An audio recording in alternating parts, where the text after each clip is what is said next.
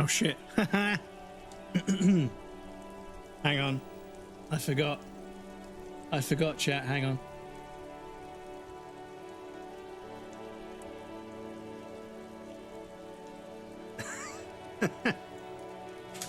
I knew I forgot something.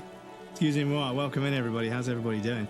I wanted to try and jump from the starting soon screen to this. It's a different time of day, but yeah, it didn't quite work.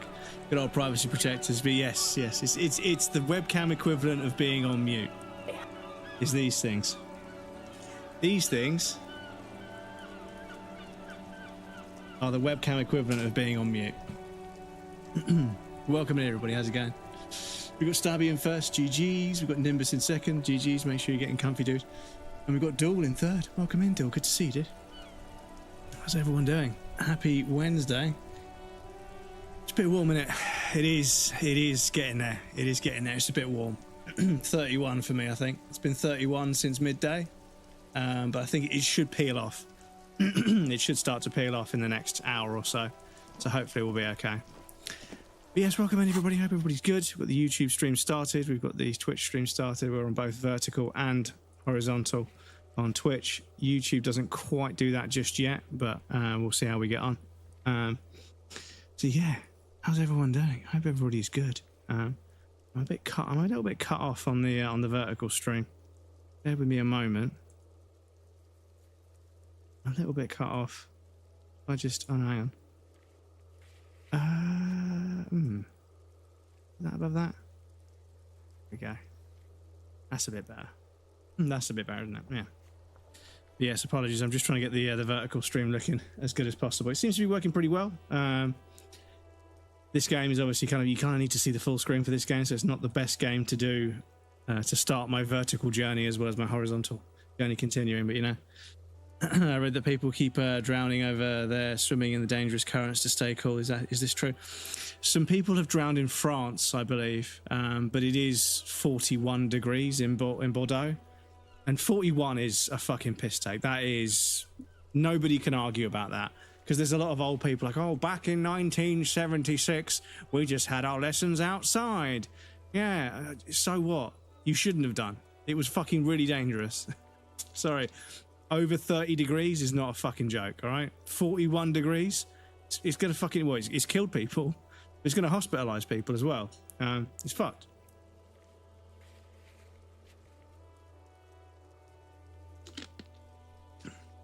Plus, a lot of people who work in air-conditioned offices and stuff saying, it's not that hot. It's not that hot. Fuck you, buddy. Go work in a fucking warehouse. You'll be fucking dead in a week.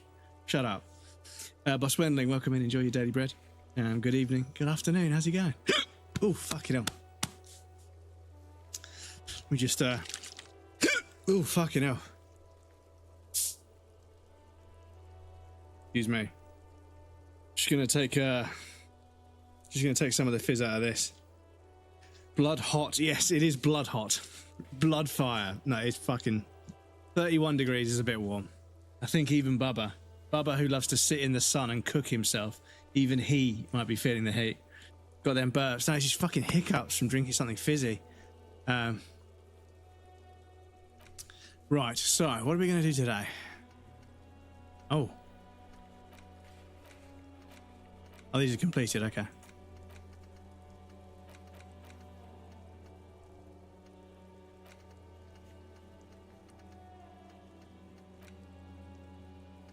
So we need to wait until 21 to go visit him.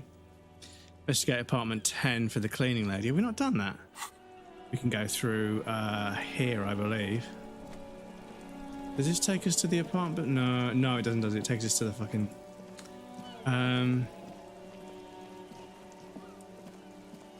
Oh, fuck, we're going to have to go... Oh, we fucking disconnected already. Hang on. Is YouTube disconnected? No, YouTube is fine. Isn't that funny? Isn't that funny? Bear with me a moment, chat. I'm just going to check my own YouTube. Because Twitch disconnects me and then says it's my problem. But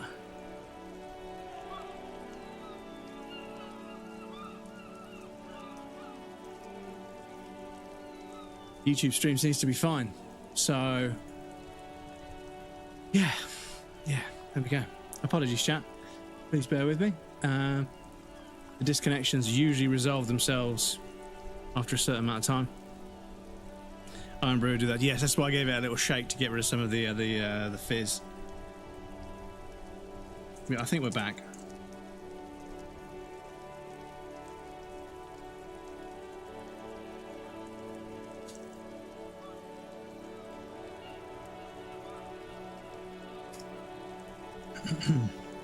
But yes, so for everyone that's back, I apologise. Yeah, Twitch just likes to disconnect me, and I now know, because I'm streaming to YouTube and Twitch, and the YouTube stream stays up, I now know it's not me, because I'm sending a video stream to another platform, and it's absolutely fine. So, at this stage, if we get disconnected, I apologise. It's just because Twitch hates me. I don't know why, but yeah, they've also deleted like 7 of my followers in the last couple of days, which, yeah, you know, I don't know why they do it. I don't know what the deal is. If there's a bunch of bot accounts or things they want, just delete them all in one go. And just put out a statement, rip the band-aid off, rip the plaster off. I shouldn't use the Americanism. Just rip the fucking plaster off, you know? Just fucking tear it off. Just delete all the fake accounts and all the bot follows and get rid of them, you know? Don't just slowly bleed followers. It's a fucking pain in the ass, because for the last 2 or 3 years, every time I gain 5 followers, I lose 3. And then there are periods where I lose 10 followers in the space of 3 or 4 days. But then I'll get a raid and I'll gain 15 followers. And it's impossible to keep track. So I'm kind of, as well as, you know, ignoring viewership, I'm also kind of ignoring follows right now, because, yeah, it's another metric that's just clearly fucking broken. Anyway. I see. But yes, disconnections. Hope some good people are finally going to move in. This place needs them.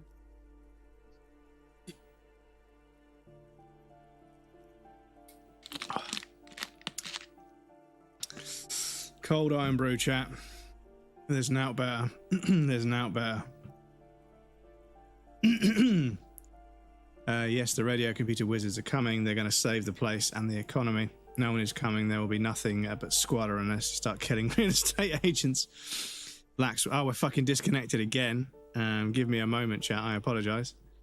Lax women and sexual deviance, that's all comes, but I'm sure everything will be fine. The apartment building needs a slow change, imperceivably slow. Oh, now you're not going to allow me to reconnect to my own fucking stream. Well, I'll tell you what I'm going to fucking do is I'm going to set my stream for Twitch to the Paris server, because you've turned off the fucking London servers. How about we try Paris? How about that?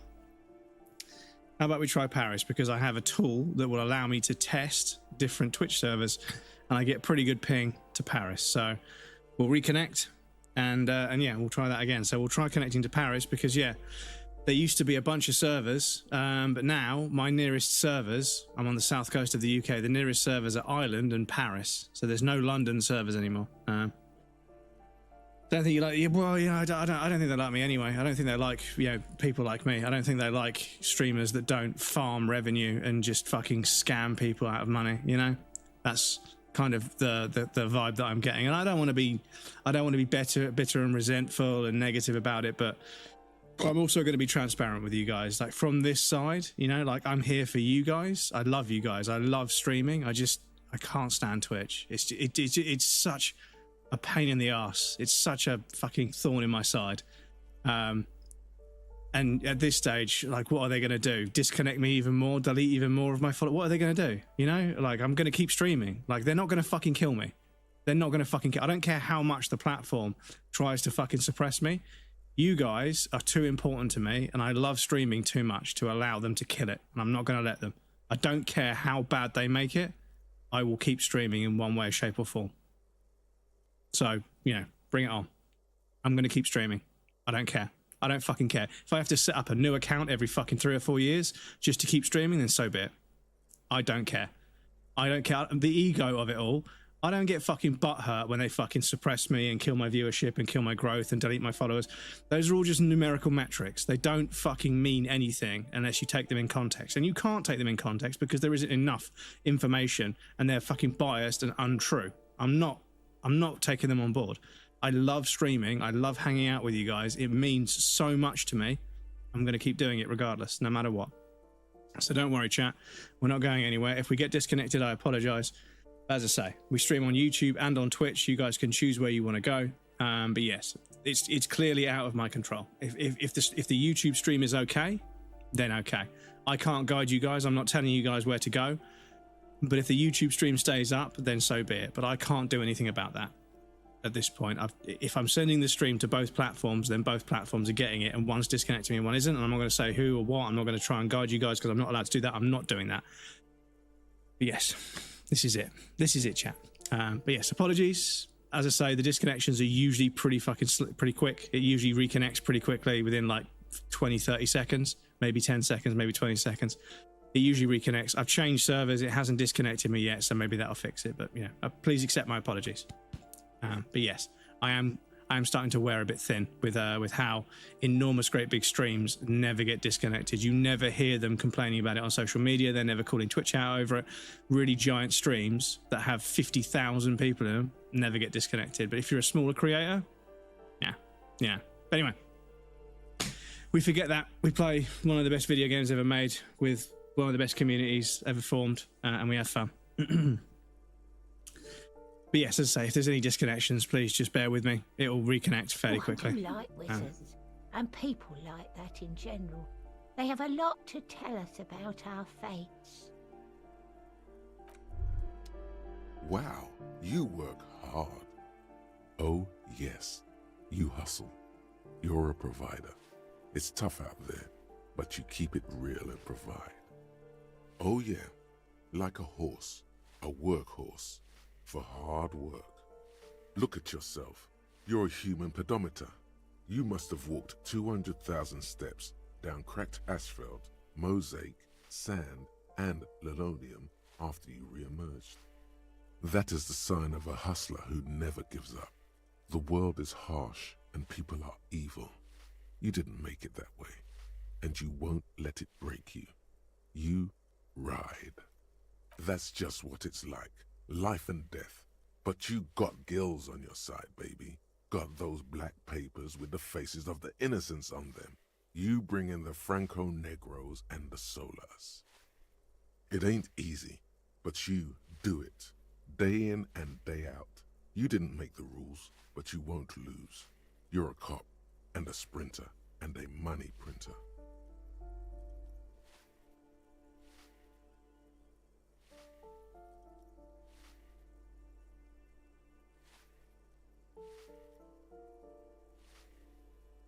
Oh yeah, you took that bribe hard. You're a killer. You didn't log that in as a donation either. You don't log any of that shit in. You're a straight rider. Yeah, you're in the sales business. Shake 'em for shit and then pawn it off. Law officer style. Sure. And has it been easy? Is life easy? Have you not gone into cardiac arrest? Are you not about to have an anxiety attack or shoot yourself in the mouth? But you still hustle 24/7, ride or die. Now, ask yourself, are you rich? Get out of here. You're a pauper. You work harder than anyone. Almost rode yourself to the grave, and you're still practically a hobo. Why is that?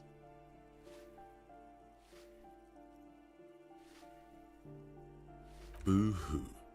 The system is broken. The establishment is keeping me down. That's not the fuck yeah attitude you're used to. What is this? Why are you so poor? The Gart man has set himself up one of those self-replicating money structures. Thank you for the street, Boss You Wendling. should learn from it. Don't play the victim.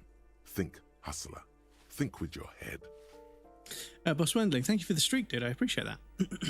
It's nice that people have streaks considering how much the stream gets disconnected. There's a market for corrupt cops out there, but the immigrant cops have price dumped it.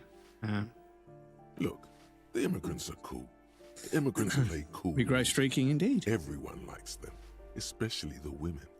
Don't hate on the immigrants. They've got nothing to do with you living under a boat. That's right, 100%. fucking G-Man's got his jam-covered sticky fingers in your pocket, stealing from you every time you buy, sell, walk, talk, fart, so much as sneeze. Every time you wipe your ass, they got their direct and their indirect modes of taxation. Sales tax, excise duty, extraction tax, alimony, one tax that doesn't even have a name.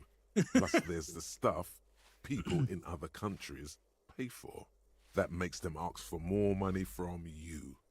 Here, total tax duties add up to 98% of all your money.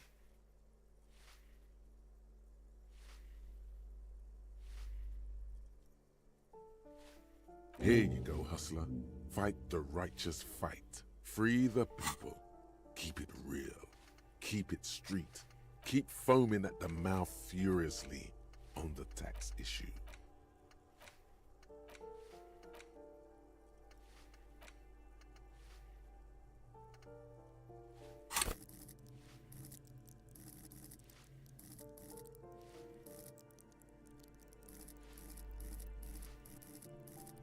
So yeah, I don't like the fact that this is at 0, so I might chuck one in here, to be honest.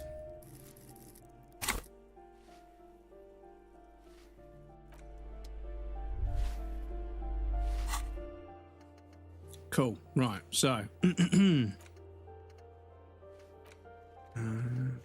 keep searching for the caller despite lacking any obvious leads. This might take some time. And there is something she wants to tell you, but you have to present her with your badge to hear it. Yeah, we have to wait for the 3rd day so we can go across to the other side of the bridge, because my badge and everything's over there, as well as my gun and everything, I think. So who else has unauthorized access to the whirling trash? Find this person you tampered with. Scene. It'll take a while. Get your hands on cigarettes and then smoke them for the massive bonuses. And the slot inventory, and the smokes will do the rest. Report my badge missing. Oh. Kim suggested you call the station Lazarus in order to sort out your health issues. You can use his motor carriage to make the call. Yeah, we could do that. We could do that. Interrogate the drivers about smuggling. Find booze and drink it. Apparently there was a pissing match between Precinct 41 and ask him about this in the inspection of the dead body is done. Okay, we've got to do that on Wednesday. Can I speak to him about that now? Yes?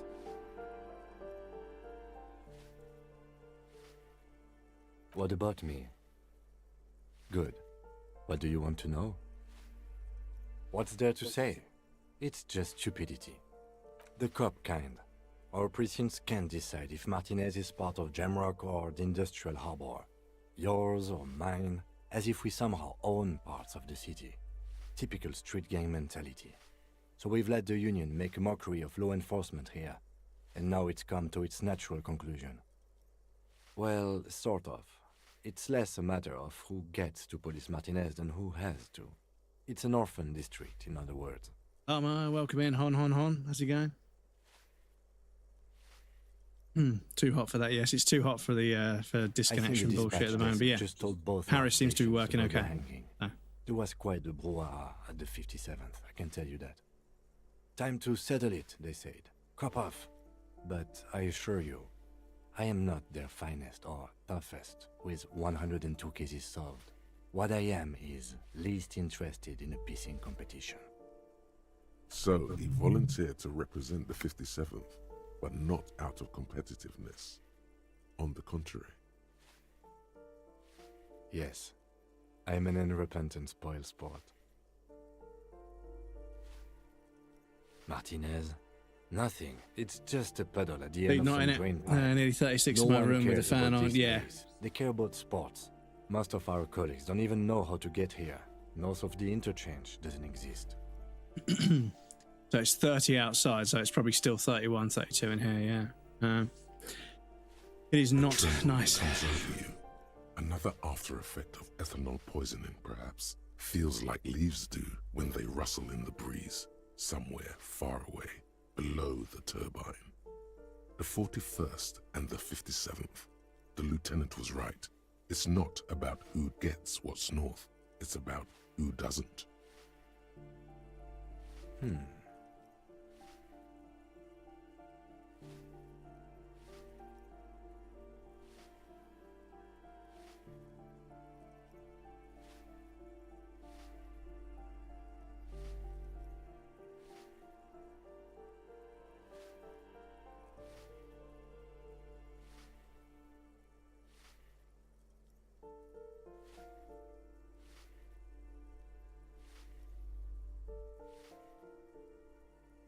Okay, style me.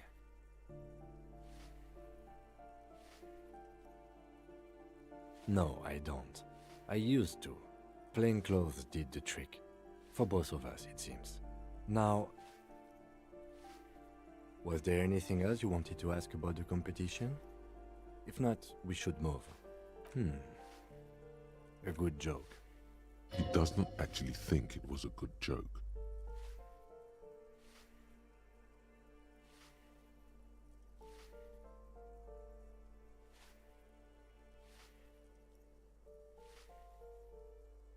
It's good we set this thing aside. Was there anything else you wanted to ask about the competition? Yes, it's a wholly pointless matter. Forget I ever mentioned it. He's actually glad it's addressed now.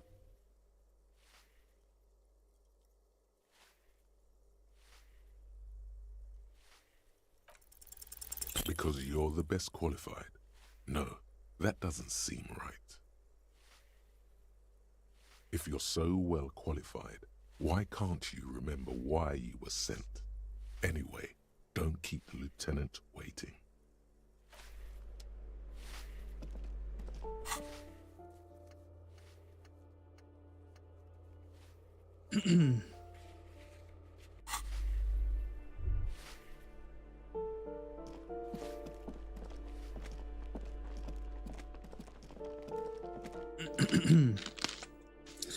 Yes, make sure everybody is staying hydrated.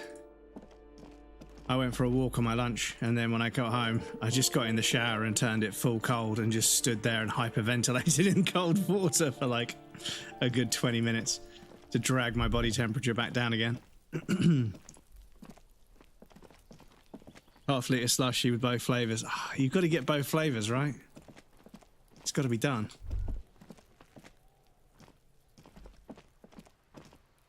Just an ordinary warm. Right, so...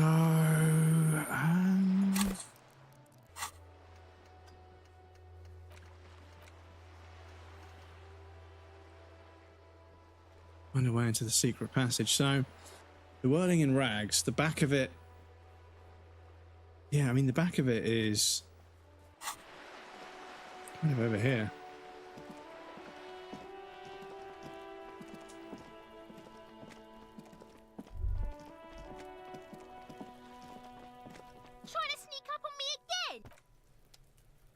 Oh, they won't say anything, okay.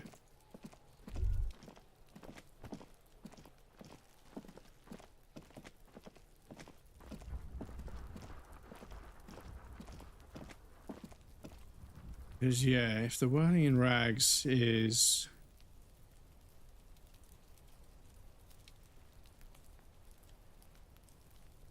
So does this go through... Oh, it's locked, okay.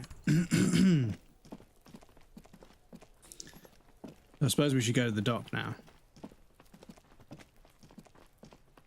Sitting on the dock of the bay. Fucking sketch with Bernie Mac. He's getting his prostate checked. He starts singing Dock of the Bay, but he keeps going really high pitched at certain moments. It's so fucking good.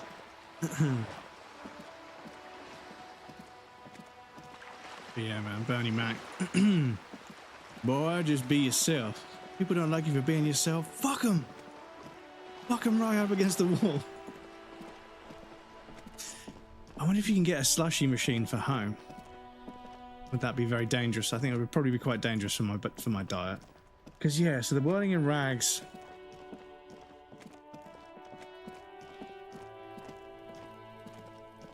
I think you can, yeah. Mr. Frosty was basically, yeah, exactly. I feel like, you know, if I could get one at home, my sugar fucking intake would probably double. Because yeah, the door should be somewhere around here.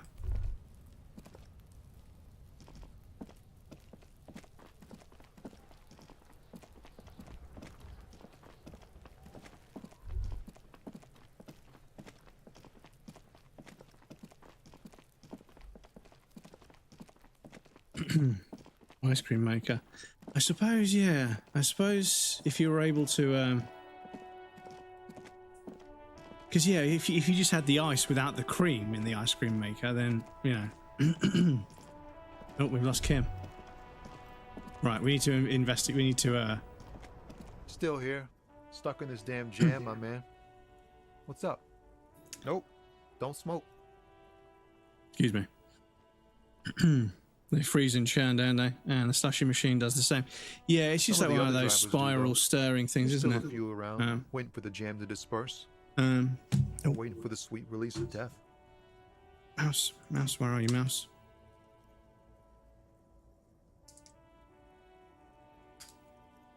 Oh, Ninja make one. Okay, £152. £900. And get one from Argos. 300 quid. A Ninja means it's probably garbage. It's just they've got more fucking. Oh, there you go, 50 quid.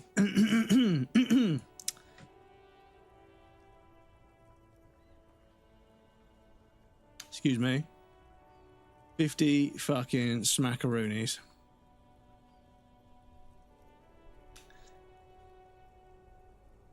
Yeah, I mean, maybe this is what I need in my life.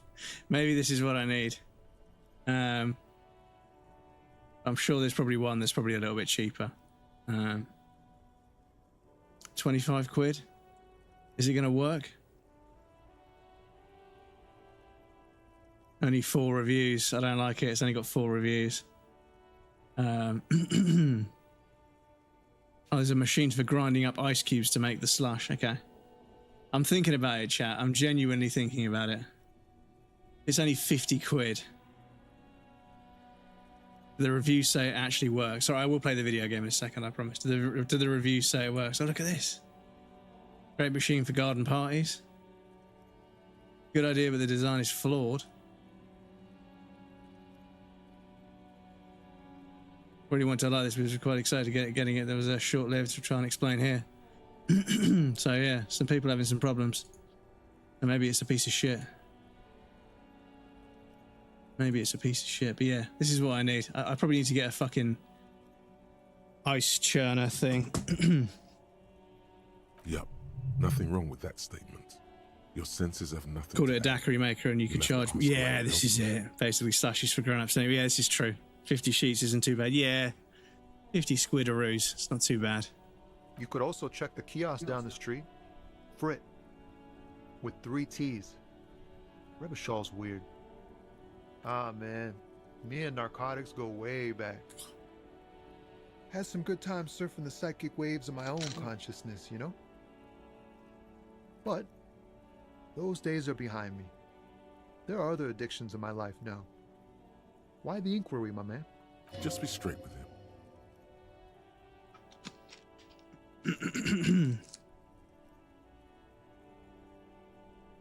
We have a credible lead, sir. Someone on this roundabout is waiting for a bulk shipment from the harbor to load it on their lorry and drive it to Jamrock. Not me, man. No way. I don't need any trouble. Shit's bad enough anyway. This jam's got folks up in arms, and I'm afraid it's headed toward a conflagration. Conflagration. Gotta guard the stuff. Bosses don't look kindly on missing cargo, and it gives me time to work on my rhymes. Working on these rhymes clearly leads to muscular atrophy. Make sure you don't get hooked on poetry. Look, man, I try to stay away from the criminal underbelly of Revachol. I'm a guest here. You really need to find another man to probe with those questions. Wait, there's something here, stored away in some dusty corner. It starts like Whoa. What else? Silent communion. That's good.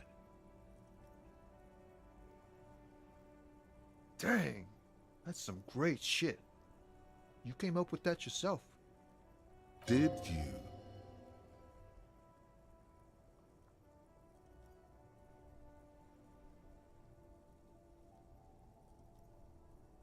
Right.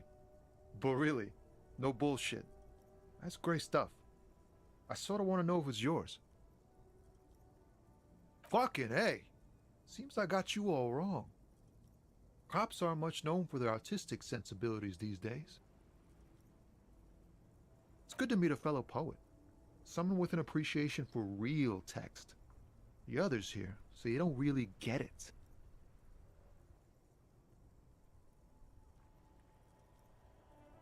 Yeah, I guess I owe you an apology for thinking otherwise. And again, great shit. You found some common ground with this man. Even impressed him. The next time you look in the mirror, though, remember those words.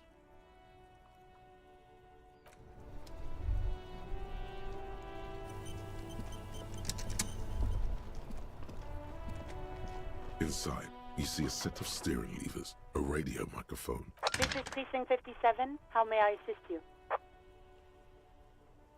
Just a second, officer. 10-2, 10-5. This is 41st. Come in. Over. A scrawny old man sits in a dusty cubicle, smoking, with a large white rectangle sewn on his vest. In front of him is a box-shaped apparatus with an array of wires and antennas. The radio switchboard. I just realised I don't even know what my name is yet, so I can't really report my badge stolen. 10-4. What's your status? Over. 10-18, 10-20. Over. State your message, sir. Over. 10-9, repeat message. Over. 10-4, message received. This is a very serious situation. I need to 10-22 the captain. Over. 1022, the captain. This sounds bad. Bad and scary. Like being called to the headmaster's office in school. Is it him? What does he want? Says he lost his badge and needs to report it. He what? He lost his badge? This is Communication Officer Jules Pidieux, sir. Over. You mean your partner? Over. What is he saying? He's asking who you are. I'm his goddamn partner. It's your partner, Satellite Officer Vitmar, sir. Over. Did he lose his memory along with his fucking badge? Who lost his badge? Dick fucking Mullen. Who do you think? It's Officer Dick Mullen from the bestseller Dick Mullen and the Lost Identity. Dick Mullen is not your name. It's the name of a fictional detective who would not lose his badge. Defend yourself. Immediately. They're laughing at you. He says this has probably happened to other policemen before him and laughs sarcastically. Oh goddamn it! Is he fucking kidding? The whole station's gonna be dicked for this. Satellite Officer Vitmar is wondering if you might be joking and adds that this tarnishes the reputation of the entire station. Over. Mullen dicked us. He's asking you to stop, says this is serious. Of course it's serious. He lost his fucking badge. Satellite Officer Vitmar concurs, losing your badge is serious. Over. 10-4, I hear you, officer. I'm just going to make a note here that you are in pursuit of your misplaced badge. Over. Fuck me. Mac, come here. You've got to hear this. Dick Mullen lost his badge. What's going on? Super Cop here lost his badge. He lost his what now? His badge. He lost his goddamn fucking badge. He asks you to please stop saying he lost his badge. Why? Did he find it? Sergeant Orson was wondering if you found your badge yet. Over. You don't have a comeback. Sorry. It's hard to think like this. He's not replying. Looks like he's still looking for it. 10-9, come again. I didn't get that. Over. New heights even for Captain Sober. Ask him. Ask him if he's lost his gun, too. Sergeant Orson wants to know if you lost your gun too. Over. Oh, fuck. Even before you can get the words out, everything gets scrambled in your brain. He says he didn't lose his gun, or his phone, whatever that means. Ask him to describe it. His gun. Not his fun. Just the gun will do. Satellite Officer McLean requests a description of your weapon. Over. The fuck do you need a gun for? Look at the pythons on your arms. You are a gun. The biggest one in the world. Oh, request a description, huh? We'll give him one. Describe the plasma gun.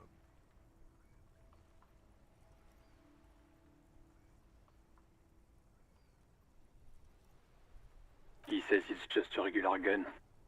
Sounds like he's being deliberately vague. Detective Mullen has done it again. Where's my gun? Dear God, he lost his gun? Oh my, I can't. This isn't really a laughing matter. Mac can face a giant of Coco Nur by himself, but Disco here made him piss his pants. Oh, I can't. Fuck. He lost his... Ask him if he still got his wiener. I'm not going to. Ask him. Sergeant Orson here is wondering if you are still in possession of your genitalia. Over. Now is a good time to say fuck and ass and so on. That'll make this all right.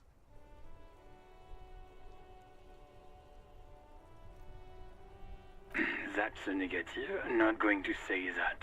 Over. What's he saying? Share with the class. He said he sodomized your mother. The prick ate Mama's vanilla waffles at the captain's birthday party. Some nerve he's got. Sure her vanilla waffles were the only thing he ate?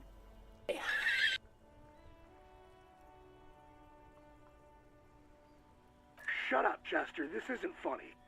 This is my mom we're talking about. Tell him to apologize right now. Sergeant Orson requests that you apologize for the claims you made about his mother. Over. Mac, he says you shouldn't have antagonized the Firewalker in the first place. Who? Satellite Officer V. I'm afraid he might be referring to himself as Firewater, sir. Firewater? He's lost it. Fuck it. Tell him to find his goddamn badge and gun. That's the only thing that matters. Satellite Officer V.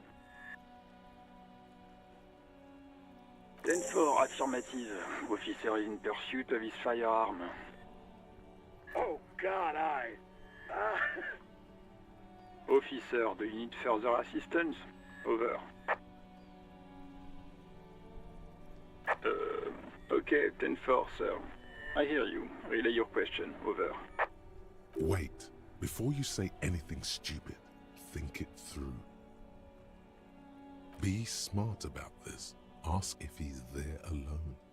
10-4, sir. I'm not hearing your question.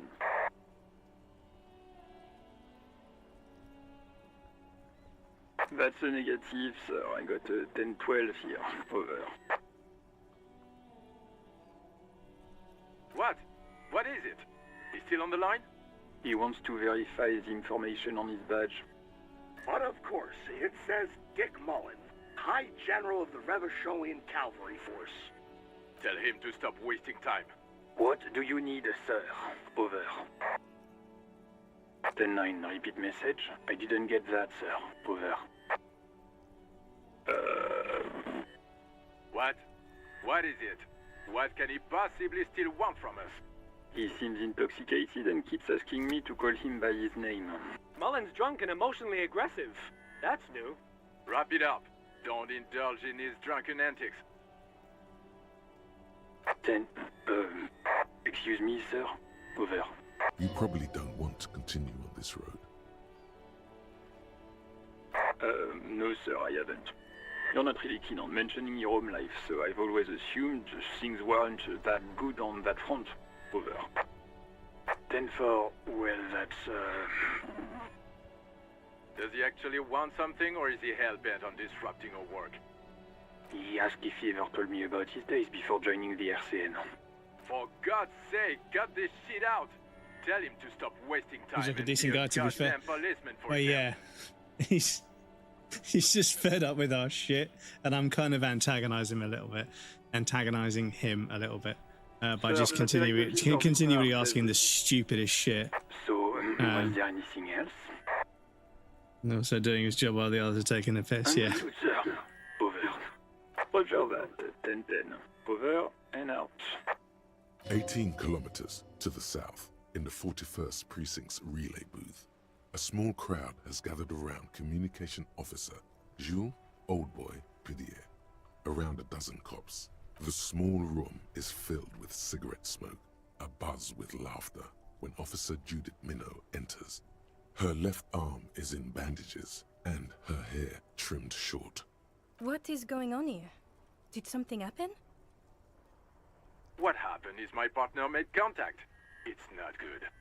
He's lost his badge and his sidearm. He seemed confused, delirious even. Mac, the torso Torson, is finger-fucking his fist, laughing hoarsely and apparently telling some dirty story to his partner, Chester McLean, near the entrance. Yeah, Mullen was fucked, alright. Sounded fucking drunk to me. Yeah, Mac's right. That was some gnarly shit there. Enough! None of this is funny. It's fucking sad. That's what it is. He's a cop. He's one of us, goddamn this. We must help him. Yeah? How do you fucking plan to do that, huh? Get him off the drink? Go jogging with him in the morning and get him on carrot juice? He's a lost man. I just know we can't give up on him when he's at his weakest. He wouldn't. Mac, man the door. You know what he told me? I don't want to get better. I want to get worse. Those were his words. This shit does not leave this room. Not a word of this to the captain, or anyone else. We'll give him a couple of days to pull his shit together. I guess I can hold off the report for a few days. Hold off on the report. Good. Okay, everybody. Nothing but a prank call here. We all got our laughs. Now get back to work. Far north, on the other side of the motorway, the officer quietly hunches with his hand in the motor carriage. This is Precinct 57. How may I assist you? It will take just a moment, officer. Her voices fade out into the familiar radio static. Gottlieb, what do you want? Yep, still 30 degrees. He's carelessly chewing on a piece of hard candy.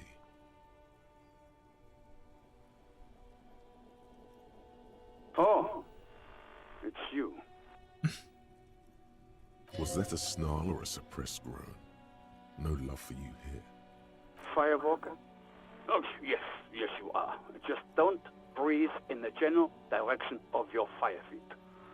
Actually, wait. Do exactly that. Put yourself out of your misery. Take a deep, diaphragmatic breath in and... Pragmatic. A glorious sight. Your body, tired from the vastness of the visions that haunt it, burning up in a flame fed by your own living breath. I'm the most serious person at the station, detective. Now, do you have any current, pressing medical problems? And you survived it. Congratulations. Are you mobile? Sort of, but by God does it burn in your chest. Even better. Anything else? I wouldn't worry about that.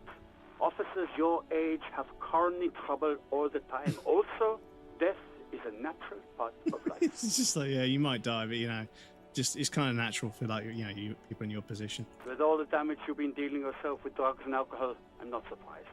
There is no surprise in his voice, only careless superiority. What else? I'm not a brain doctor. Look on the bright side. You've got a whole new life now. Use it wisely. What? You want me to do blood work for you again? Tell you just how bad things really are across the board? You want another rundown of everything collapsing inside your body?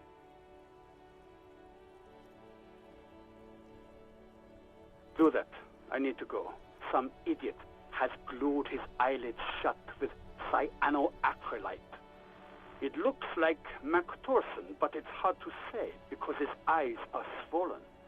It's not fucking cryoacrylate.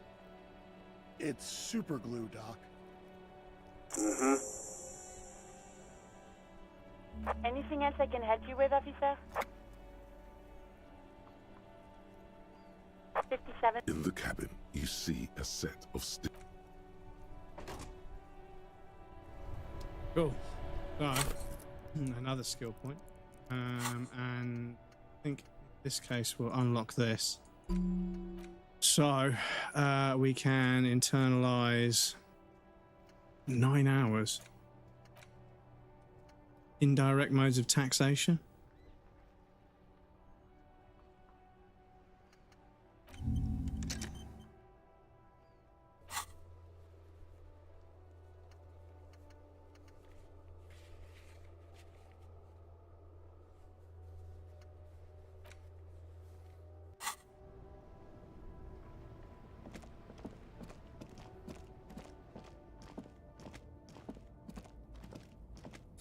Right, let's interview this lorry driver again, because there might be some new dialogue options. Looking for something, Hunt? Come to tell me to fuck off again? You could push him by asking him to show you the soles of his boots. He definitely looks like someone capable of a lynching. No.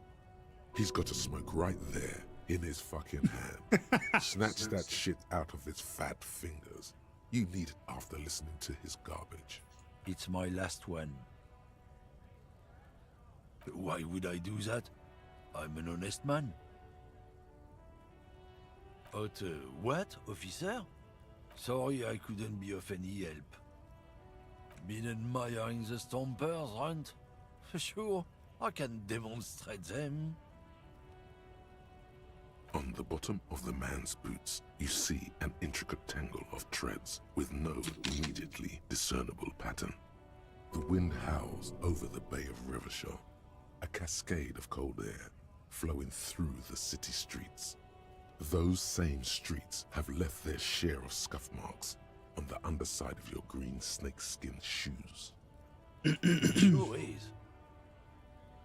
Custom made. Cost me a pretty penny.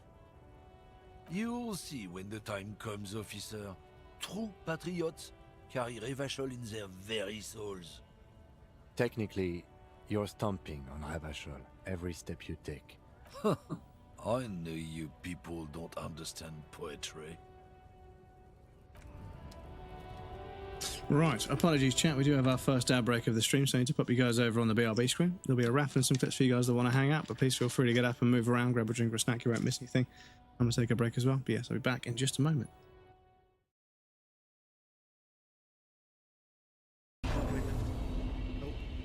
That may have overlapped a little bit, I do apologise. Right, run, and there. Oh no, I've got a health! I can't make that jump because I've got no health, excuse me. Please, go check out Pizza, they're one of the most lovely individuals. There's all sorts of stuff. Oh, I do have it, I just don't have it like that. I know that look, yeah, he jumped on the kitchen counter. Leaving after the lease is up, so It's a shout out of a shout out.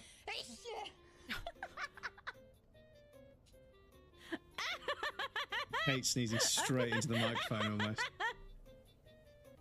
And Pizza finding it fucking hilarious. Okay, so I have clip shout outs as it turns out. Some violence. I'm gonna get a clip of that myself. Can we open this yet? No. So I've kind of just backtracked a shit ton. Probably didn't need to. Because we got to... Oh, no, no, no, no, no, no! Excuse me. Oh, look, it's going to spawn me back in. Ow! I'm going to die anyway! Anyway, well, at least it gets me back to an idle, and then I can just go from there. Excuse me. Clean, rotten night.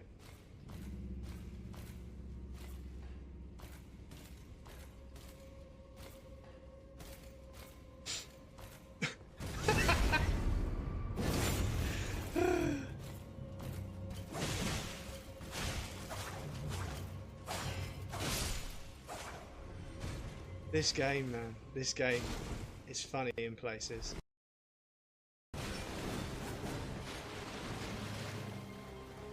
Look for increased morale, yeah, pretty much.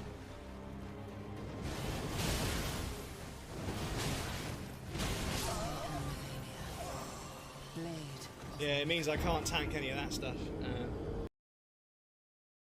So, are there any rocks? Oh shit, I need to fucking pay attention. Are there any rocks? Fuck me, that was close. Fuck me, that is close. Fucking hell. I'm here in my official capacity as a talent scout, man.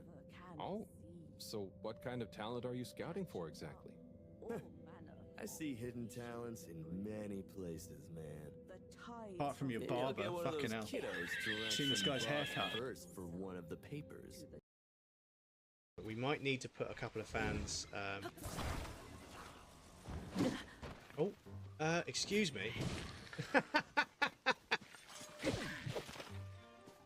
What you get, bruv. Fuck around and find out. That's what you get.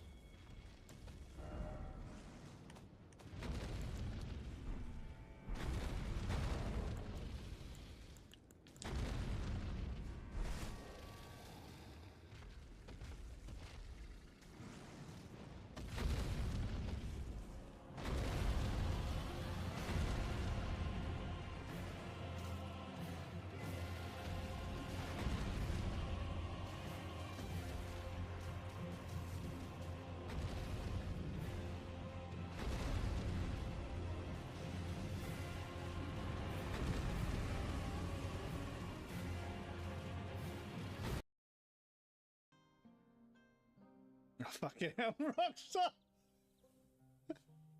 You guys can't see, but there's a left and a right T button. For fuck's sake, Rockstar! Fucking hell.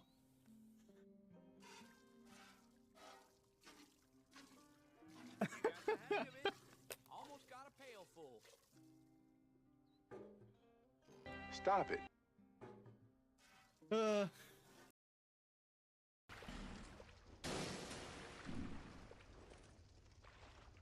Dark Souls 2 healing, everybody. Wait for it. Wait for it. Wait for it. Not yet. Not yet. Hold tight. Hold tight.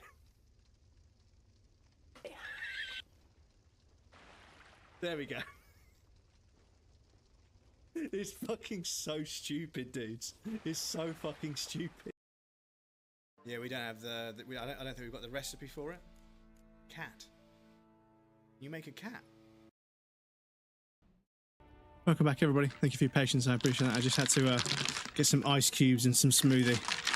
And I'm hoping if I shake this up, might make it nice and cold. Some ASMR for you.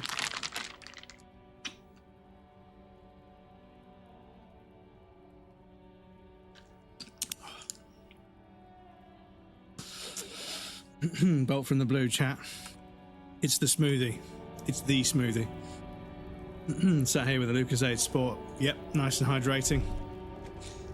Keep you nice and hydrated is very important. Went native on the chief, huh? Those ballerina antics were reckless. Should have just punched him in the throat again. Rona, you did the right thing with Measurehead. The ballerina antics won you the fight. The isotonic drinks are good for rehydration. This is true. This is true. Let's talk about our right to work. What's it to you? Big mess caused by union greed. But I only fight for the rights of people. The man has turned his attention elsewhere. He shakes his fist slowly while observing you from the corner of his eye. When a bunch of ungrateful, lazy cockroaches can't get their act together, decide to block honest work for other people. Beats me. They mumble nonsense about boardrooms and workers' rights, while we have the right to work! When the man moves around, you perceive some serious abs underneath his tight-fitting shirt. This man is in shape. There's something odd in the way he carries himself. His set of clothing looks vaguely mismatched. The different pieces of the attire seem ill-fitting. His shirt is far too small and an unpleasantly tight fit, while the overalls, held up by a belt, seem to fit a man with much more corpulence. He ignores your question, choosing instead to turn to the emaciated workers, raising both fists in the air. The clothes are obviously not his.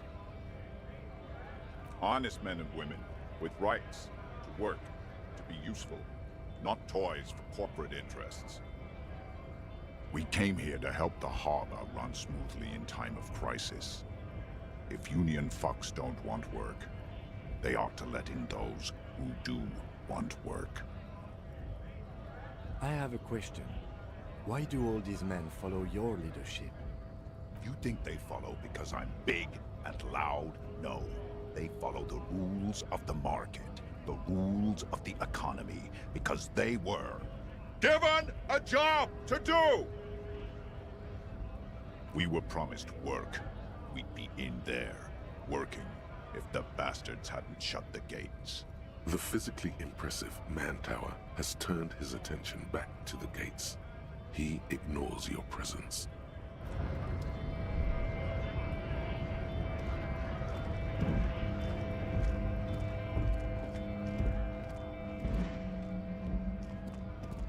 A lorry stuck in the traffic jam.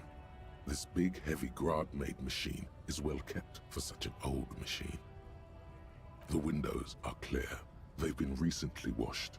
You can see a lorryman's cabin with personal belongings, stickers, insignia. The back end of the cabin has a small perch to sleep, large ashtrays. There are several suns and wheels sewn into the curtains. Racist nationalist paraphernalia. Not unusual in this part of town. This is our guy. The driver has adorned his space with a substantial collection of peculiar paraphernalia. Likely, yes. This guy's proud of who he is. Drapes it all over his machine. He was acting tough before. This probably scared him a bit. Who knows when it will come in handy? A slightly scared, racist lorryman. Right, there was a lady down here as well, I think. Can we speak to her now? But yes, make sure everyone's staying hydrated. It's slowly coming down. Has her eyes fixed on the photograph in her hands. Still 30 degrees. The radio plays. Just not letting it. If you want her attention, you may need to be more forceful. Where am I? Who are you?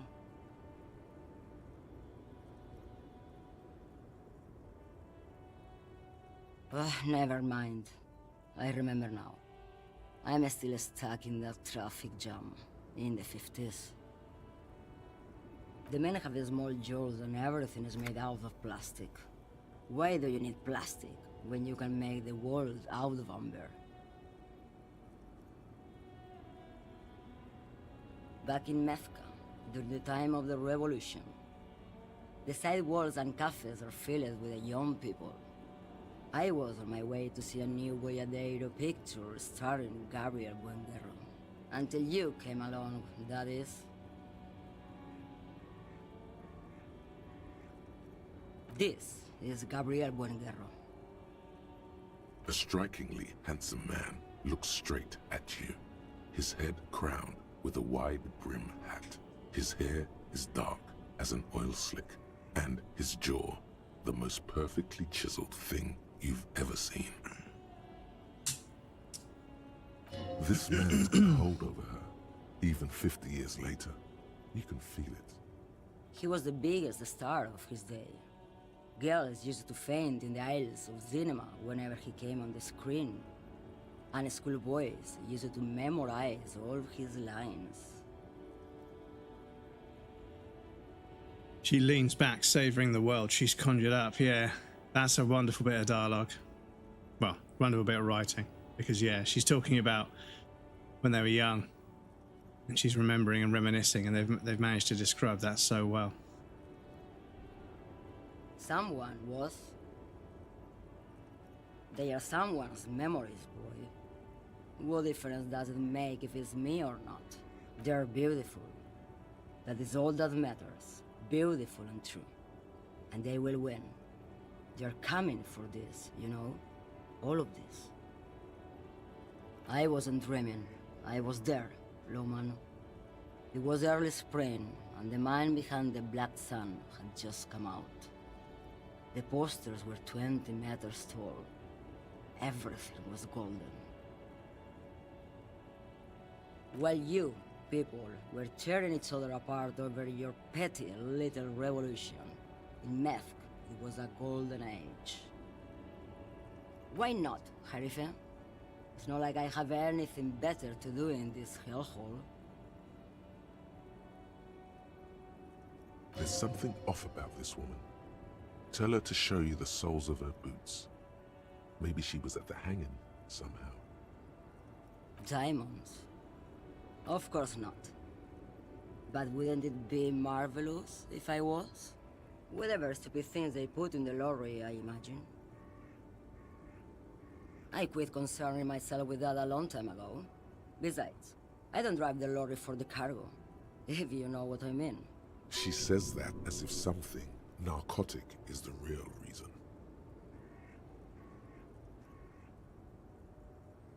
Oh, it's so much more than a high where I go, Harife. It's low. I go to the bottom. Yeah, it's definitely some kick. Some terrible kick in the dark.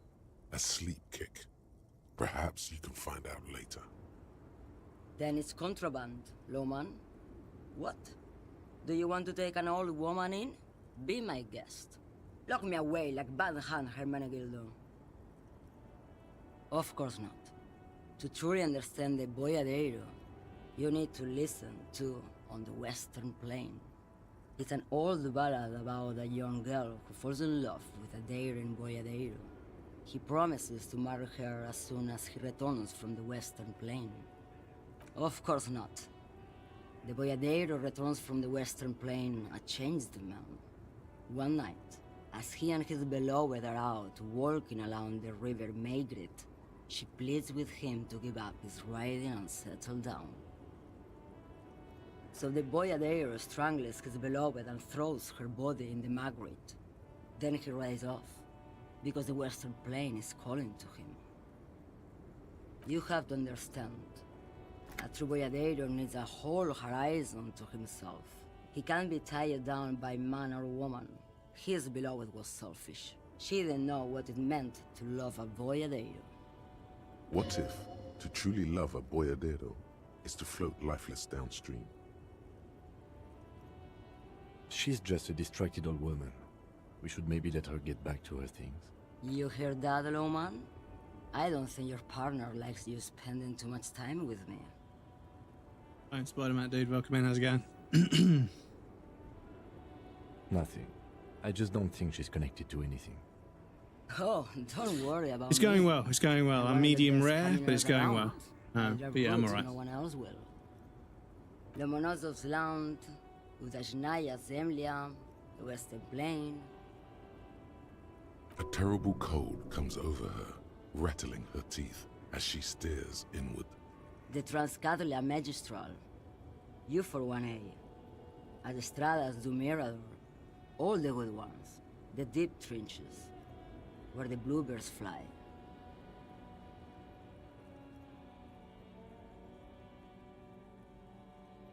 You're right, Lowman.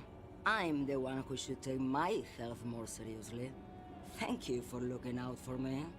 A correct appraisal. You're quite shabby. Is that all you woke me up to say? Now what do you want with an old woman's boots, Sheriff? I'm starting to think you should let me get back to Gabriel Buenguerro. You are no Gabriel. She's wearing sturdy worker's boots, made of black leather. Buckles run across. The sole is also made of leather. Just before Gabriel, it was the coronation of Franco Negro. Now, there was a real man. Moreover, the boots were size 37. Tiny. There are too many discrepancies in all this. It was. And then it was no more. And I was no longer holding my father's hand. He was no longer descending the stairs in Ryle. The crowd had gone silent. Perhaps it was another Jerife who came and woke me up, looking at my boots, asking questions. Or perhaps it was one of the others in this carnival. I don't remember. As she says carnival, she gestures to the empty square with the statue and the machines.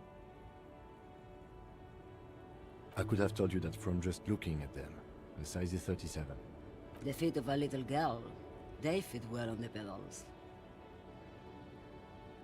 What do I need drugs for, Lowman? What I see, what I feel, the great adversary, no drugs can compare. Yes, there is a protagonista and an adversario. I am on the side of the adversary.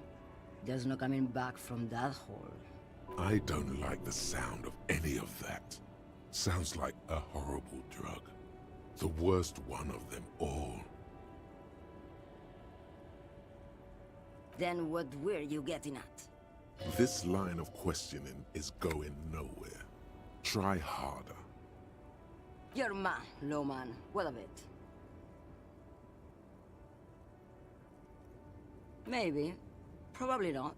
Makes no difference to me either way. Just this month, I made half a dozen trips from Saramirizat to Grat on the U41A. What do you think they take from Saramirizat to Grat, Lowman? No, Lowman, diamonds. Damn this. Make her answer.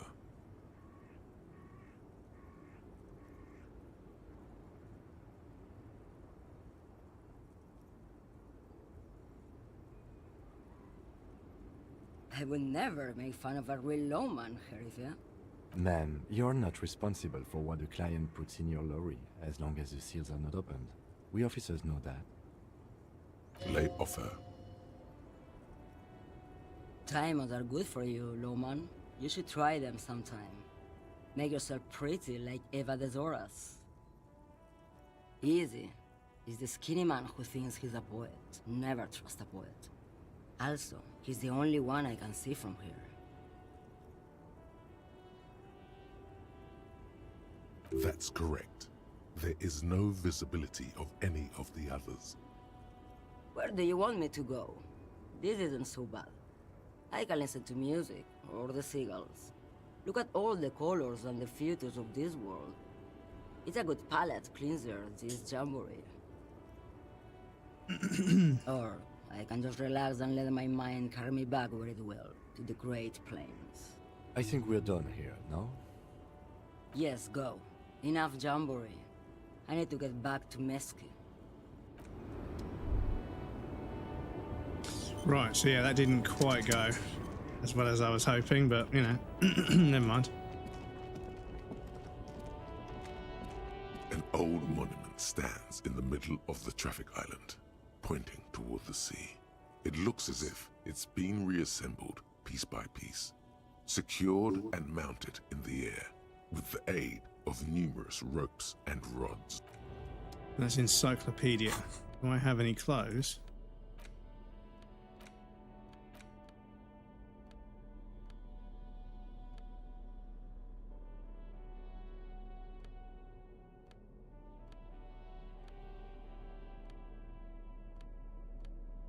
No. Bugger. Right, let's see if it gives it to us. Stands in the middle of the traffic island. The more you ask yourself, the less you know. One thing is for certain, though. Your brain damage. It's serious and permanent.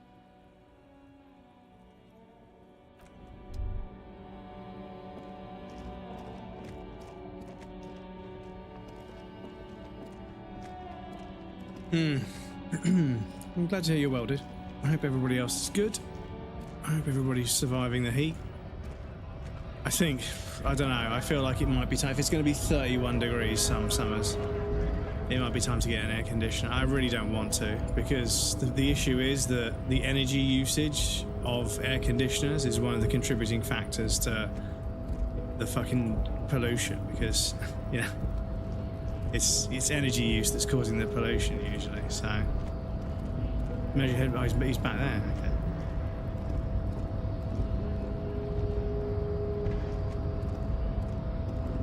Do not presume this has drastically altered our race dynamic. Our personal dynamic has changed a little. He means very little.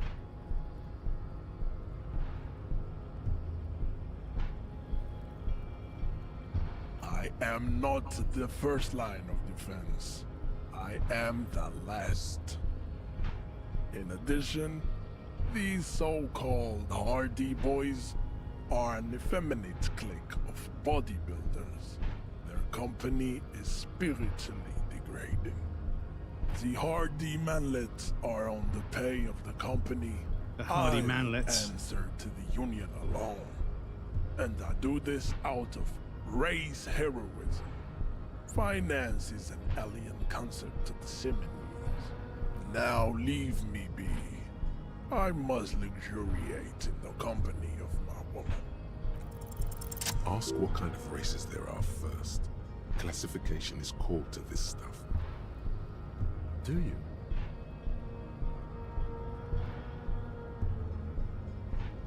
The lieutenant looks toward the harbor's electronic door, and then, to you, he lets out an audible sigh. You are obviously a liberal, Sailmate. A polyculturalist. I can see it from your love of microtechnology and your sartorial choices. Do not deny your friend the truth you have denied yourself. There are 3 categories of race. Type A, the heroic races. Type B, the servile races. And the vile CF race cauldron of pederasty. Which one do you need education on? Those are the Simonies, the Areopagite, and the Occidentals, excluding the Maun, of course. The Maun are riddled with eczema to the point where they find it impossible to smile. They are all lactose intolerant, a common result of inbreeding. A receding genetic pool has led the Maun on reprehensible street parades. In Maun cities like Stadskanal and Vredefort, wearing wooden clogs on their feet and little green tassels on their hats. You know them by the names of their nation-states. The Oranese, the Gotwaldians, and the Königsteiners. My people simply call them Maun. The Maun are proof that you can have too much Occidental racial purity and tassel-centric culture Inbreathing has led to a lactose-intolerant subrace whom no one can take seriously.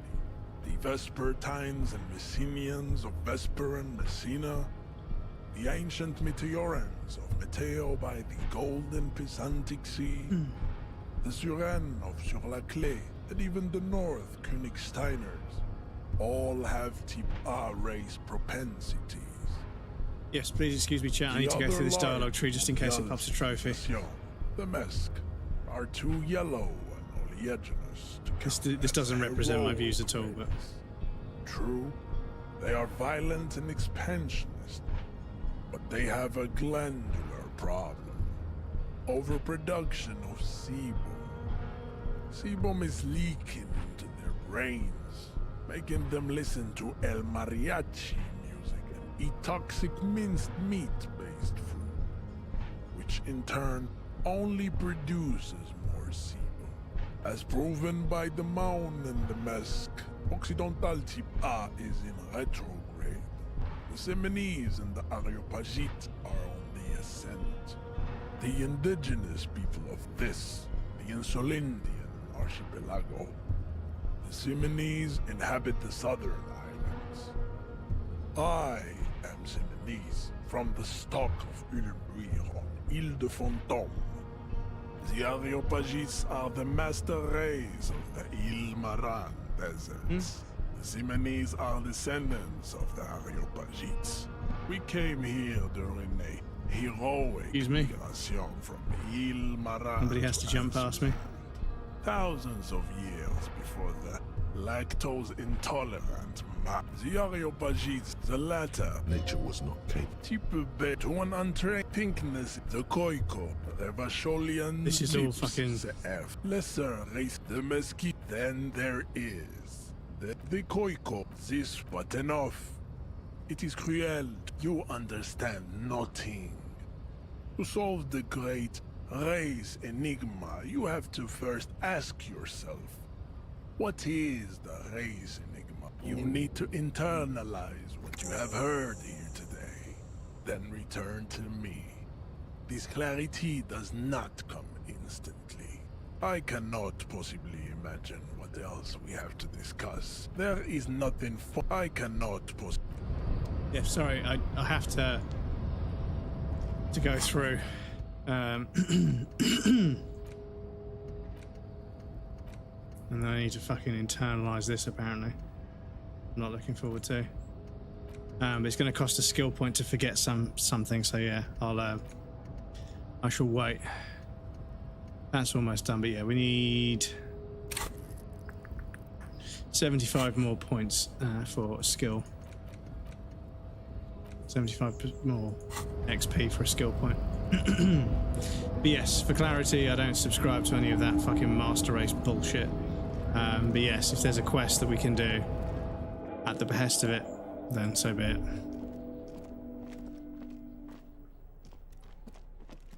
The file cabinet stands steady as ever, and the unlocked drawer slides out to greet you. Hundreds of, and the same materials. You already went through all of these. Okay. The drawer slide. Right, let me get a save down because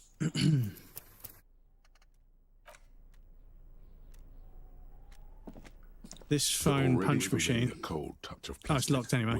Okay. As you pick up. Using more chat. Right, let's go see Everard Claire. It's the daytime, so it should be there.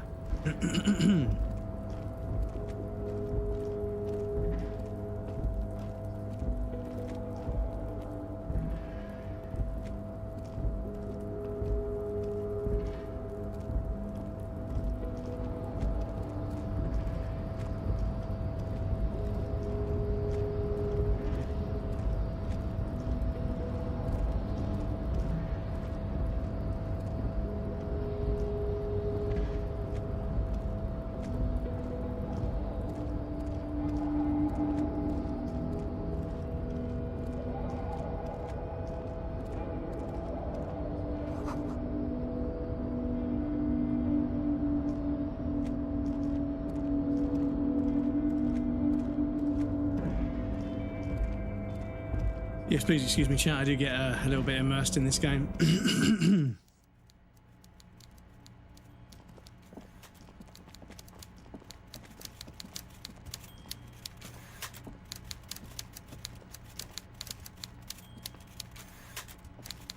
Before you is a walrus of a man seated behind a large desk.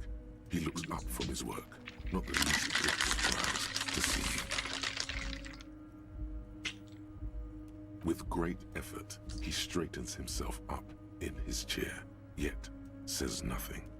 He simply stares at you. A typical power play. Wait for him to speak first. Show him you've got a backbone. The one good eye of this man fills you up without even flickering. The other, his lazy eye, is constantly moving like a goldfish in a tank, grotesquely magnified by his +6 glasses. For a moment, you don't know where to look. It is unbearably humid in the trailer. Beads of sweat slide down the man's forehead. Yet, he's unperturbed, holding his own. At first, nothing happens. His face wears a wide and self-satisfied smile. Every now and then, he smacks his big lips. Like a general over his maps, he plots his moves. Judging by the way he's licking his chops, it's going to be a good one. So... Mr. Dubois, Mr. Kitsuragi, how nice that you found a moment to pay a visit to the Debardairs Union. I'm Everard Clare, head of this little operation here. Please, have a seat. He gestures to a tiny folding chair opposite his giant desk. The folding chair looks like a torture device. Extremely uncomfortable. You go ahead, detective. Whatever he has in store for you, it can't be good, he thinks. I'll do my best. Forget about that. What's with this Dubois stuff? You're getting some seriously bad vibes from that name. Excellent, Mr. Dubois. I can see that you're a reasonable man, and reasonable men can be of great use to one another. So tell me, how can the head of the Debardairs Union help a representative of the Revachol Citizens Militia today? The chair you're sitting on has got to be the most uncomfortable chair in the world. It's violating your backside. Oh, by the way, I heard you got a rather rude reception from a certain Lawrence Gart. Some people have no manners, it pains me to say. This should take care of that nonsense. It should be sufficient to cover your expenses for a few days and patch over your differences with a cafeteria manager. Go ahead, take it. Hey, that's 25 real. That's good money. Think of all the stuff you could.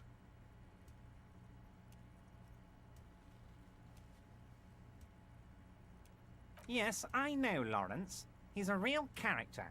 No union man in him. A real piece of work, that boy is.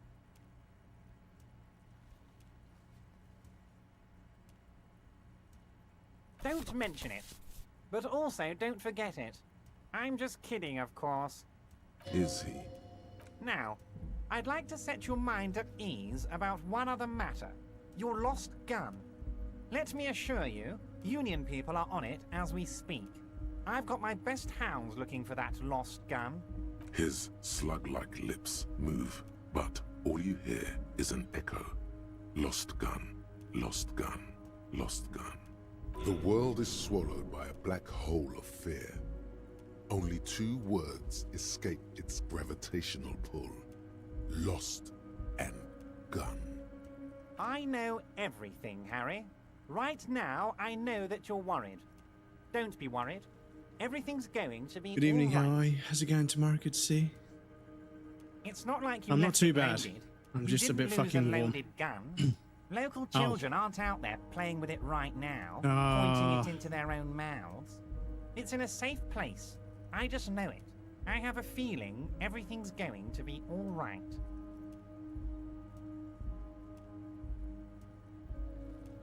Officer, we will deal with this later.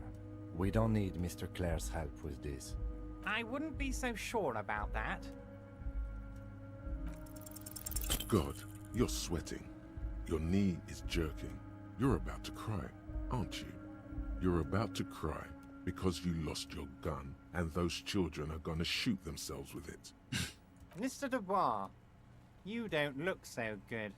What is this, Mr. Dubois? He keeps repeating.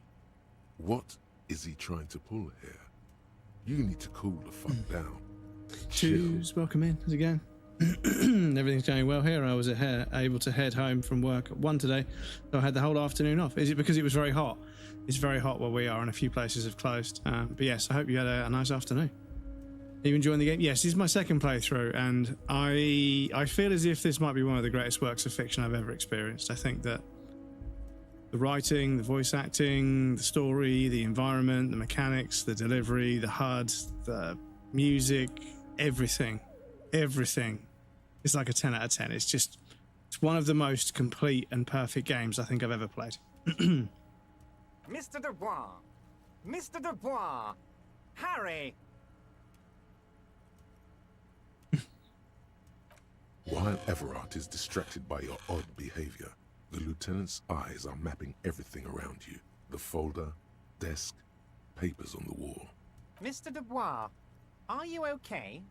Can I get I haven't you played a it myself, glass of but I water watched a or friend a something? little while back. Are It looks you having interesting. some Very kind interesting. Of medical emergency? It's one of the most compellingly written Maybe stories I've you ever could played. use It's your hands somehow. yeah, That every kind line of throw dialogue motion, almost. Like you're throwing that Mr. Dubois act right back at him. He's Mr. Dubois. Almost every line of dialogue is just dripping in sort of personality and character, and yeah, the way the inner monologue of the main character is voiced by multiple different characters. I believe they are sort of voiced by, one or two people, but they have different voices for different aspects of the main character's mental dysfunction. There's quite literally voices in their head, and I said this about it when I first played it on stream, which is just fucking genius. It's such a fucking good way of personifying or characterizing all of the sort of, aspects of the main character's mental dysfunction in a way that makes it somewhat easy to track, but also you start to develop an understanding of a differing personality between these different traits of the character's mental state, which is, so fucking cool. It's so fucking clever how you've got your limbic system and your reptilian brain, and you've got esprit de corps and composure. Your inner monologue has different, components to it, which is really interesting. And there's some dialogue in this game that cuts through me like a knife. It literally fucking makes me cry my eyes out. It's just, it's one of the best video games I've ever played. It's a very rare 11 out of 10 for me.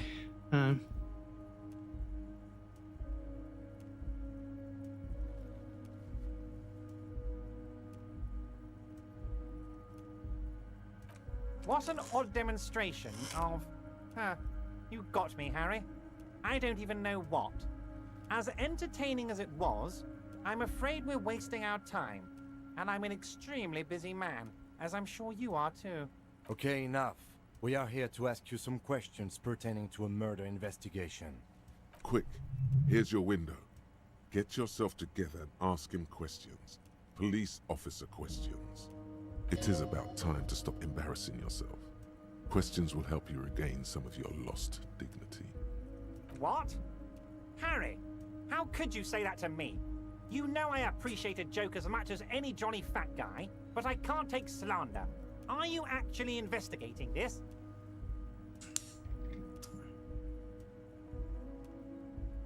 You've hurt me, Harry. Me, a friend. But you know what? And gets over it in 2 seconds. Seems like it didn't really hurt him. I trust you, like I trust all my friends. And I know you'll never talk to me about this again, because you don't want to wound me. So do what you want, and let's change the subject. Thank you for your understanding. We will continue to do what we must. You too, Lieutenant. You know, I like you, but you never were my favorite. I'm a Harry guy. I'm Team Harry. None taken. Do we have anything else to do here, Harry?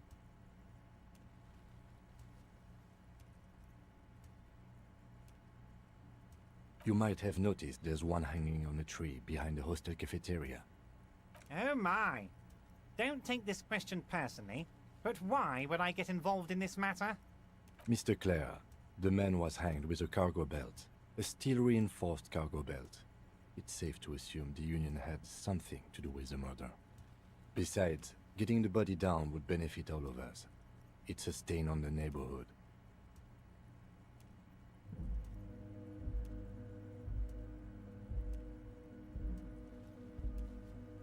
I can certainly see how having him up there might start affecting some real estate values. But of course, all joking aside, I am going to help you. Jean-Luc, the cop who bested you in physical combat is here, and he has a little dead body in a tree problem. Namely, he needs it to be taken down. Please extend him this courtesy.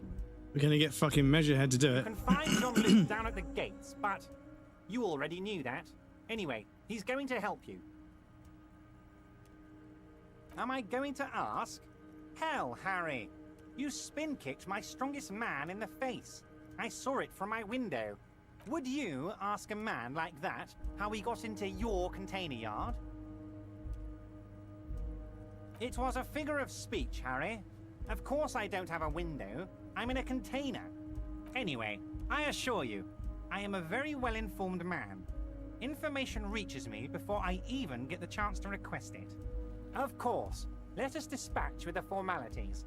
You call me Everard, I call you Harry. That's what the hanged corpse called you. Harry. My God, so it's true. I didn't want to believe it, but you are a fantastic science fiction amnesiac cop, aren't you? What are the odds of that? I think the odds of that are very low.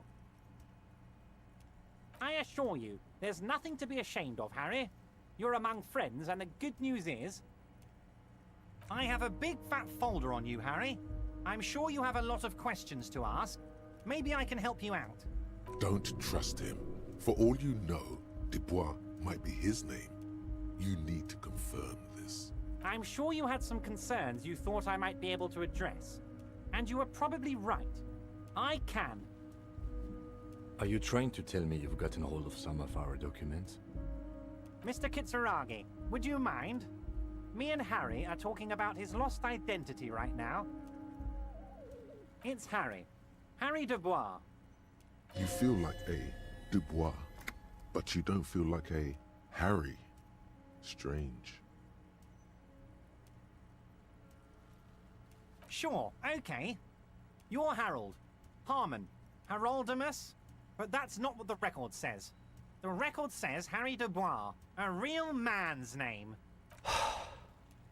Mr.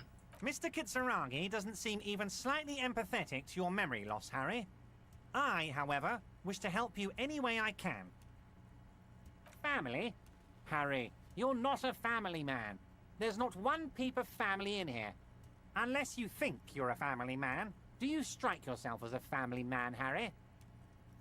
Well, yes. I'm sure you're going to make one little boy or a girl very happy and proud one day, Harry.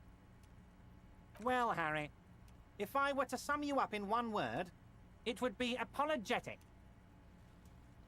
Yes, you seem to be, a lot of the time, but right now there's no reason to be. Let loose a little. Be you. Of course, Harry, of course. Wait, you need this to get in and out through the gate. Here, you're one of us now. A real red and white Union man. Take care, Harry.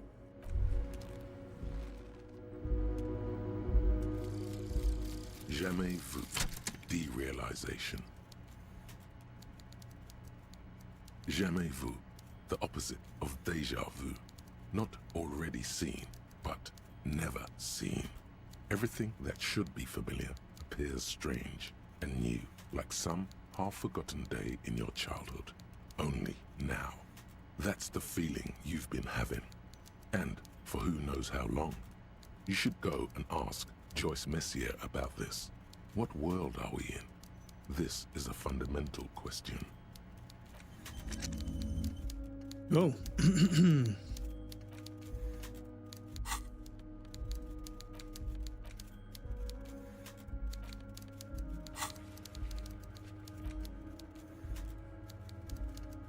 Right.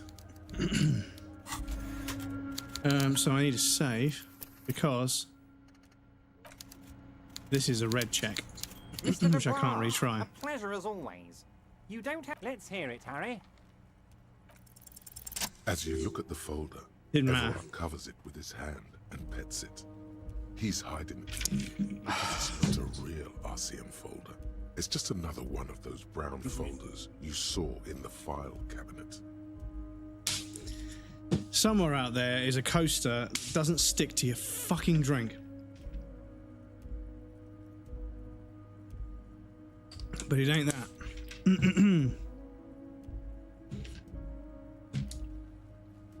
Okay, Harry, you got me. This is from the Census Bureau, not the RCM. Those Census Bureau people are absolutely corrupt. You should do something about them. He got the name from the Census Bureau, and everything else from your actions here in Martinez. Yes, Mr. Kitsuragi from the Census Bureau. Like I said, now I'm actually a very busy man. So is there anything else I can do for you, Harry? A pity. The mystery of you will have to remain a mystery for the time being. Yes, that's what I said. Try to keep up, okay? Let's move on. Yes, your lost gun. My best men are on it. They're turning every stone, searching every playground, asking kids, grandmas, everyone. Your gun will be found, Harry. Let me assure you of that. It's just a matter of time and effort. The only way to find it seems to be working with him. He might even be holding your gun hostage. Who knows? Only one thing is certain. If you work with him, you're going to get it back. And working with him might be the only way to do it. Harry! I was only trying to be tactful. A lost gun is a dangerous thing. I can't have it around in my neighborhood. Kids could be playing gun roulette with it as we speak. Teenage gangs could be arming themselves. Get a hold of yourself, Harry. I assure you we are working on locating the missing sidearm as well. The lieutenant is concerned about the lost gun and feels that the fact you haven't prioritized looking for it is unfortunate, if inevitable, and doesn't put the RCM in a good light. Excellent, Mr. Kitsuragi. That's excellent news. Looks like we have a friendly gun-finding competition on our hands. Oh, of course. That's your main thing here. That's why you're in Martinez. I know everything that goes on around here, and I would love to help you like I'm helping you with the body and your lost gun. I mean, it's no secret that the lynching is connected to the strike. So much to talk about. Honestly, it's been weighing on me so heavily. I understand you need to interview me, but there's a thing that's been keeping me up at night. I want to talk about the hanging. I mean, if we could just calmly talk, exchange information, we could blow this thing wide open. Yes, that sounds good. Let's do that. But I can't think straight with this thing weighing on me. You're police officers, aren't you? I have a crazy idea. You guys are basically door-opening machines, incredibly talented at opening doors. And I'm sure you're going to open this one with flying colors, Harry. This really is very simple, and there's nothing shady about it. Does this jiggling ooze think he's going to use you? He's got another thing coming. Play his game, son, with your eyes peeled. He's going to slip up, and when he does, you're going to come out on top. Does this jiggling ooze? Imagine calling somebody a jiggling ooze. Harry, I'm a very busy man, and more importantly, I don't have that extraordinary physique you do. You look like you could run around all day. You want to send someone a message that the police are working for you. I repeat, I'm a very, very busy man, Mr. Kitsuragi, and therefore I must occasionally enlist outside help. So what will it be, Harry? Oh, no one's. It's just a weasel. A weasel lives there. Nothing for you to worry about. A loud blabbering weasel. When weasels feel no one is watching, they start acting foolishly. Just go there, unlock the door, and leave it open. It's been such a burden on me, Harry. I just want this to be over so I can discuss business with you. Harry, my dear friend, I am what people call a local bigwig. I know everything that goes on in Martinez. Fantastic, my friend. Just let me know when it's done and we can take our friendship to the next level. You can get the key from Manana. He's down by the gates. Manana's like a free agent in the Union. Special operations. Hardened socialist. A real free thinker too. He'll tell you precisely where the door is. One last thing, Harry. Just open the door. You don't need to go in or anything. I just want that weasel to come home and see the unlocked door. Yes, yes. What's that, Harry? Oh, that's very nice. I haven't gotten around to her yet. I'm very, very busy, you see. I hope you're getting along. One thing I want to make very clear, Harry, is that this is not some kind of union versus corporation situation. Everyone is just pals here. We're all trying to do what's best for Martinez here. Don't feel like you can't cooperate with her, because you and I are such good friends and I'm helping you get that nasty body down from the tree. And with finding your lost gun. I'm not a jealous guy. Whoa, that's so nice of him. Suspiciously nice.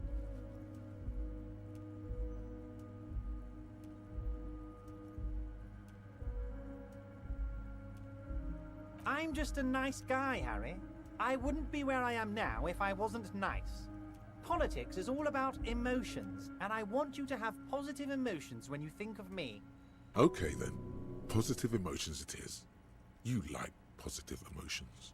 What do you mean, Harry? Nothing. I let him go. Boss Wendling, good evening.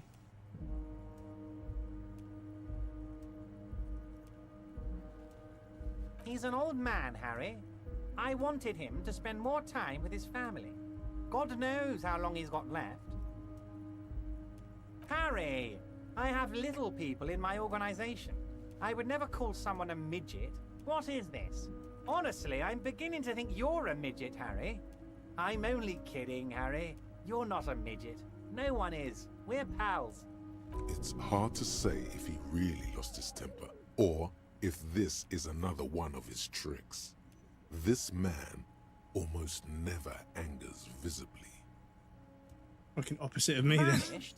Harry, the woman left her casserole in the oven and couldn't make it here in time for the voting. Oh, did I leave my casserole on? Better go home and check. The election can wait. When she got back, the whole thing was over. Yes, yes. Low balling, of course. This isn't a casino, Harry. Real people, real livelihoods are at stake here. But everything's a casino for those rich types. His expression makes it clear. This is childish and irresponsible behavior. If she actually wants to see me, she will find a way. Any good negotiator would. And I just don't have anything to discuss with a bad negotiator. He doesn't want to see her. It's as simple as that. Of course, Harry. Let me just assure you one more time. It's perfectly okay to share anything we discuss here with this Joyce. This is a completely transparent organization. I have no interest in what she is doing, but I myself have nothing to hide. Your business is your business, and I respect your privacy. Just remember, none of this is secret. Tell her about all of it. My brother's picture, my singing swordfish clock. Tell her how overweight I am and how I'm helping you find your lost gun. Tell her about everything. Everett doesn't mind. This is weird. Not nice weird, but okay. Great! You want to bounce something off your old... Absolutely. See you soon, Debardeur. Just kidding, but not too much. Indirect modes of taxation. Turns out those Financial Oversight Committee gangsters stuffed millions of hard-earned dividends away in the last place anyone thought to look. the hearts and minds of everyday Riversholians. You need to spread that deregulation gospel to the people. Tell them about that foreign fair tax. Preach that 98% gross burden. Preach it, preacher man. Set the brothers free. Taxes are racist. So, -1 empathy. Oh. It's just -1 empathy, is it? Oh. Not really what I wanted. Oh, shit. I kept reading about that one. Right, so what were we...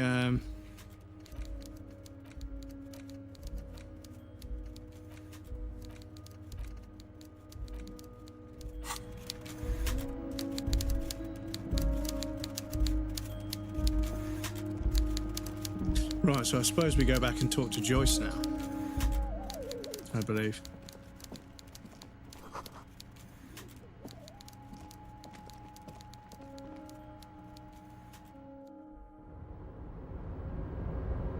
Talk to this guy again, just in case. Oh, hey, mister. I knew you'd be back to talk with old Leo here. Yes, I did. It's like Lady Larice said when she opened a bathhouse in the basement of my apartment building. They can only get so far before they're aching to get back. And lots of folk really did keep coming back. Sure, mister. Absolutely. I'm always willing to help out nice fellows such as yourself. Oh, hey, mister. I'm not gonna bother you with a long...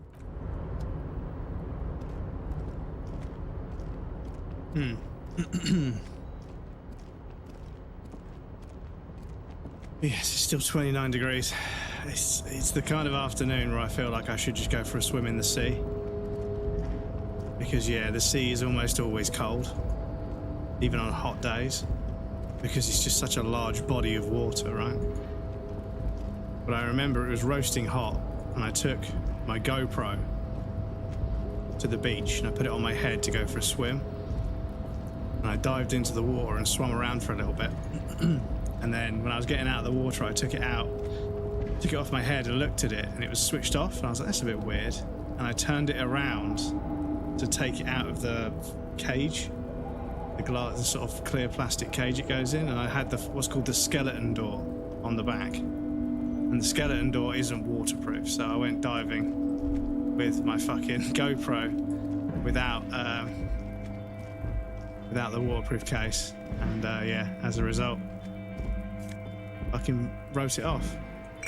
But snow is quietly covering the numerous wine bottles and cigarette butts on the ground. Someone partied really, really hard here. Well, they went through 6 bottles of potent Pilsner, 3 bottles of Commodore Red, and almost 4 packs of cigarettes. It must have been pretty hard. Sorry, what was I fucking talking about? Yeah, my fucking GoPro. Yes, I think we can say with relative confidence that it was you. Yeah, but luckily it was insured, and I claimed, and I managed to get the same value again to get a new one. So I got a much better GoPro out of it, and I feel bad, but it was insured for a reason, right? They said you get one more gadget. I had my phone, my laptop, and my games console. I was like, you got one extra gadget on there. I was like, I've got a GoPro, but obviously it's a GoPro, so I'm not sure if you can insure it because it's the kind of thing that does get broken. They're like, no, it's fine, we can insure that. And yeah, this was like 380 quid when I bought it years ago, and then this was a few years after I insured it, and it broke, and they gave me like another 390 quid to buy a new one. And I was like, well, I'll just buy the more modern version rather than them letting replace it with the same one. I just took the money and bought a new one. So I was like, fuck. But I suppose that's kind of what insurance is for, but I didn't realize I was going to get a new one out of it. Because usually you get the value of it in the current market to buy a second-hand replacement or something. But anyway, we do have an ad break coming up, chat. I apologise. I need to pop you guys over on the BRB screen. There'll be a raffle and some clips for you guys that want to hang out, but please feel free to get up and move around, grab a drink or a snack. Please make sure you're looking after yourselves in this heat. Yes, I'll be back in just a moment. And they'll also just follow a path. Oh.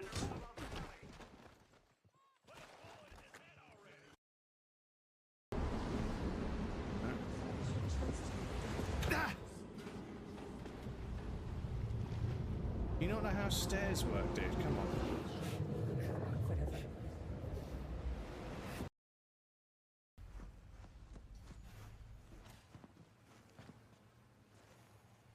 Did you see that guy just float down the stairs?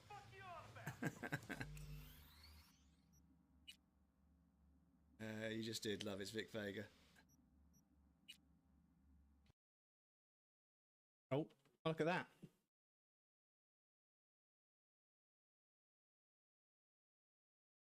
Do you know what? For a second there, I thought the FPS cap was going to be 30. It went 30, 24, and I was like, did they cap it at 30? That would have been hilarious. But yeah, hopefully he calms down in a sec. But yeah, ow, ow, please, please, ow, ah! That's the fucking inside of my thigh. Please.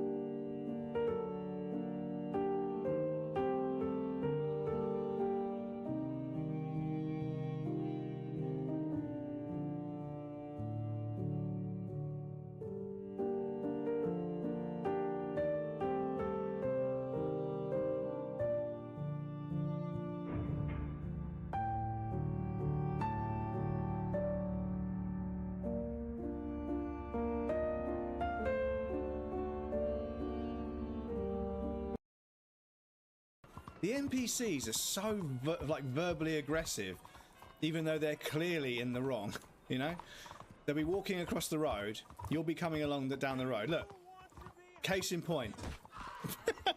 Exactly what I just said has just happened.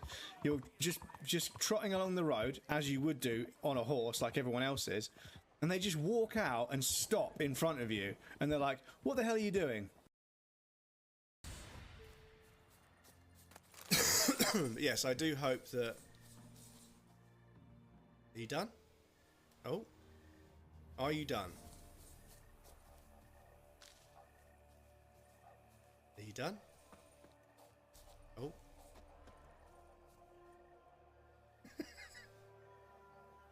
How about now? Are you done? Spend ages making something or getting all the materials to make something, and then one loading screen just disappears. It's so annoying because it kind of makes it pointless. Shut the fuck up. It kind of makes it pointless to build things because you know they're just going to get taken from you at some point. Fuck's sake. EU Reezy. EU Reezy, there we go. So non-raiders, please feel free to stop by this channel and have a look. What game is this? What am I witnessing? Are we watching a clip of somebody playing a Star Wars game? This clipception chat. Look at this. Where else do you get this kind of integration? What a clip. Welcome back, everybody. Thank you for your patience. I appreciate that. Oh, this fucking green screen. I'm going to have to get something better than this. I think I'm going to have to bite the bullet and move my stream to my desk and just use one of those sort of like folding, not the like roller screen things. They're too expensive. But the fucking, like, I've got like a prop wall. It's like a wire. It's like a pipe frame kind of like wall that's like one big bit and then two side bits that you prop up, and then you stretch a green screen across it, and it creates like a really wide green screen. So I might have to take some time off work to do that. But anyway, apologies, chat. The heat has got to me today. I am starting to feel a bit woozy, to be honest. Yes, this scene isn't exactly ripping with joy. Let's just move on.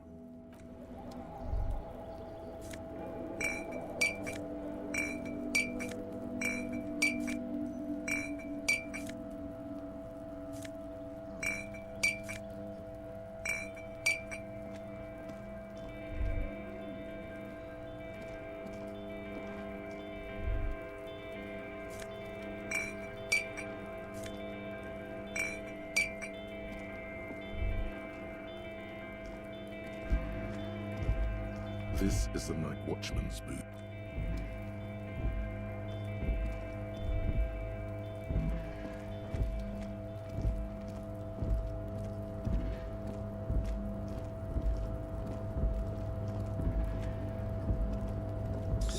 Right, so from here, we could probably go to the freak because I've got a few bottles, I think.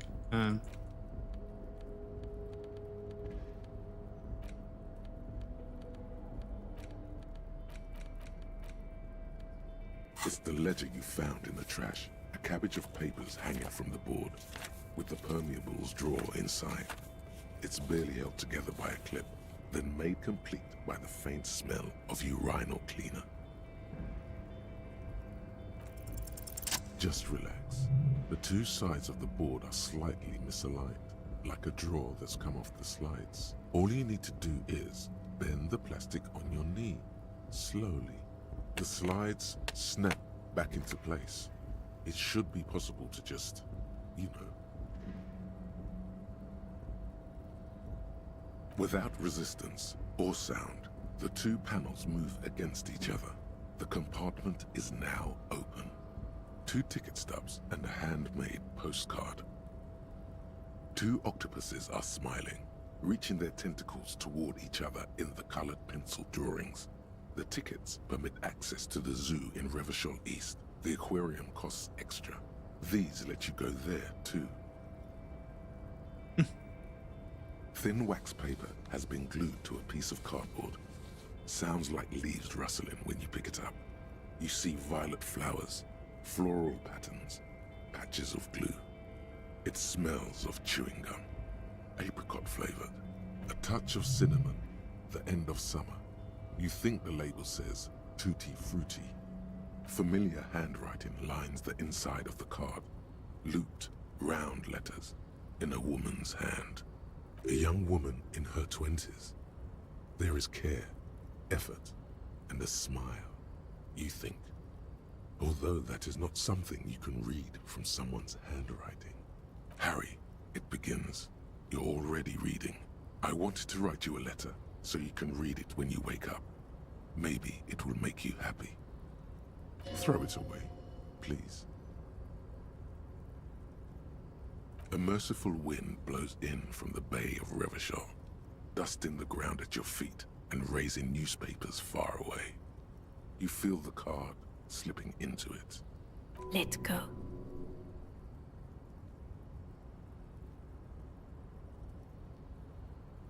No, don't throw away the baggie. There's dust on the drug baggie. It's not good, but at least it's some kind of way to be together. Just like that, the wind picks it from your fingers. Cold, they let go. The wax paper rustles, a whisper light and low. Then a sudden gust raises the postcard to the drizzle-gray sky above, away from you. A small piece of paper dances above Martinez, above slow waves crashing the shore, and the war-torn houses, and the new bâtiment nouveau alike. Above you, looking up to the gray sky, with your hair greasy and wet, and above the distant streets and the 881, even above the old fish market and the church. Its material existence is lost. This great city will pocket it for you, for your own sake. Forget about it. Synapses can be rerouted. The mind takes a new shape. For the 80,000 under your jurisdiction. Under Precinct 41, where typewriters fire long into the night, and officers walk the great steps and the bridge, long after the card has landed in the cold shore waters, its writing dissolved, material disintegrated. The wind carries the keepsake away from you. To the southwest, the pale violet dot disappears. No, you should not have thought back at it. Now some of it is on your mind again. The ledger of oblivion-induced mental health is just as shabby as the damaged ledger was. A bunch of sodden papers sags from the clipboard in your hand. The Ledger of Oblivion is a special item that can be used both as an interactable and a tool equipped in your hand for skill bonuses. Find it under the Tools tab in your inventory. Without resistance or sound, the words just crossed your mind somehow. Who do you think? You. It's slightly, ever so slightly, difficult to breathe once you've done so. The drawer is locked. Blue ink drips from the white pages in your hand. Your hand shakes. You're flushed with adrenaline. Arson, petty theft, spousal abuse. Handwritten logs on dozens of investigations date back to January 51. Stamped case files, commit to paper. These are your last couple of months in Revachol, Precinct 41, Jamrock Quarter. You don't exactly close them, so much as distance yourself from the smelly papers. They're a little further from your nose now. It's the ledger you found in the trash, a cabbage of papers hanging from the board. Okay, so, has it moved? Right, it's become something else now, okay.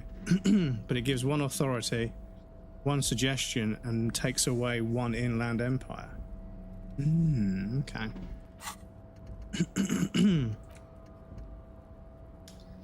Hour move. Research, 10 hours. On you for having thrown that slip into the wind and walked away, saying, "Not today, Dark One. I don't need your keepsakes. I am not curious. Let the past disintegrate. Let its ink wash off into the Bay of Martinez." You're through with it. There is no terrifying splash in the stomach acid to fill you with dread. No caustic lack of air. You haven't lost anything incredibly precious, too precious to name. You got shit on a stick. All you need to do is keep the shit balanced and the stick and on the stick, and everything will be fine. Okay. So yeah, we are ticking off some of Monday stuff. The call reporting the crime. Keep searching for the caller despite lacking any obvious leads. So who made the call reporting the crime? Was Sylvie, right?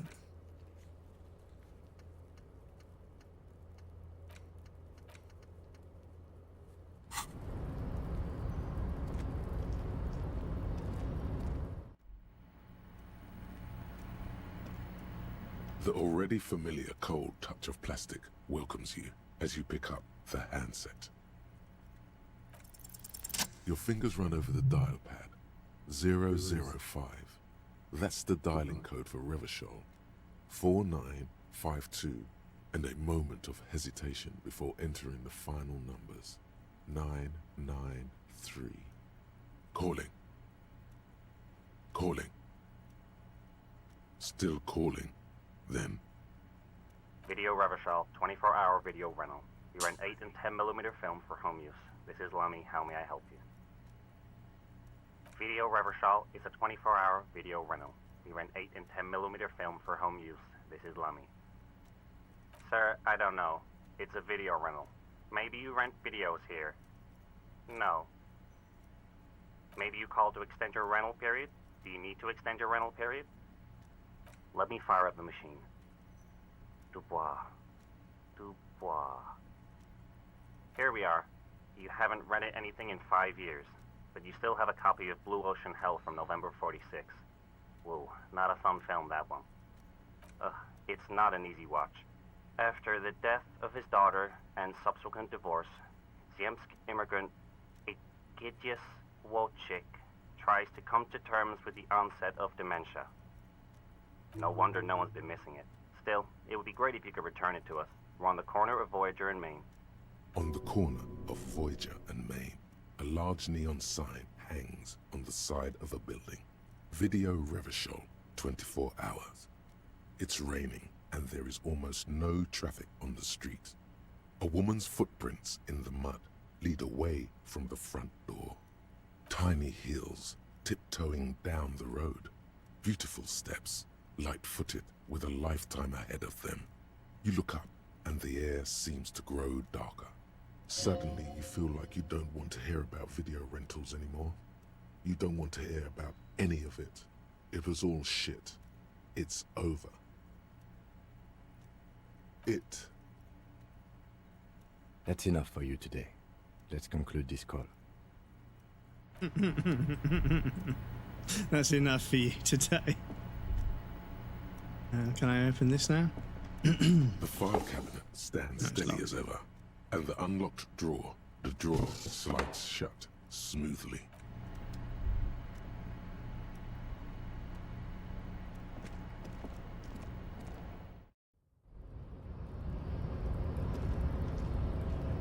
Oh yeah, do we need to speak to Manana? So, how'd you like our harbor? It's but a rest area on the path leading across open plains. Right, you talk to the boss, eye to eye, like men of the plain. If you have any more questions, I'm set to talk. A key, huh? What door is this key supposed to open? Oh, say no more. I got you. I got that key right here. And let me tell you, it's mighty good of you to help us out during the strike. Working class solidarity, as they say.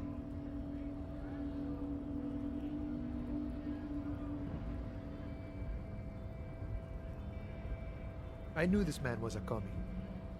And it's a good thing you're doing too. Thanks. What you're looking for is a basement door behind the greenhouse. That's behind the whirling in rags. That's all I know. Our organization is what you call compartmentalized. Means we keep out of each other's business. Okay, but where did you get the key from? The janitor gave it to me. Nice fella. We talked about life and things that really, truly matter. None of this mess we're in. This jiving and juggling. What's it for? To feed our children, I guess.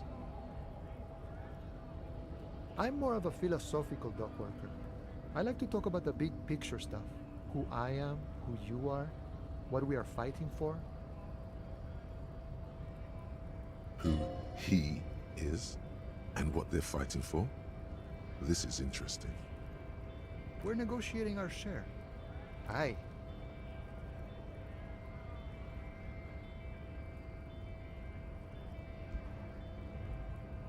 This stuff, they already covered. Never grateful. Were we ever grateful, we'd have nothing. You fight for every piece. Yeah, this is the trouble. All of it. However, right now we want all the harbor workers to be on the company's board, so they could take part in the decision-making process. No. I don't think I'm a communist. Seeing something of value and saying I want it all to myself is a much older and simpler notion. No science to it at all. Even a weak child can think it. The only things holding someone back are I can't and I shouldn't. I have nothing against communists. They are honorable boyaderos. But my own code serves me well. If my code starts failing, a code can fail a man as well as a man can fail a code, then I will have to submit to a new one, which may well be communism. See, I'm primarily a lazy person.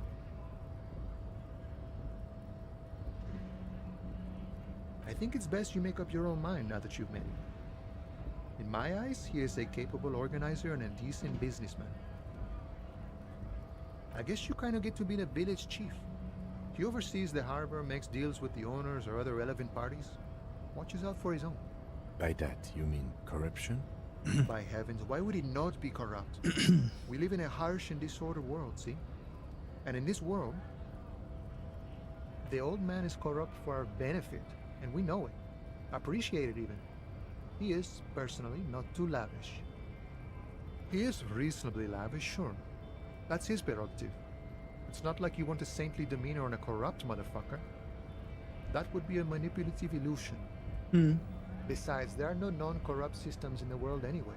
And moralism is the most corrupt of them all. Yeah, this is the thing, is that, you know, when somebody's corrupt but they make an act of being a good, upstanding person, it's like worse than someone that's just, I know I'm not a good person, but, you know, I haven't got anything better in me. And it's like, you know, there's this strange kind of honesty to that. Not you would like to say. But then there's that weasel door. Sure. I've had the necessary free time. Fortunately, there's always time. The look in his brown eyes conjures up an understanding. For him, having command of his time is the most important thing. The man sits on the railing, his hands reaching far and wide.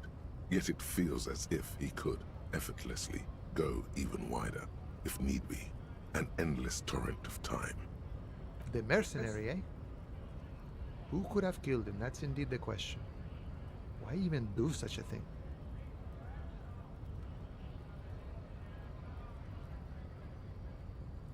What a thought! Why would noble workers resort to such a thing? Unless they were pushed, of course. Your dead guy was an enemy combatant. He was an agent of the opposition, attempting to undermine our honorable efforts. I ain't the murdering type, but that's just me. Large organizations like our union have all sorts of men, with all sorts of skills. He means a more violent faction could easily take care of such a thing. Understood. This has been of limited use. Still, thank you. No problem. I wish the best to you in your search. This has been of limited use, but thank you. Damn, Kim. Right, okay, let's go open that door then. That's pretty simple. That's pretty simple. Yeah. Find booze and drink it. Find smokes and smoke them. Find the way to pay rent. Close the water lock on Wednesday. We can't do that yet. Find out who put the clothes in the trash. The victim's clothes were in the trash container out back, neatly folded. Who could have put them there, what and why? Only the whirling staff is supposed to have a key. Ask Kuno if he knows anything about the victim's clothes in the trash. Okay. Who else? Unauthorized action. Yes, let's ask Kuno when we go over there to open this door. Cool. Okay. That's two things. That's two things to focus on for the next 10 minutes. But we'll stop past the Freet and use the tear machine. And yes, again, apologies, chat. I do get sucked into this game. It's just... It's beautiful to look at. It's beautiful to listen to. It's beautiful to read. It's just... Oh, it's one of the best video games ever made. The tear machine stands. Your bottles clunk into the machine. Do you know what you should do with that money, kiddo? You should buy more alcohol. Enter the endless cycle of consumption. Do you sell cigarettes? Welcome to Frit. Feel free to look around or something. Everything is out on the shelves. What's that magazine she's reading?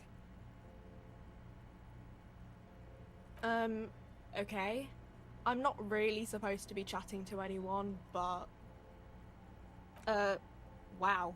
I didn't know you worked for the union, sir. Anything else I can do for you? Blow the whole thing on speed and gin right now.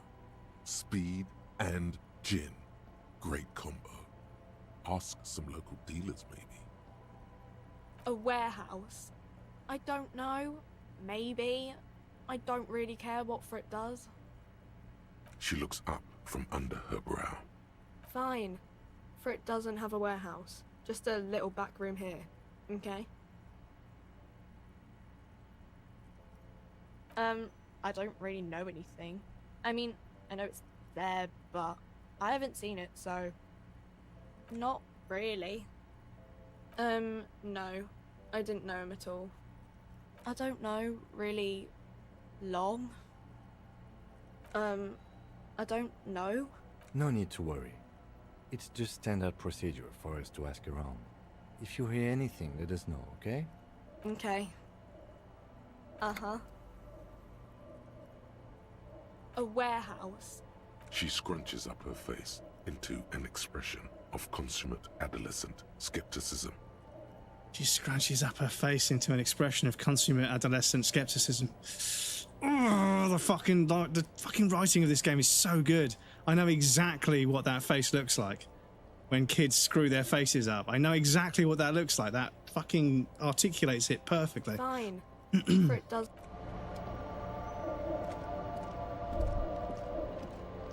Oh, actually, fuck, I should probably buy some magnesium and stuff because I have failed a lot of skill checks and fucked myself over. A small cabinet on the wall is filled with various medicines. Okay, here. Okay, here. Okay, here. I hope Saint Baptiste makes you feel better or something. Cool.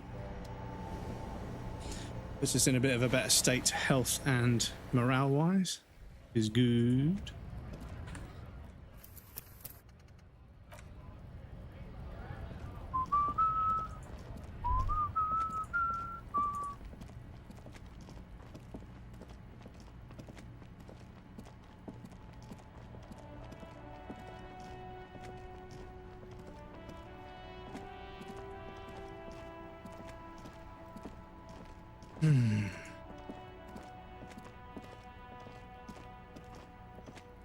The Instrument of Surrender. It even has a really cool name. An amazing song, but it also has the fucking coolest name.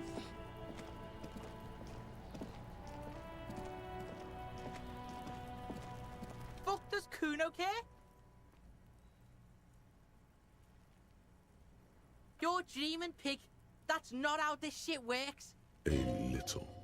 But don't expect anything to change. Don't let him dominate you, Kuno. Fuck his fat ass. The fuck about it? Kuno doesn't give a shit about the armor.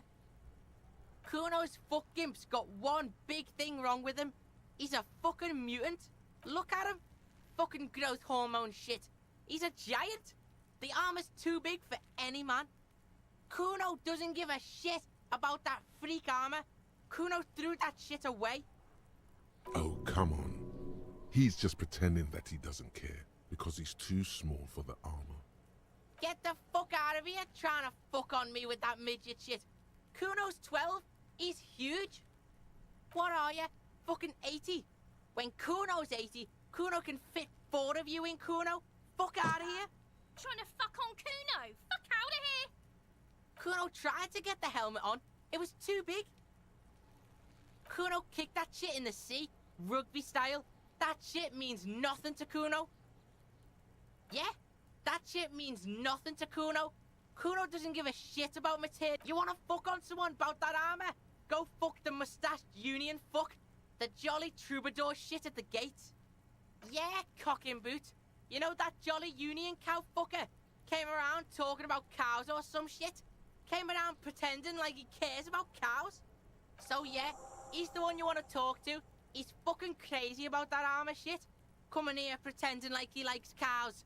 Trying to catch a peep at Kuno's armor. Go to the gate. Ask him yourself. Yes, this troubadour has it. You can feel it. Probably climbed. Kuno was busy down the road when that shit went down. You heard Kuno. Kuno wasn't even in Martinez. Kuno wasn't in Revachol. Kuno wasn't regional. I don't know. Some fucking... Mesk or I don't know. Some other place. Night City. Kuno was in fucking Night City. Was he playing Cyberpunk? Kuno gives this info out on a need-to-know basis, and you don't need to know. Kuno didn't smoke the gimp, if that's what you meant. Just a couple of pigs sniffing around in the dirt. That seems pretty fucking suspicious to Kuno. Yeah, you tell the faggoty, Kuno. You're testing Kuno's patience here. Get lost, Yeah? The kingdom of Kuno? The fuck do you want with it? Yeah, Kuno doesn't know shit about that. That shit is beneath Kuno. Listen, listen. Kuno doesn't care about this small-time shit. Just listen. Kuno saw what you did there, dumpster diving. Sad shit. Kuno could hook you up with some sweet rags. Shit like Kuno's wearing. Your size, good price. 500 real. Look, Kuno ain't seen shit lying around, except for that up there. Now you want performance gear or not, Grandpa? The lieutenant remains silent, but his expression couldn't say, "I told you so," any louder. Pig, these are found modulars. Liquid fit, performance crotch, urban survival shit. Made in Mirova by scientists. Pants scientists. Believe it, you need this shit. These could drastically improve your chances of survival in the urban wilderness. Coach Physical Instrument endorses these pants. They are tartan ready.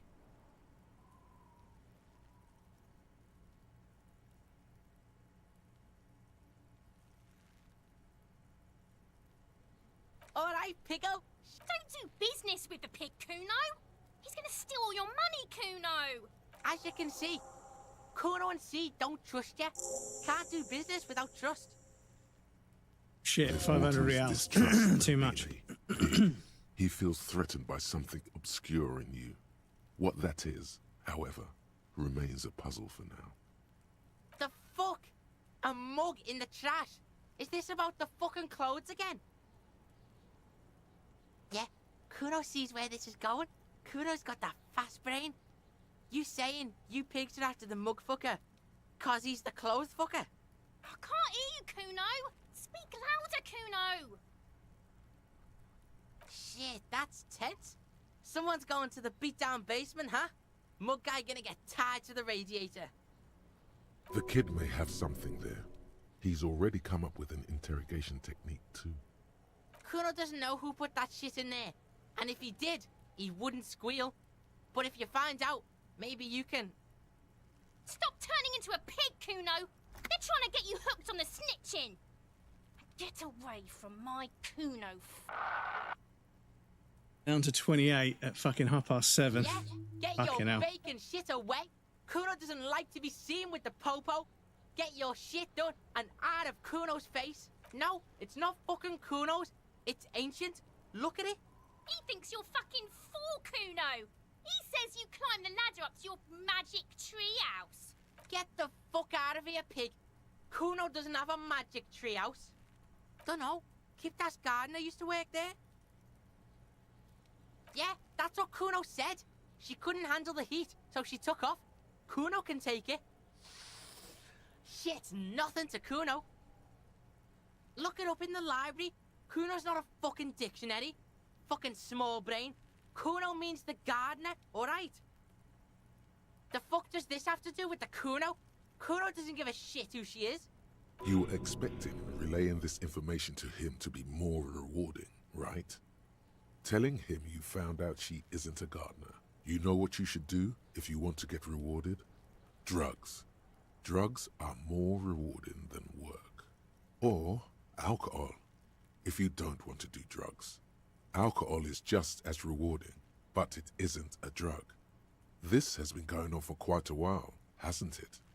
You've been thinking about drugs and alcohol for a long time now. Juicy drugs. Tasty alcohol. Seems kinda boring now, going back to... What was this about? Some yard? Yards aren't interesting. Only drugs are interesting. Drugs and alcohol. You feel sad now, but what can you do? Life has to go on. With a heavy sigh, you say... Yeah, whatever. Kuno doesn't give a shit. You found Kuno's secret door to Kuno's secret shack. It was closed for 5,000 years. How the fuck did you get in? And then what? You fucking there. You fucking Kuno's kingdom. He's trying to fuck at you again, Kuno. Oh, that? Kuno decapitates pigs. That's just a Kuno demo tape. Yeah, to the both of you, watch your ass in Kuno's town, or Kuno's gonna fuck your head off. That's where Kuno gets his daily hit of electric. Kuno Shazam. Kuno rides the fucking lightning in there, pig.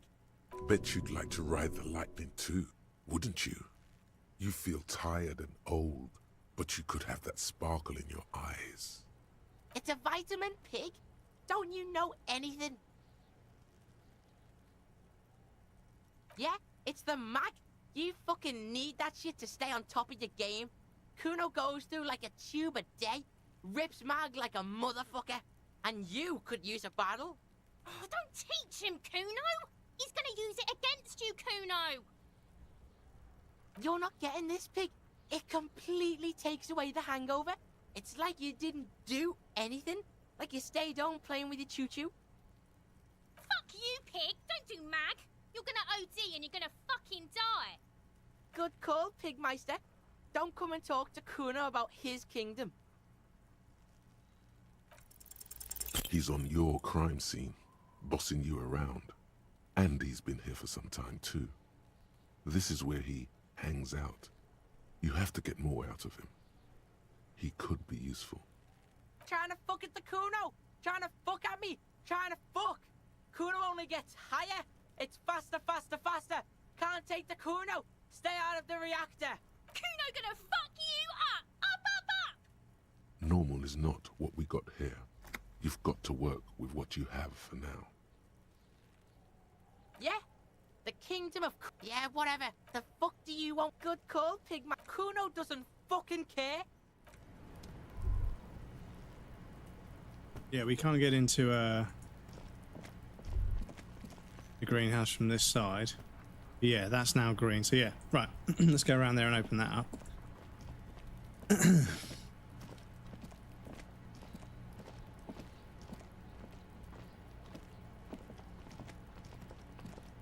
Because yes, I have a feeling if I just do as many of these as possible.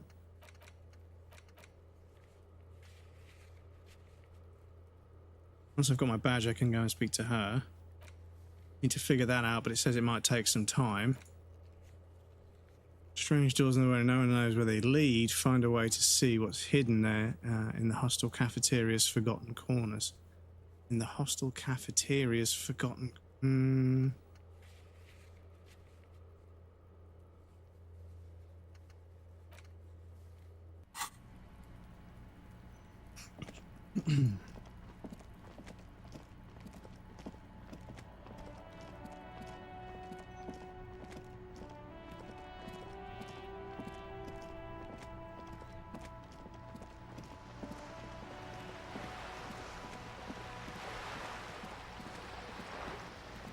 I feel bad about running because Kim mentioned it.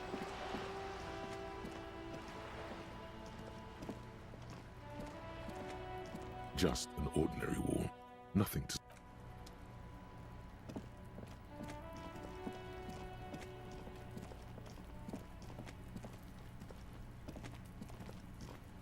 This must be it. The basement door is weather-worn. The copper nails holding the upholstery in place have turned green from sea air, and there's a knocker shaped like a lion's head. The royal lion, Guillaume's kitten. This knocker will last a lifetime and then some. You try to be as silent as you can. It takes a bit of rattling of the handle to loosen the bolt. Finally, the door unlocks with a small clack. Thoughts race through your head. Well, buddy, you opened it. No need to go inside. It would be rude. Good job.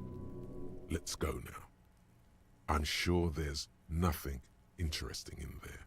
Only curiosity could account for stepping over that threshold. Maybe there's treasure in there. A white alligator. A fountain of quicksilver. As you hold the open door, you can feel the air moving. A little draft. A whistle.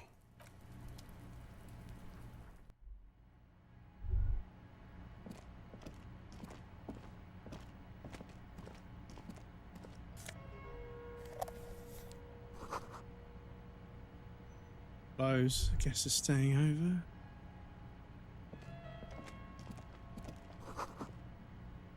Hidden world of walking sticks. Eyes open. You can almost feel the warmth of the red sun on the flag.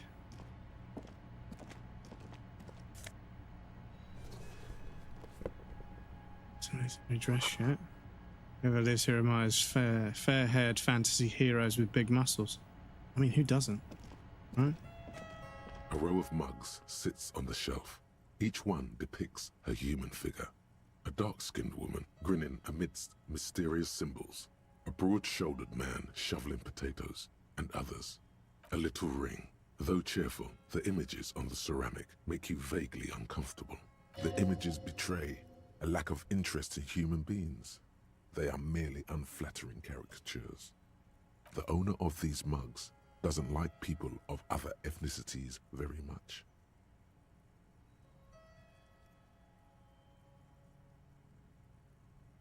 This person is unhappy.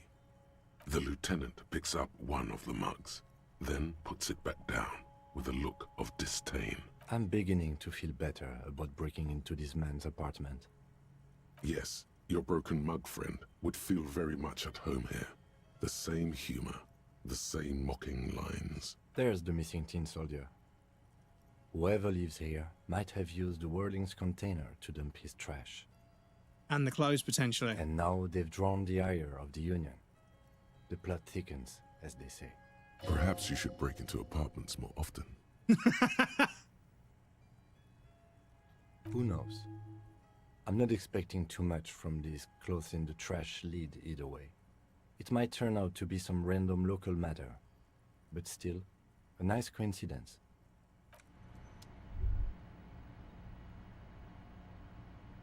Oh. Weird, welcome in, enjoy your daily bread. 33 pieces of bread. Pretty good haul. How's it going, Weird? Good to see you. I hope you're surviving in the heat, if it's as bad where you are as where I am. Into Solari dress shirt, +1 logic, good with numbers. Okay, a nice shirt if I need it. It's cool. I'm picking up a lot more items in this playthrough, which I'm happy about because yeah, I completed the game for the first time and I haven't stopped thinking about it ever since. And every time I see like a screenshot or like a bit of dialogue or something, I'm like, man, I missed stuff, man. I need to go back. Like I say, I haven't been able to stop thinking about this game since. But I suppose we could go and speak to Joyce, seeing as we're over here anyway. It's not quite late enough to go speak to the guy up there just yet. Oh, a slow cooking roast. You could prepare the potatoes about now. Yes, yeah, it's definitely. I am definitely medium rare right now. On the way to being medium well. So, did you know, chap, that when you're cooking a steak, if you want to know, when you poke it, how firm it should be for the various different levels of doneness, that, sorry, you can't see, that is well done. That is medium well. That is medium rare. And that's rare. So if you do that, and then that, and then that, and then that, you can feel how firm it is on the pad of your thumb or the ball of your thumb. That'll tell you how firm the steak should be. Pepper Toast, welcome in. How's it going? Thank you for the luck. My whole chat right now is doing this. You're back. Good. What can I help you with? You have. Smoothie check. And how did you like Mr. Clare? It was blocked from the blue, but I put it in here with some ice cubes. But I'm almost out, unfortunately. I'm down to, well, I've got measurements. I'm down to 200 milliliters with some ice cubes in there.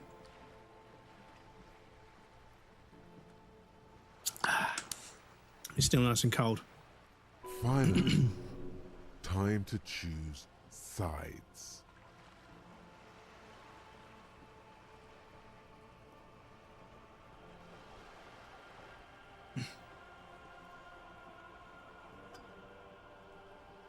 Oh, come on now. He has his uses. How else would he have stayed in power all these years? Or wait, actually, corruption. That's how he's done it. Fantastic, Verm-like corruption, reaching into the bowels of the earth. Yes, over the last year or so, I have started, because I normally just buy a sirloin or whatever and just try and get it to be as rare as possible, but I have started buying fillet steaks because they're so thick that you can leave it like on the heat on one side for such a long time and it's still so tender in the middle. But yeah, it is fucking expensive for like a fucking like slightly smaller than a cricket ball piece of meat. It's like 30 quid sometimes. It's fucking crazy. The position of my unusual colleague does not reflect official policy. I hope you understand. The RCM does not pick sides. Of course. And I don't expect you to share anything he told you with me. I'm not a corrupt Verm myself. How could I stop you? Oh shit. Are we not human? Are we not curious to hear another person's take? It's only natural. We would only be gossiping. Tell her she'll like you for it.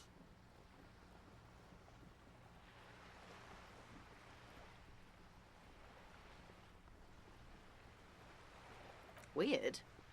Oh no. One of the positive things to come from the revolution is the unhindered exchange of information, you see, even when it comes to trade secrets. Which isn't to suggest our talks constitute corporate espionage. Even if they did, it would be fine. But they don't, since you logged the money as a donation, and this is clearly just gossip between friends. Oh. That's so helpful of him. The lieutenant looks at you, and you can swear his jaw muscle is trembling. He didn't want me to tell her that. When I said be wacky, I didn't mean wildly, grossly irresponsible and damaging to the RCM. Unconventional police officers sometimes lose their guns. They then go around and tell people about this to gauge their reactions. It's all part of detecting. Incredible. Simply incredible. Enjoy your daily red stabs. And how is it going? Has this detecting produced a gun? Did he now? Well, then it should be any day now. Unless, of course, he's lying to you. Anyway, was there anything else you've heard? Of course, Detective. Should something come up later, down the road, don't be afraid to drop by for a chat. Until then, is there anything I can help you with?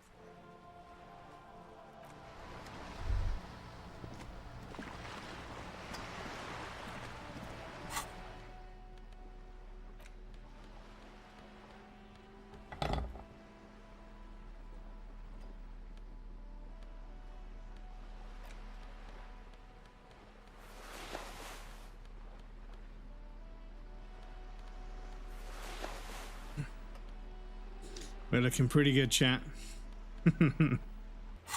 Right, so what else? So we need to find some food and drink it. The jam mystery. Yeah, interrogate the drivers about the smuggling. So yeah, that woman said the guy... So yeah, I suppose we could go and speak to him again just to see.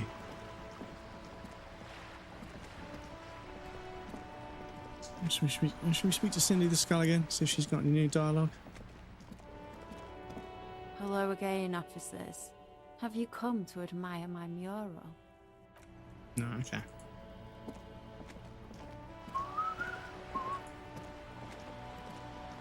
But yes, I figure I may have to make a bread counter. Because yeah, there's a counter, it says there, like it counts when you guys redeem it. But I've also, as well as adding a cursed quote, I've also created a redeem to add a quote as well. Because obviously the cursed quotes were for you guys. When I say something, you guys get to choose to add a cursed quote if you want. But Krill always has a few quotes to bring up every now and again. So you guys can add them.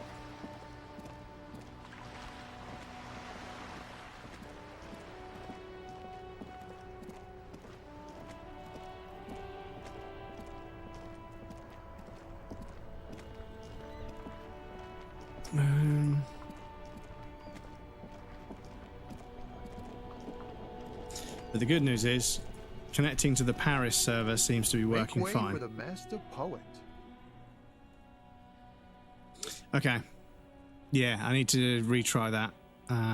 So maybe I should save for next time. So we've been over to the harbour, spoken to Everard Clare. I suppose we should go speak to Gart, see if he's got any new dialogue. Other than that, I'm not sure.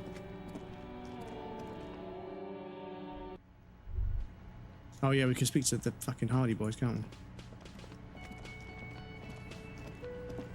I've got nothing to say to you. Why are you wasting your time? Like I already told you, I'm a legal counselor. Do you have hearing problems? What you want is of no significance, officer. Don't test your authority. In Martinez, you are no one. I saw what you were thinking. You want to say, what are you going to do to me? Don't. Just because it's in your head doesn't mean you have to say it. That's because I keep fucking clicking on the fucking craziest You will dialogue not lose options. out on anything good by not saying it. What are we going to do to you?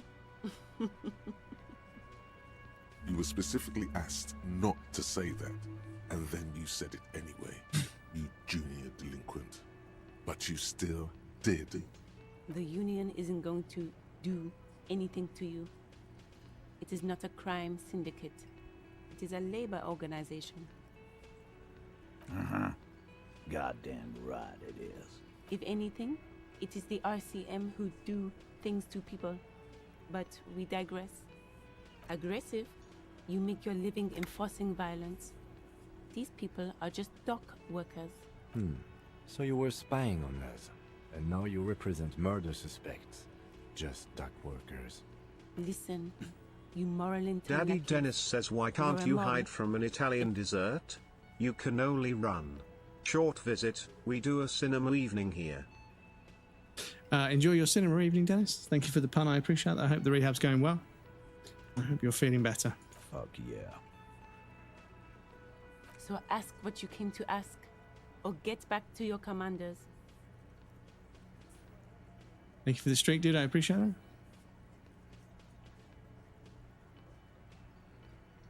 No one is emotional here. Do your job. Ask aggressive, you make your living. Listen, you moral intern lackeys. You're a mob, enforcing the unlawful privatization of Revachol. 20 fat men in the Try Occident to enjoy are it. stealing Do it your best, all, dude. Do your and best. you're their bodyguards. Fuck yeah. So ask what you came to ask, or get back to your commanders.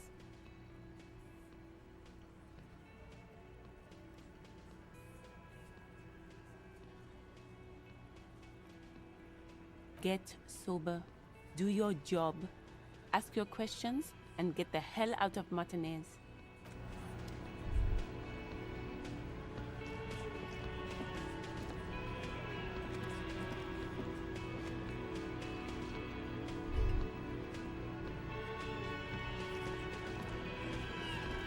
Behind the dock workers, a ceiling height window. The hawthorn branches scrape the glass like bony fingers. The men are talking, but you swear you hear those black limbs tap on the window as the wind blows outside. There's a little slide panel up there to let some air in. No need to open it in spring. It's still too cold outside. You're not so sure about that. Somehow you just know there's something out there. Yeah, your mother. Not time yet. -2. Okay, so it's not time yet.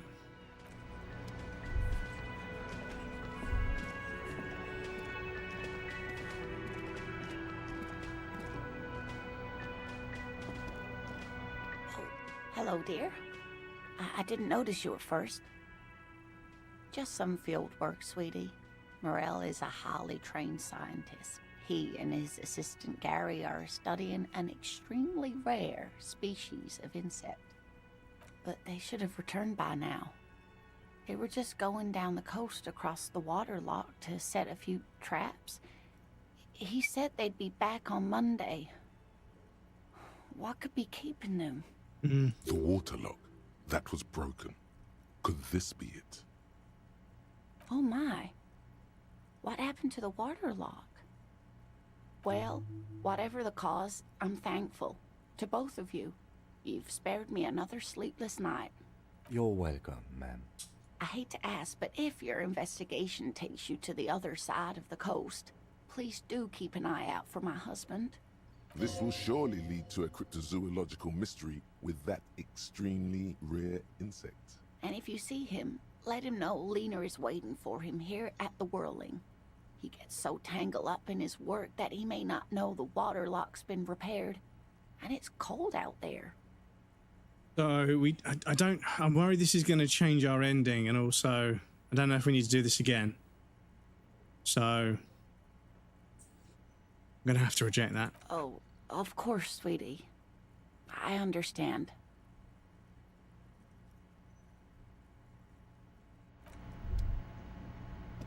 We did that on our last Can I playthrough, help so you? yeah. Got the 20 real? Good. You got the room for the night, but remember, you'll need another 20 real tomorrow. How could anyone forget, asshole? Do I have a shaker in my hand? He sounds irritated. Am I wearing a little bow tie? Am I smiling? That's right, I'm the cafeteria manager. Even more reason for me not to serve you, sir. Was there anything else you needed? Do I have a shake? He sounds irritated. Am I wearing a little bow? Am I smiling? Do you see me smiling and shaking my... That's right, I'm the cafeteria manager. Even more reason for me not to serve you, sir. I gotta be honest, dudes, I like winding him up a little bit. I do like winding him up a little bit.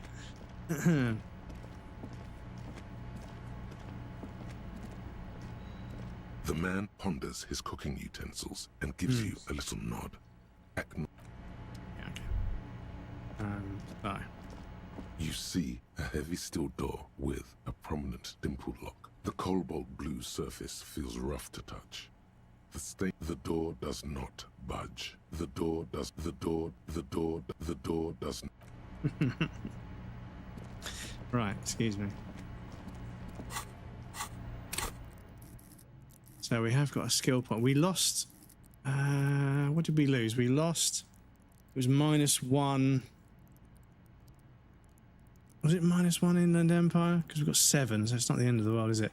Rhetoric is also 0, which I don't like. So I'm gonna whack a point in there.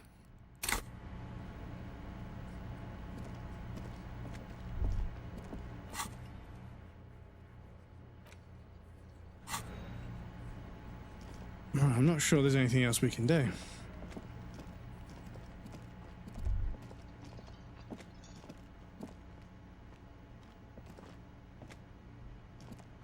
I don't think this guy's got anything to say. So yeah, until we sleep till the next day. So I suppose we're going to have to go speak to Titus. This is where you say your bed.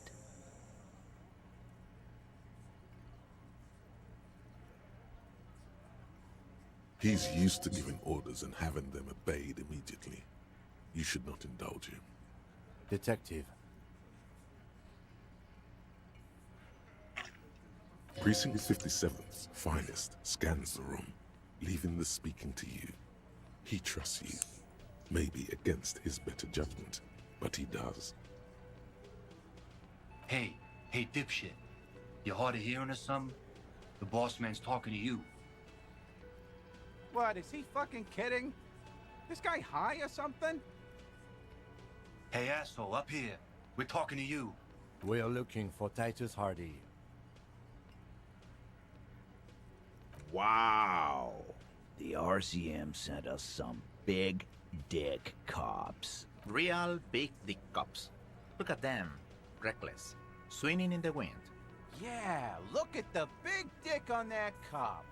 Can't tell a dick that big what to do. Must be something in the water in Jamrock. Yeah, gave him real nice big dicks. Yeah. Anyways. You might want to start asking your questions now. It's not going to get better than this. Apologies, chat. We do have another ad break coming up. I need to pop you guys over on the BRB screen. There'll be a raffle and some clips as always. Please feel free to get up and move around and grab a drink or a snack. However, you won't miss anything. I'm going to take a break as well. I'm going to do a quick stretch. And yes, make sure you're looking after yourself in this heat. It is fucked. What is it? It is 27, so it's going down like 1 degree every 2 hours. Which means by the time I go to bed, it's going to be about 25 degrees, which is just fucking illegally hot for the night. But yeah, it has been this hot once or twice before, but yeah, it is getting fucking stupid. Bordeaux is 41 degrees, which is, yeah, that is terrifying. 41 degrees. Yeah, you can't ignore this anymore. Like, the climate is changing. It's getting disgustingly hot in summer and it's getting pretty fucking cold in winter. So anyway, I'll pop you guys on the BRB screen. I'll be right back in just a moment.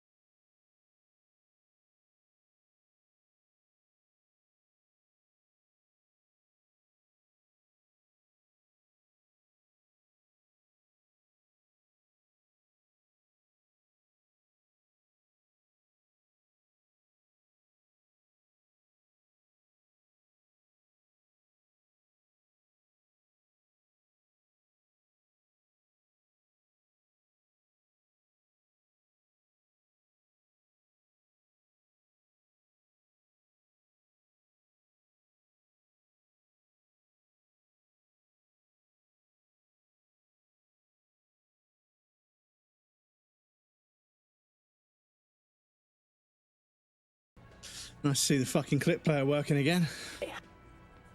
Welcome back, everybody. Thank you for your patience. I appreciate that. Yet another thing that's fucking broken. But anyway, apologies. I had to do a bit of a stretch and get some more ice cubes and some water. Keep me from fucking melting. Still 27 degrees, chat. Fucking 8:15. They're ready to confess to first-degree murder. Ask if it was them. Do a head count first. Connect these men to the tracks you saw in the yard. Chance starting from the right. Boot size 44. Blonde man in his 30s. Overbearingly masculine. Sitting on his right. Standard working boots. Size 45 or 46. Eldest in the room. Probably mid-50s. Smoker. Quiet. Across at the other table. Hobnailed working boots. Size 43. Gang tattoos. Mesk or Sarah Mauritian in his late 30s, early 40s. A symmetric burn on his neck, resembling the letters Loss Loss. Has he tried to burn it off? Leave that life behind? And then, standard working boot. Steel reinforced toes. Size 46. The big dick. Wide at the shoulders and lean at the hips. Rugby cap. Fingerless gloves. And numerous scars. A little under 40. The emblem on his vest says Rowing Club. A little patch below it reads T. Hardy, Captain. On the rowing club. Veldar, welcome in, dude. How's it going? Good to see you. Hanging with the voice chat. Hanging in the voice chat with Girlfriend. Hello, hello, Mrs. Veldar. I hope you guys are okay. In the far corner, standard working boot. Steel reinforced toes. Size 44. 40-something. Non-alcoholic beverage in hand. You squint. Is that a plectrum? On his neck. Forget it. It's not important. Size 41. With the light step. Not a child, after all. An older man with a rat face. Mean, watery eyes, and 2 front teeth missing. In the middle, heaving and wheezing. Big guy. Boot size 46. Deep marks. Probably carried the victim over. He alone is 130 kilos. Add the man in armor, and you could easily exceed 220. In conclusion, these 7 are the actors on the crime scene. The footprints were theirs, but there's a discrepancy. A discrepancy. Ariana Alina, welcome in. Welcome back. Exactly. You've stood there for about 4 seconds, not saying anything. Hit them with questions. Where's the 8th Hardy? The fuck is with you, fella?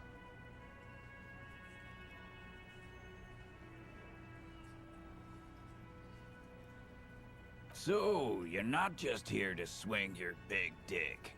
You're here for the pretty boy. Started playing Disco Elysium. Actually, I should continue. How are you finding it? So this is my second playthrough. I think Disco Elysium might be one of the greatest works of fiction I've ever experienced. I think that almost every single thing this game does, it does almost perfectly. This is a 10 out of 10, dare I say 11 out of 10 game for me. It's a very dialogue-heavy game, but the writing is so unbelievably exquisite and creative and interesting to go through. I know how this story ends, but I'm still so enamored with everything that's being said. It's such a brilliant game. Such a brilliant game. And sometimes insulting. Yeah, it's intelligently self-aware about the player and their actions, and occasionally it makes a slight jab at something you're doing. And it does so in a way that is, it has integrity intact. It's not mocking the player, it's just demonstrating that it's a bit more self-aware than you would realize. Bits of dialogue crop up talking about, the fact that I keep saying unhinged things and that we're running a lot rather than walking, and, little things like that make it feel like it has more mechanical depth and nuance than just a bunch of options you click on the text box. But yeah, Called that one guy an ooze. Yeah, this jiggling ooze. He called a big fat guy a jiggling ooze, which is just a fucking absolutely outstanding insult. Even though you should not make fun of people for their weight, of course. Don't mind dialogue. One of my hobbies is reading, so it's always fun to read a good work of fiction. The thing is, if you like books, if you like reading books, this game is absolutely perfect. Because a lot of us, we all say that Disco Elysium is the best book I've ever played, because it is basically like a book. It's on par with the kind of book that changes your life, that makes you see the world differently. And for me, there's a particular resonance in the fact that the main character is a struggling alcoholic and I'm a recovered alcoholic. So I resonate and I sort of align myself with the main character in a way that I wouldn't if that wasn't, you know, relevant to me. But yeah, it's it handles the concepts and the mindset and the framework and the friction of addiction incredibly well. And it does it with tact and integrity. It doesn't go overboard. It doesn't sort of, you know, use tacky cliches. It's very, very well written in terms of struggling with addiction, and that makes sense because the person that wrote a book about this world that didn't sell very well, because it didn't sell very well, he fell into a deep depressed alcoholism, an alcoholic depression. So when you play this game, you can feel that one of the creative minds behind it was struggling with alcoholism, and there's an awful lot of common ground that I find myself, you know, admiring in this game, because it's not to say that I'm proud of my alcoholism and the person that made the game is proud of it. That's not what I'm implying, but there's a particular flavor of pain that you feel when you play this game, and it's all too relevant to me as somebody that tried hating myself to be healthy, and it didn't work. And it was only when I demonstrated compassion and loved myself, despite my addictions, that I was able to summon the strength to overcome them. And this game definitely feels like that at times. So yeah, I think this might be one of the greatest video games ever made.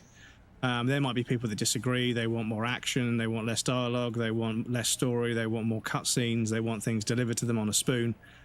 And that's cool. I'm not going to throw shade at those people. People are allowed to be entertained by what entertains them and how it entertains them. I'm not going to question that. People, yeah, as long as they're having fun, then you win, in my opinion.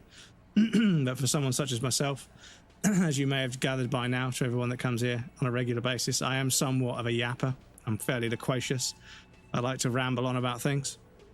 So this game, it's perfectly suited to me because the inner musing of the main character, where they muse and pontificate an idea, and then they pick one particular aspect of that idea and then double down and just begin to think of it like it's an established notion that makes perfect sense, you know?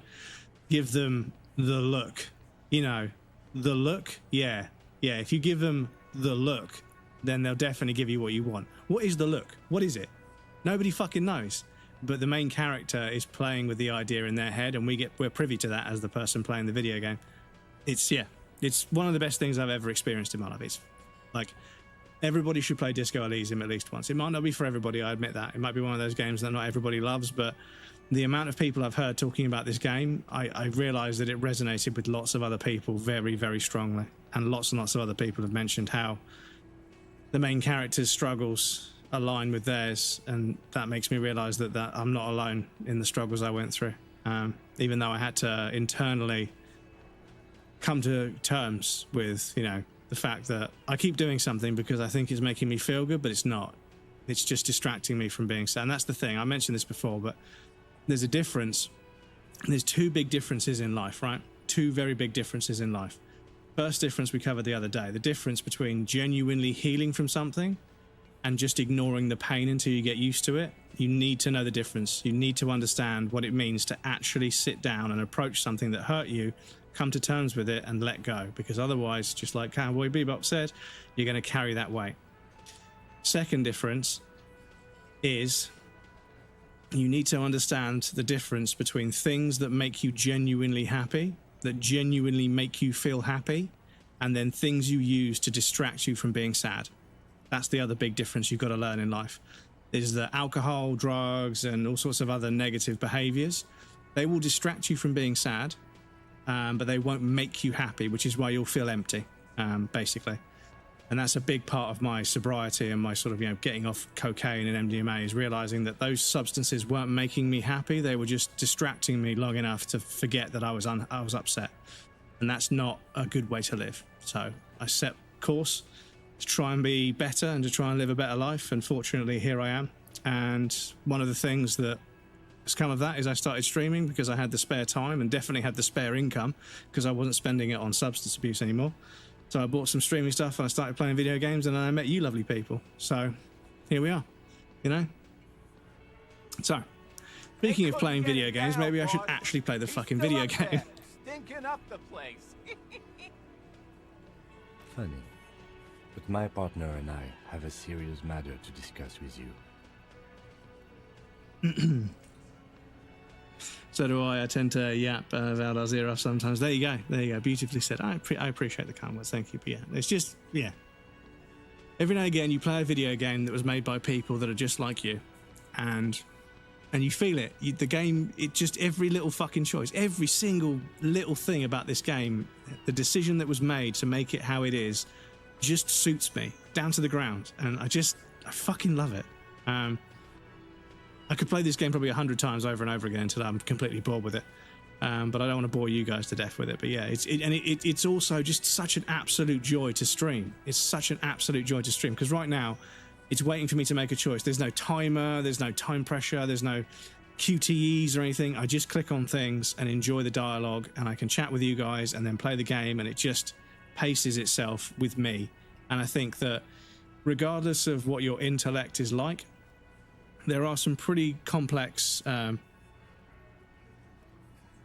sorry for earlier, dude. Stressful shit day. How are you? Welcome in, I'm sorry to hear you had a stressful day, dude. Don't worry about it. I'm sorry to hear you had a stressful day. But yeah, it just paces itself with me. And yeah, there's so many little tricks. Because when we play video games, I will play the video game in a second. I know I'm talking about playing video games, and there's one right in front of me, and I should be fucking playing it because I'm streaming. But when we play video games, there's things we like and there's things we don't like. And then there's video games where we like almost all of it, but there's always a few bits and pieces that we don't like. This game, I like everything about it. Like, there's so many things. There's just a fucking raft of things, a plethora of things that just feel right, that just work for me. And it might not work for everybody. But it handles some pretty complex ideologies and worldviews and mental frameworks and stuff. And there's quite a lot of dialogue to get through. But it won't ever rush you. It will let you consider every single thing that gets said, and you can always just scroll through and see where you got to in the conversation and how. It's not trying to rush you through the dialogue. It's not trying to get you to the good bit of gameplay that everybody uses in the trailer and makes clips of for social media. It's just ticking along, and it paces itself with you at your... And there's something very, very comfortable about the pacing of the game, because I'm in control of it completely. Even if it does deal with some pretty uncomfortable things, I can always take as much time as I need to process them, which is, again, like I say, it's just another thing about this game that is fucking brilliant. It's just such a fucking good video game. Anyway.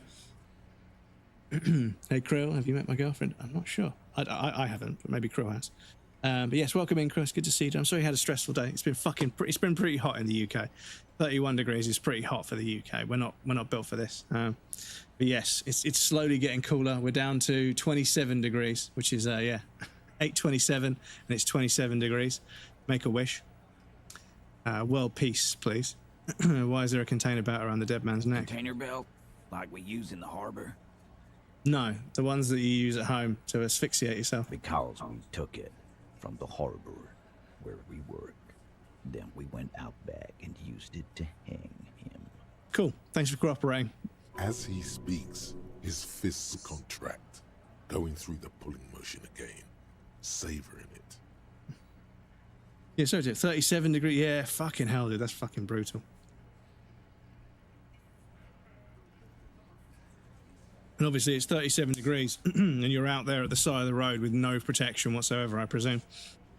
So yes, make sure you get your post sunscreen on, whatever it is, after sun. Together, all of us, until he was dead. That's why there's a container belt around his neck. Goddamn right. No, these 7 honest men have equally come forth. They told you what happened so that you don't waste any more of your time. They're playing to their considerable strength in numbers. Don't talk about arresting them. You'll only bring attention to your inability to do so. How many people have you sent to the Shays? Ever felt remorse for them? It's a good point. Or send them to Reunion to rot. For 20 years. Letting Ash felt today too before I had to go to hospital with Lisa.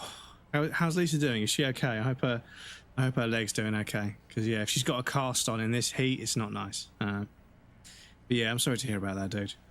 Make sure that you're speaking with your employer about health and safety and stuff. I know it seems a bit silly, but yeah, the thing about heat stroke is it comes on really slowly, and then you'll notice you'll sit down on your break and the fucking floor is doing this.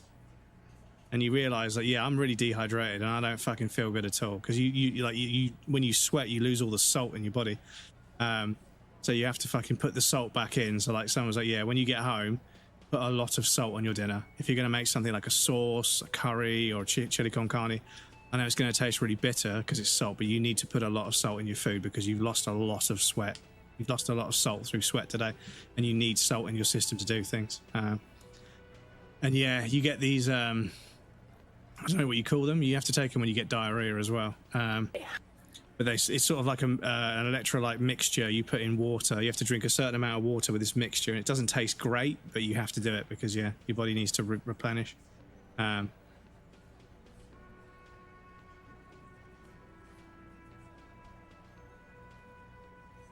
Rest assured, lawman, none worse than our guy. He got what was coming to him. Salts are needed for hydration. Yeah, strangely enough, yeah.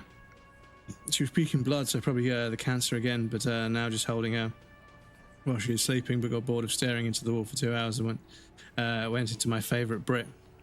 Thank you, dude, but I'm sorry to hear that she's coughing up blood, dude. Really doesn't need anything more at the moment with her leg and everything. But I hope everything's okay, dude. If you need to step away, please don't feel bad. Please take care of her, of course. Yeah, man. Fingers crossed that it hasn't returned. Fingers crossed it hasn't returned. Sorry, I'll cross them properly. I can't. My knuckles are so fucking beaten up and misshapen. I can barely cross my fingers anymore. But yes, wishing you well, dude. Wishing you well. Are you deaf? There will be no singling anyone out.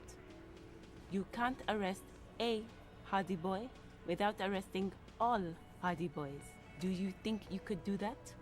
Do you think you could arrest them all? Shit, I was supposed to not. Titus, keep addressing him. He wants everyone to know he's in charge.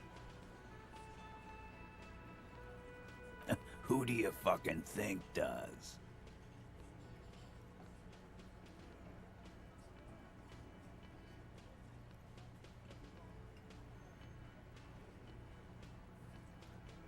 You keep him the fuck out of this. We have autonomy. It's all on us. Everard runs the union. I run the Hardy Boys. Starting to rattle him a little bit. When Hardy says he runs the Hardy Boys, he means that in an administrative capacity. On that night, everyone acted as one man. You don't have to keep answering his questions. I know, Lizzie. Relax. We killed him last Sunday night. Seemed like a good way to end the week. Known him? We don't associate with scum like that, asshole. Yeah! Who do you think we are? Quiet. He came around about 3 weeks ago when that Pines cow first sailed into town. Happy? By the Pines cow, you mean Joyce Messier, the representative for White Pines? The same company you're striking against? Doing all the tests now, but she needs to rest too. Yes, definitely needs rest. Definitely needs rest. All the best wishes. Thank you for sending your best wishes to Krill, guys. I appreciate that. No. Krill's an important member of the community. It's nice when you guys help out with sending our best wishes. But you know what? Why don't you ask her about the pretty boy? I'm sure she has interesting things to say when you ask her hard enough. That's enough insinuation for today, Titus. Officer, your interview is drawing to an end. Don't waste your last questions. Why? 'Cause he was worthless mercenary scum. And he stepped out alive in my town. And he stepped out of line. What kind of mercenary? The kind that shows up when you start a strike. The Quote experienced of the day. kind, too.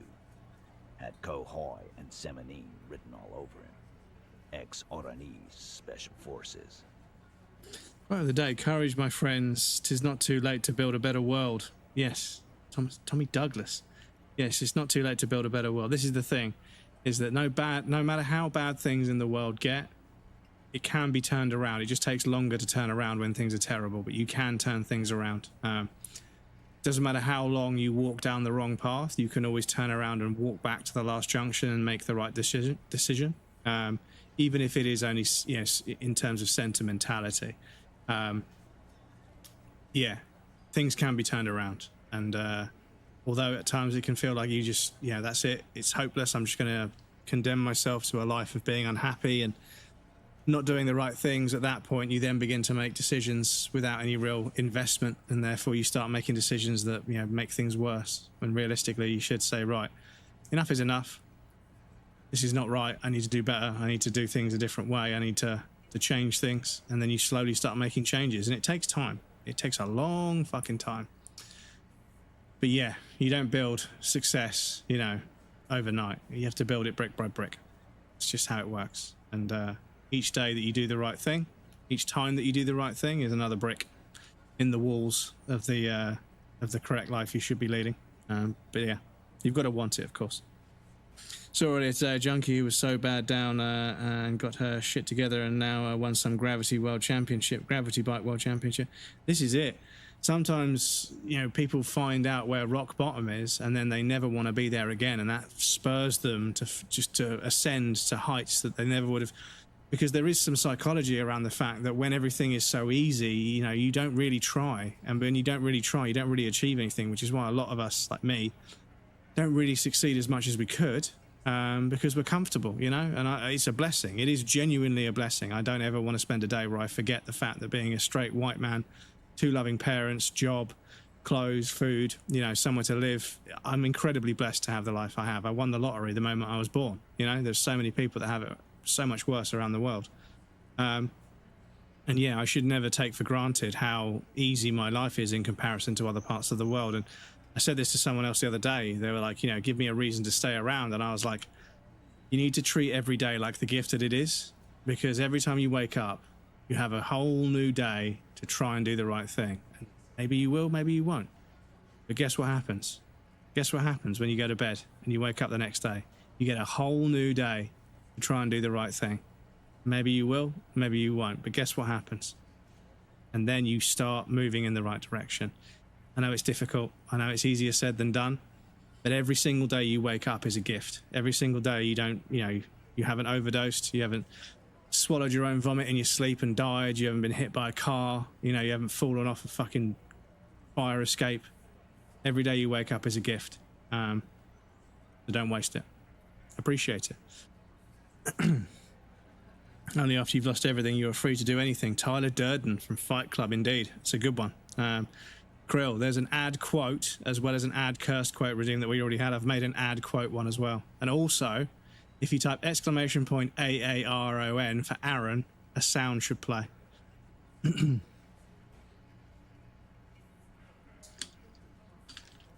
not Danish, I'll always be worse. Earn.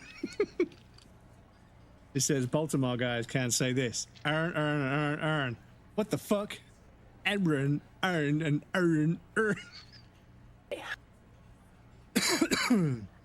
Baltimore accent. Yeah, we spoke about it last stream. Right. A live grenade right here in our bar. This one has a special gripe with him coming here. Reminds me of Key and Peele. Aaron. I can't prove it, but I know He was sent by the Wild Pines. Shit. They hire merc shit like that. Story of every strike from here to Samara. Cause one night, he walked straight up to the mic and said, I'm RNA's goddamn special forces, and I'm gonna fuck you all. Really? Yeah, really. Had a gin and tonic up there, sang some RNA's paratrooper song, and said he's gonna fuck everyone. We couldn't believe it either, but he fucking did, right there. Like some kind of animal. Wrong. He harassed women, raped one, harassed workers, threatened to kill some as a warning. There's a slight unease in him suddenly. He regrets mentioning the rape.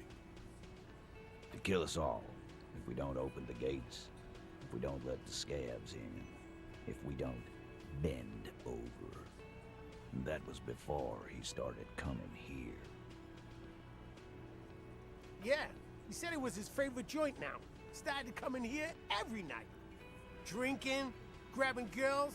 Grabbed one of ours mid-karaoke, right there on the stage.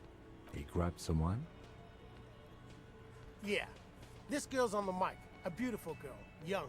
Gets into the second verse of Lover Lake. The fucker grabs her legs, starts screaming.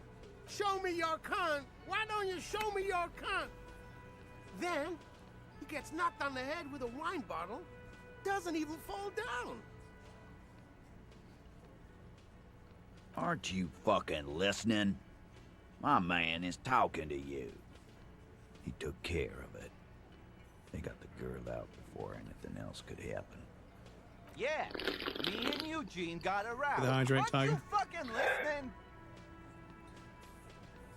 No, you're not getting the name. That's a Martinez matter, and I'm not discussing it with you clowns. Welcome in, Tiger. Thank you for the hydrate. Doesn't automatically add a quote to the quote library. Yes, yeah. So you should be able to add a quote in. You should be able to add a quote, and it will show up in the quotes. So let me find it. If you add one, hang on a sec. Let me open it. Let me open it up. So if you were to add a quote to the quotes list with some channel points, and then I can close this and reopen it, and it should be there in the text file. Oh, you guys can't see this because it's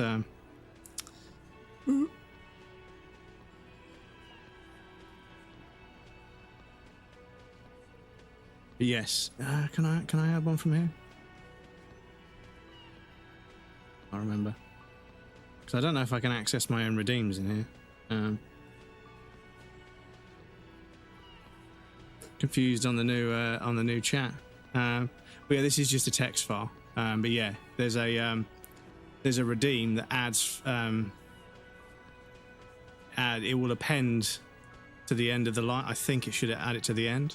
But yeah. Anyway, game capture. I could turn the TV off. I don't need that capture anyway.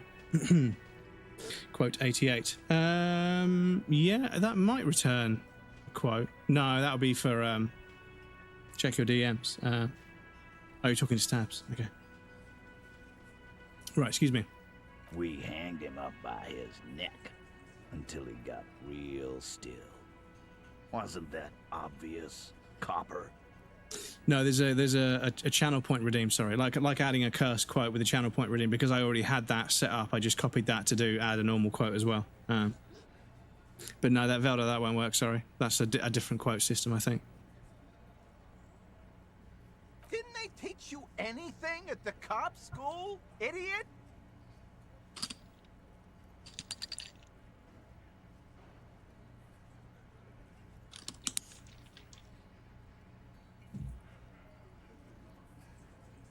Crumbs. What? Is it broken? Did I break it?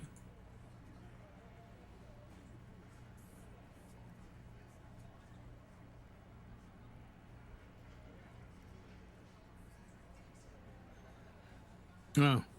Oh, hang on. Oh, hang on. No, you're right. It didn't create the right kind of fucking redeem.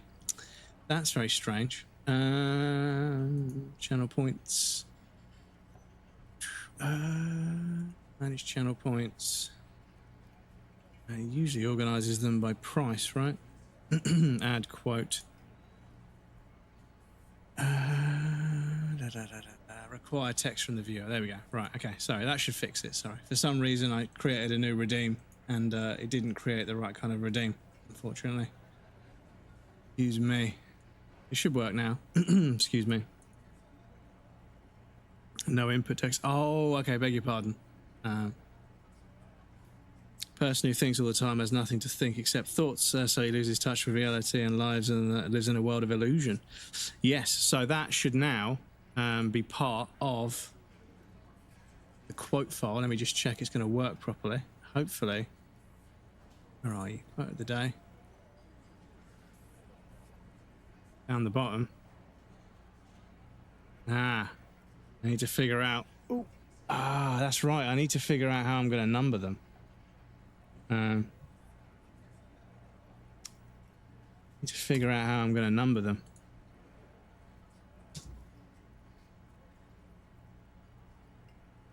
And also figure out, realistically, you should really add the person who said the quote, because it's nice to know. It's nice to have the name of the person who had the quote. I think it was Alan Watts. Okay, Pancake Master, welcome into the YouTube. Sorry, I beg your pardon. I just saw you come in. I think it was Alan Watts. Yes, if you can find out and let me know in the Discord, I can update that later. But yeah, I liked him until I read more about him.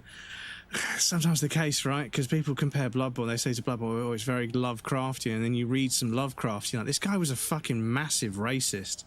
You're pretty sure you've had at least 2 years of cop school and many more of active service. He's got a German uniform on staring at an anime girl on a Union Jack. What? What the fuck?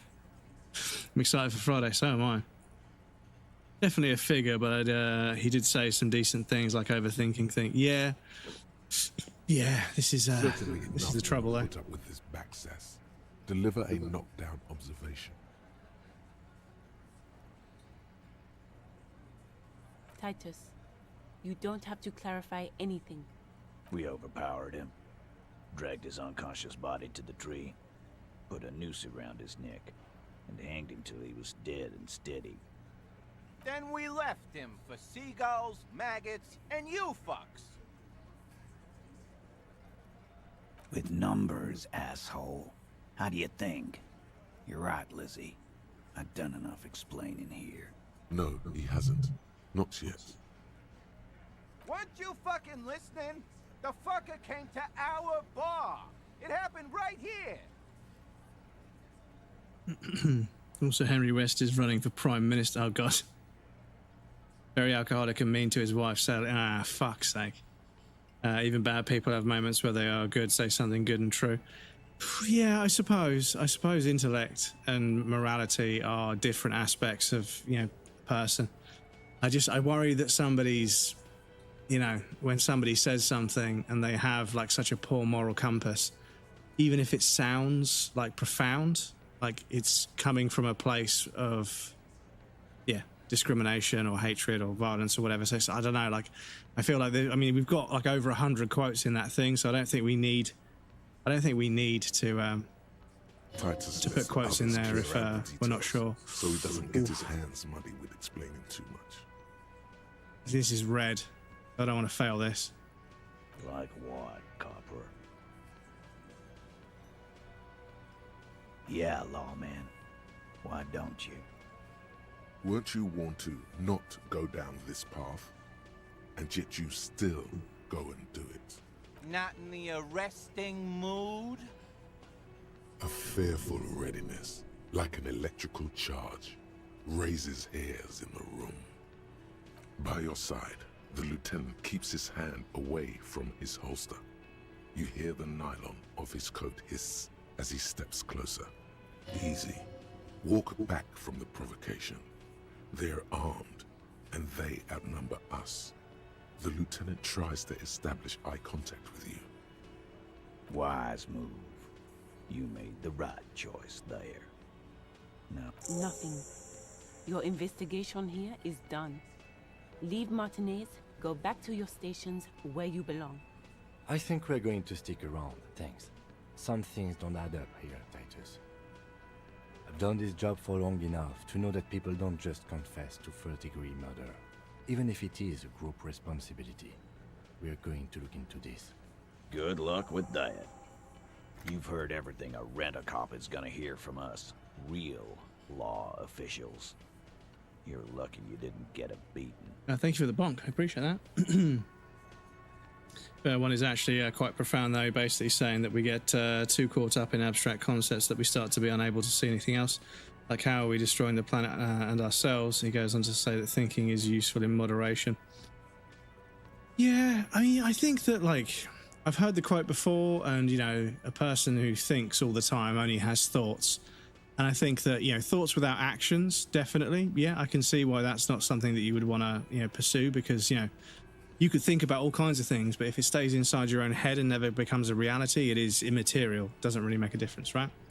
But conversely, I think that, you know, the idea of not thinking being a good thing, I don't know, it skirts the lines of logic for me, that one, a little bit. I feel like I get the sentiment, but I also feel like, you know, some of the greatest philosophies have come from people who spent their lives thinking in their own head before they said anything. And I think that the whole concept of thinking about something and agonizing over it for a long, long time before you conclude with a sentiment, you know, you're giving somebody the conclusion to a thought path that could take somebody else years, but because you've done that work, you can pass that on and improve human beings' understanding, the human race's understanding of the world, I suppose. But yeah.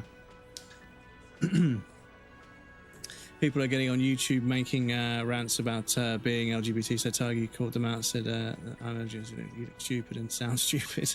And they removed and took down the comment. Oh, sorry to hear about that.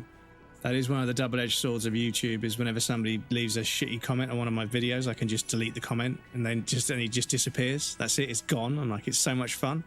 But yeah, every now and again when you call someone out for lying or being misleading or something and they just delete the comment, it's like, wow, fuck you. You're the worst. Cure, welcome in, dude. How's it going? Good to see you. Is the fire still going or is it burned out? Oh no, was that today or was that? Yeah, I saw. Yeah, it was the day before yesterday, wasn't it? Or yesterday, I can't remember. But yeah, it looked nice. Sup, Turk. On about obsessive overthinking. Oh yeah, getting trapped in your own mind is obviously not what you want. Intelligent person has very dangerous power, overthinking down into depression spiral of insanity. Yeah, it's true. I suppose, yeah. Like overthinking about negative things. Yeah, I suppose that's true. Overthinking about everything. Yeah, like I said, it's another balance, right? It's another sort of balancing act you've got to maintain in life. So that's what this is about. He doesn't see you as his equals. What are you talking about, madman? There's no 8th Hardy Boy. There's 7 of us and we're all here. 1, 2, 3, 4, 5, 6, 7, 8. The gardener was there. Or what? You want to be the 8th Hardy Boy? We ain't hiring. Fight against the Danes never stops. Actually, boss, we've been talking and we think she could maybe... This person Glenn wants to hire, he really respects her. She?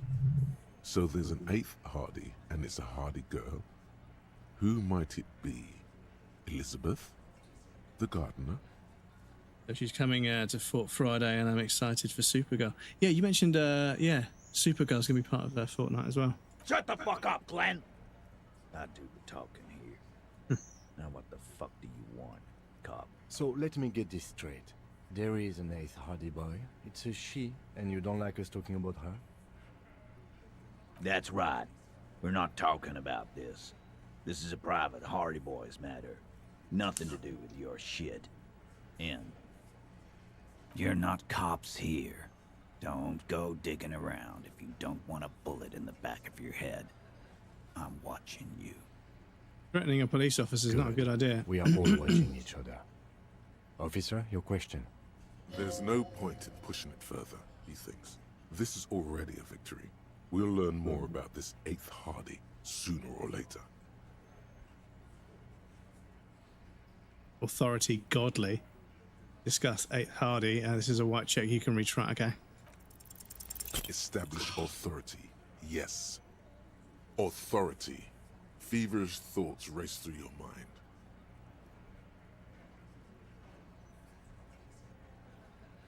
Kim, I need your gun. Stop shitting your pants. You don't need to know, all right? We took care of it. The law handled it, all right? Yeah. Aren't you listening? It's done. Finito.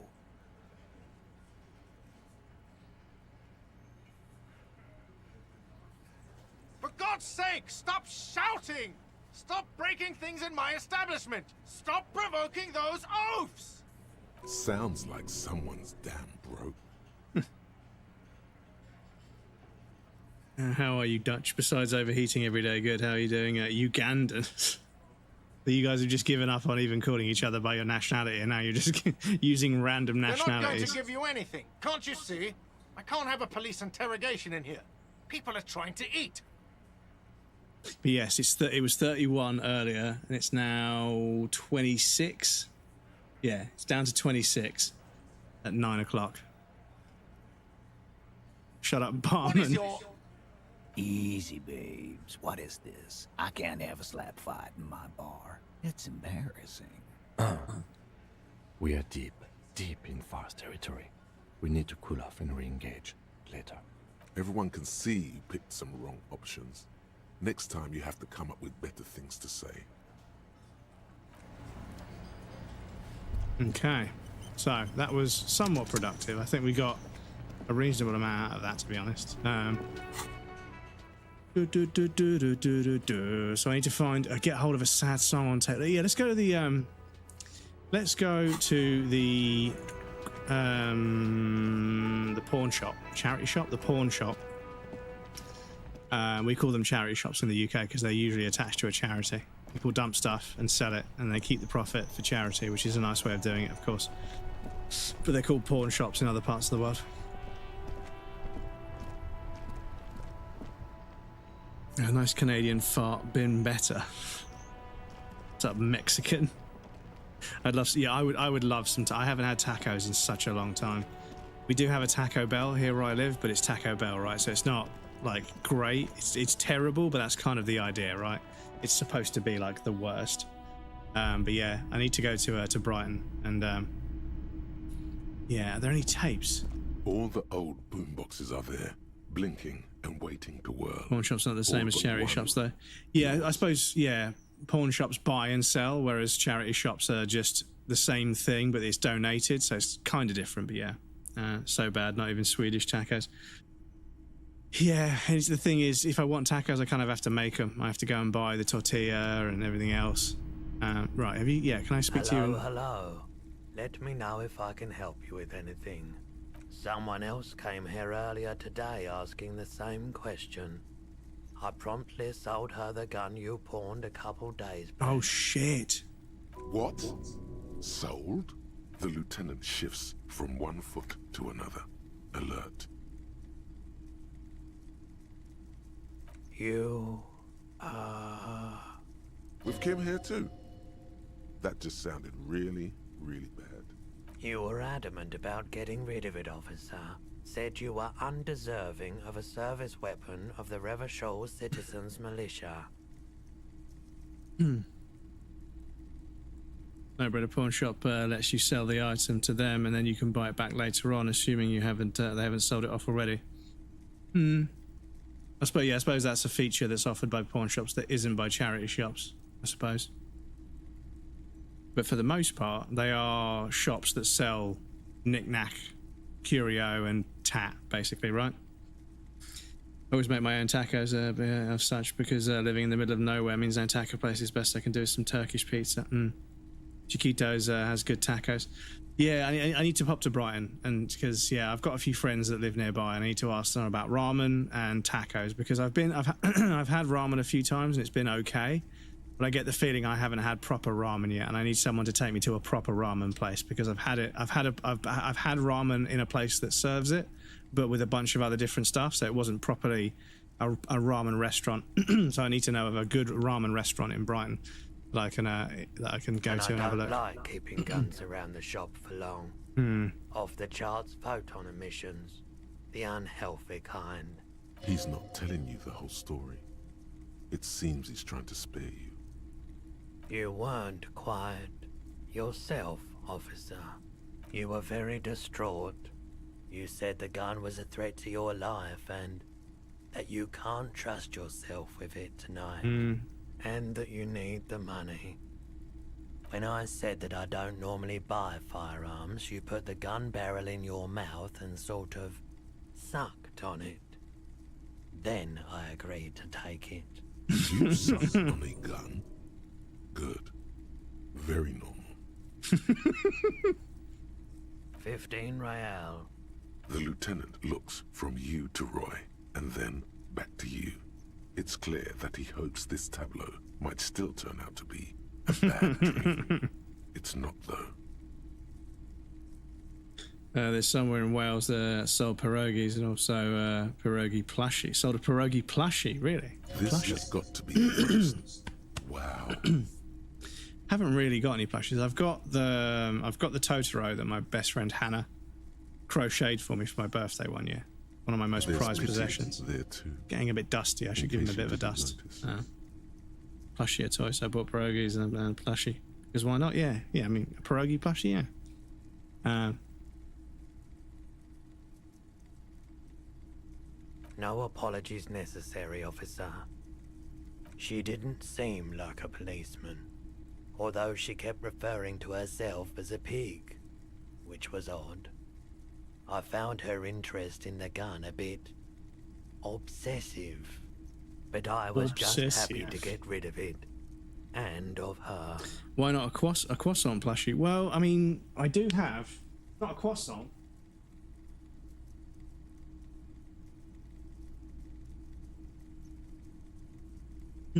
I do have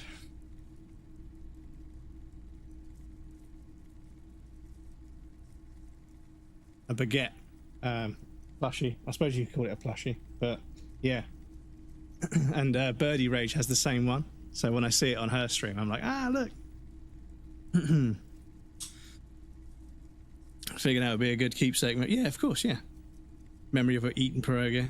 I have a kitty plushie, not the animal. Not the animal, okay. Time me and Ella went to Wales. I have an issue with memory and attach memories to objects. Yeah, I'm the same. I have fucking so many knickknacks from places I've been that remind me of things. So yeah, I'm the same. There's a whole table full of shit over there. Well, it's not shit, it's just stuff. But yeah. Right, so let me get this right. You sold your sidearm, issued by the citizens' militia, and now a civilian is running around the streets of Martinez with it? Miraculously. His face does not reveal what's happening inside.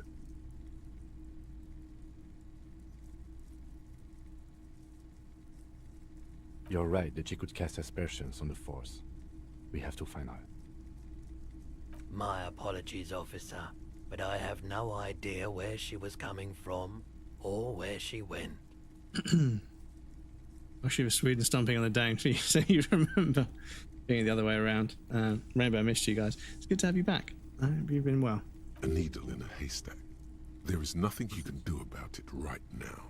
You'll just have to hope Everard wasn't lying, and the Union can track her down in time.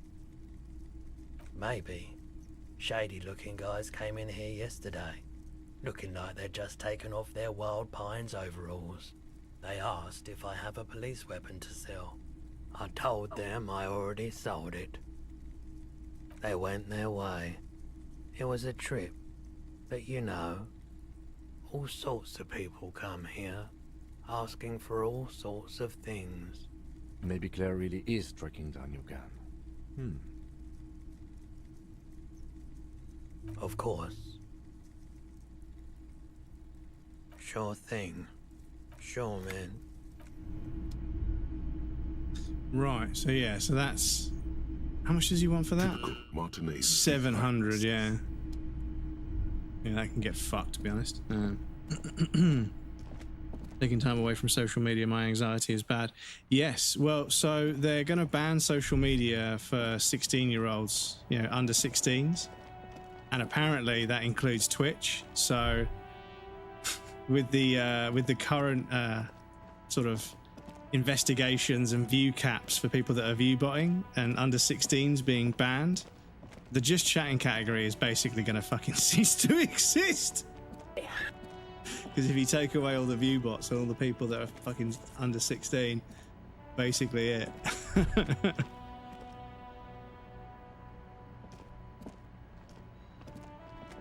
How do they ban it though? Can't the kids just put in higher numbers? Well, yeah, I don't know whether they're gonna, how they're gonna circumvent it, but they will. You know, it's like the government tried to ban alcohol and that didn't fucking work.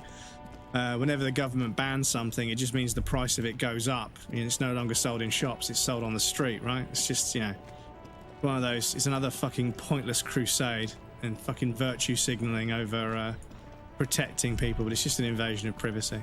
Right.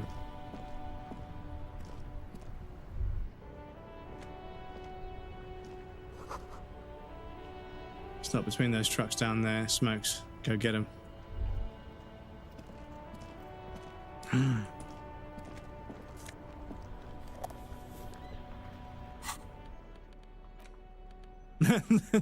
Fucking tools.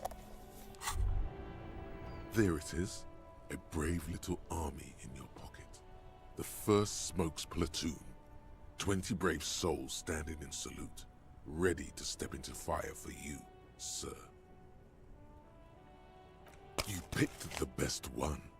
This soldier is fat and succulent. What are you? A succulent cigarette? Re-become yourself. Re-become yourself.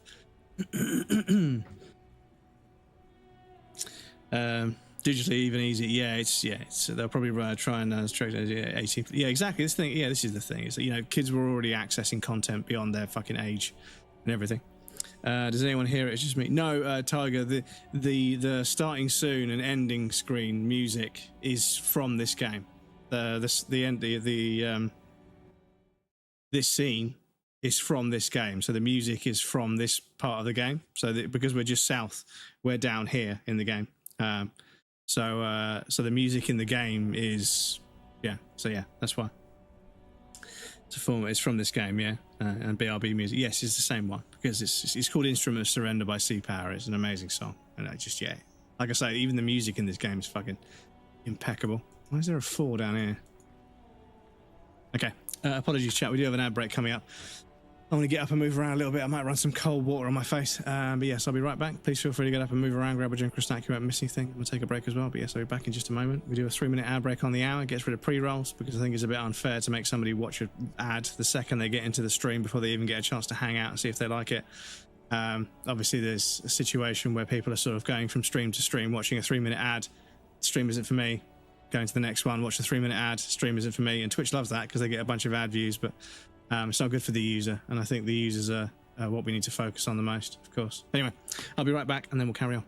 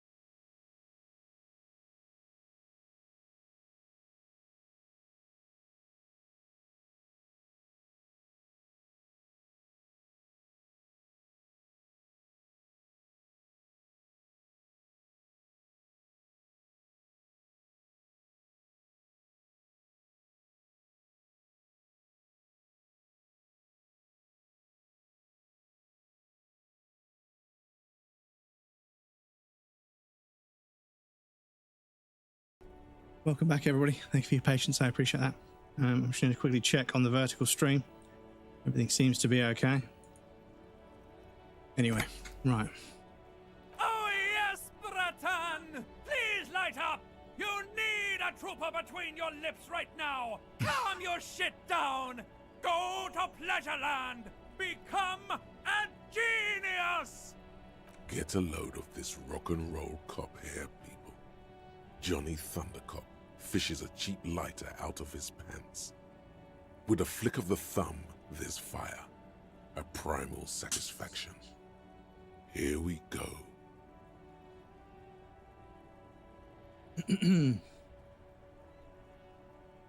Shit, couldn't even. I'm sorry to hear about that, dude.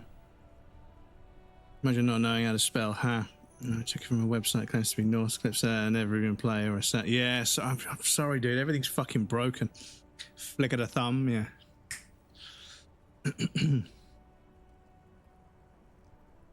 Repercussions. There's a high risk of glory with a mild chance cool genius. Crumbs looks Smoking different. makes you into an intellectual. Everybody knows that. Same old me. Smaller? No, I don't think I've changed the size of the webcam. It will help you concentrate a bit. That much is true. It only lets you concentrate because you're in nicotine. Skinny? No, I'm not. I'm not skinny, no. The white hair, yeah. The old beard, it's starting to give up. You've lost weight? No, unfortunately. I appreciate the compliment, but no. I have actually, in fact, gained a bit of weight for several years in a row. I was trying to get below 100 kilograms, but I'm back up to 115, unfortunately, which is a shame. But obviously, when you don't sleep and your body's clinging onto every calorie because of exhaustion, because you don't sleep, it's difficult to lose weight. And obviously, because of the breathing, I can't go to the gym and actually exercise enough to make a difference. So I can't really train at the gym at the moment. It's just I'm just not getting anything out of it. I'm just paying and not really seeing any results. So yeah, it's not the best situation. I appreciate the compliment, but yeah, no, unfortunately I have gained a bit of weight. But I'm hoping to lose it once I start to sleep properly. Honey, I shrunk the breadcrumbs. Yeah, no, unfortunately my muscles have been getting smaller. I'm fucking there's barely anything there anymore. Barely anything there.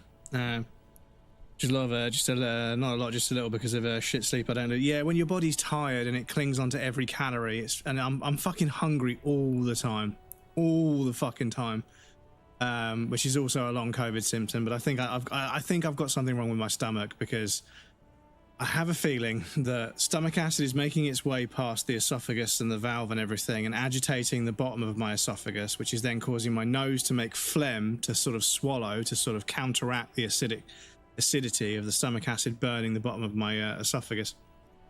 That's why I'm so congested, and because I'm congested, my soft palate is clogged, so I snore and I get sleep apnea, which means I don't sleep properly, and when I am asleep, I'm not deep enough in sleep to actually rest.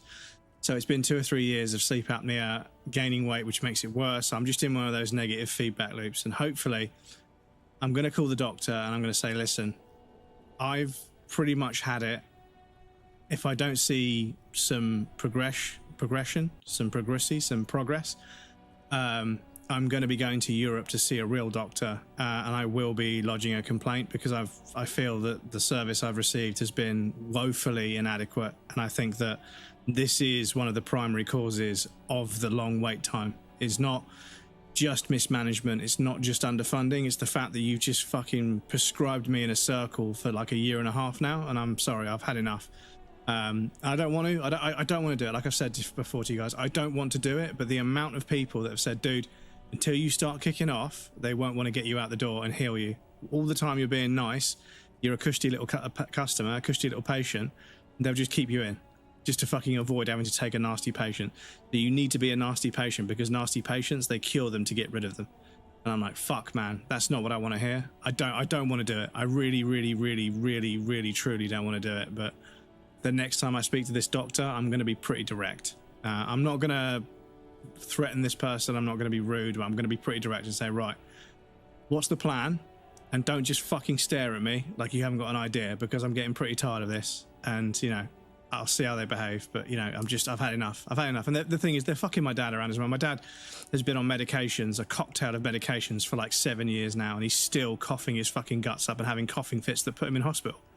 It's not good enough. It's not good enough. But anyway, we'll play the video game. Welcome to the nose. I get acid reflux all the time. Yeah, this is it. I think it's acid reflux, which is causing an excess amount of phlegm being generated. That's blocking me and congesting me, stopping me breathing, causing me not to sleep properly. So once I can get the stomach acid fixed, then we can go from there. But anyway, it only lets you concentrate because you're in a nicotine withdrawal. It only mitigates its blah, own. Blah, blah, boring. Light it up.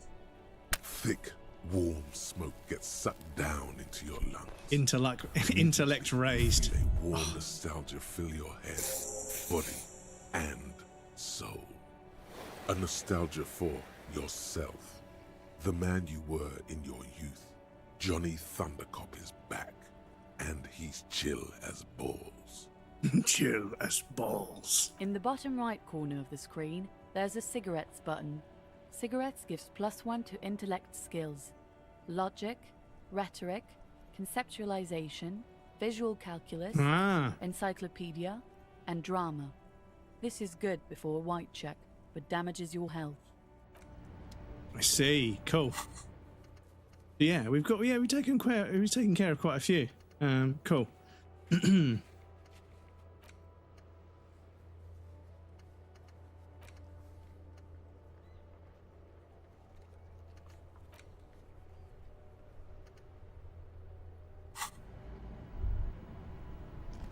Let's go speak to this guy again. Make way for the master poet. Well over 15 years. Yeah, this is... yeah, I need to wait until tomorrow to try this again. Make way for the master... Nope. Some of the other drivers... Yep. Nothing wrong with that. You could also check the kiosk down the street. Frit. With 3 T's. Rebishaw's weird. Ah, man. Me and narcotics go way back. Had some good times surfing the set, but those days are behind me. There are other addictions in my life now. Just be straight with him. Hey, man, that's serious criminal talk. Are you trying to pull some sort of an entrapment thing on me? Entrapment is where a law officer gets a person to commit a criminal offense they otherwise wouldn't commit, often through some trickery or fraud. Been awake since the late 90s, haven't missed a thing. Aerosmith actually quoted David Lee Roth, but he said in the 80s, finally put on some new pedals on my bike, and now my huge ass feet actually fit on them. I'm glad to hear that the feet fit on the pedals. Which pedals did you go for? Because yes, there's a company. Oh fuck, what are they called? Eclat. Interesting name for a company, but they make some sealed. They make some very, very nice pedals, and they made a set of metal sealed pedals at one point, but they're no longer. Yeah, the Surge. They were fucking expensive, but fuck me, are they a good pedal? Look how thin they are, and they use Allen bolts that you can replace. You can undo the bolts and put new Allen bolts in to refresh the pins so they never run out. But yeah, they were 150 quid in places, which was pretty fucking scary. But Odyssey,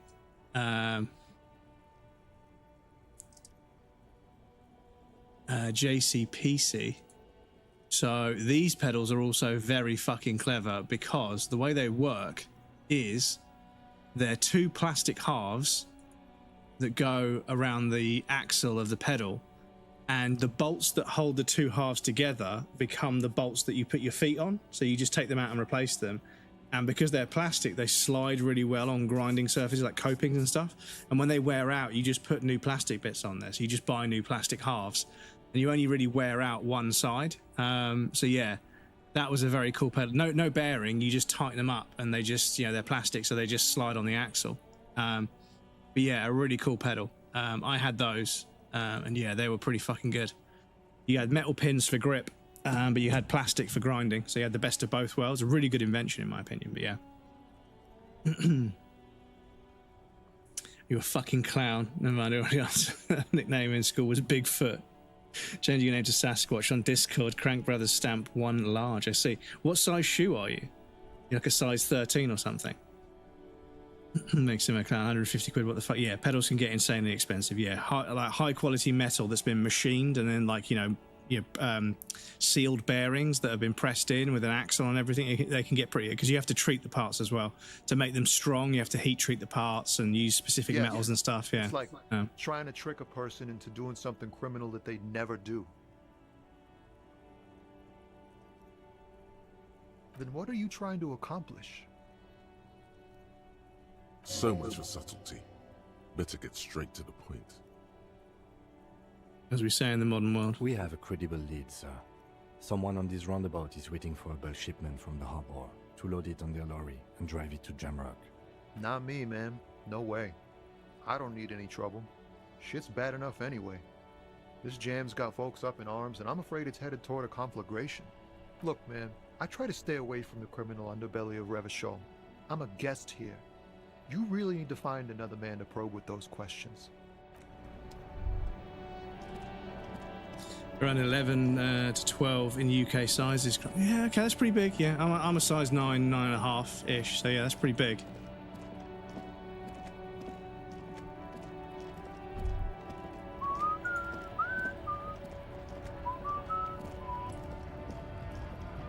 UK need to implement metrics. Yeah, well, you know, I mean, measurements and measurements. We've got a little counter down there to tell us how many cigarettes we've got, for fuck's sake. That's what it was. Have I got a skill point to use? No, almost. And one more good skill check and I'm going to get 5 and I'll have a skill point. Do I need to internalize anything?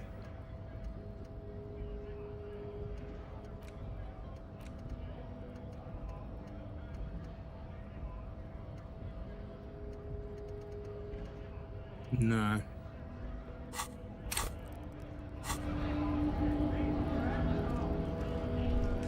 Right, so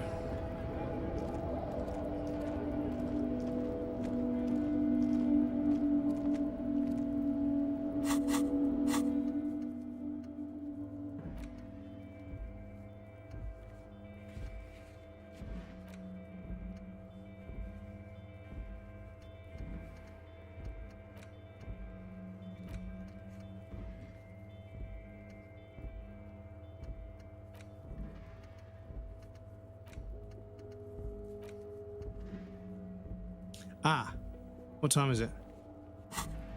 After 21. Okay, so yeah, we're almost there. We're almost there. So if we make our way over there, it might be time to go knock on that door. 3310 didn't have a fucking camera, unless you're talking about the new one. Just use Nokia 3310 or Game Boy camera.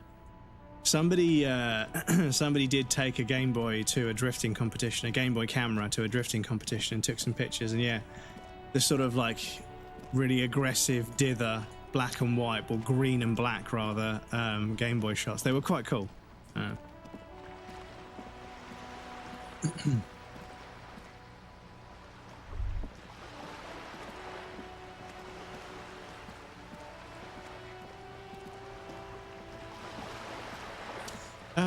We haven't spoke to the bookshop owner in a little while. Let's go speak to them real quick just to see if they've got any new dialogue, because it's day 2.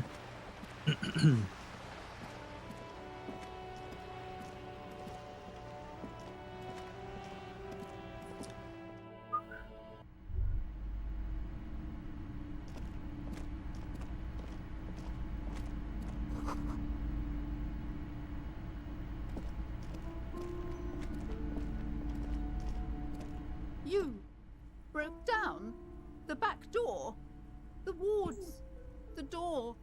It's all gone now. Dark like a What is the dog doing? The cat's fast asleep.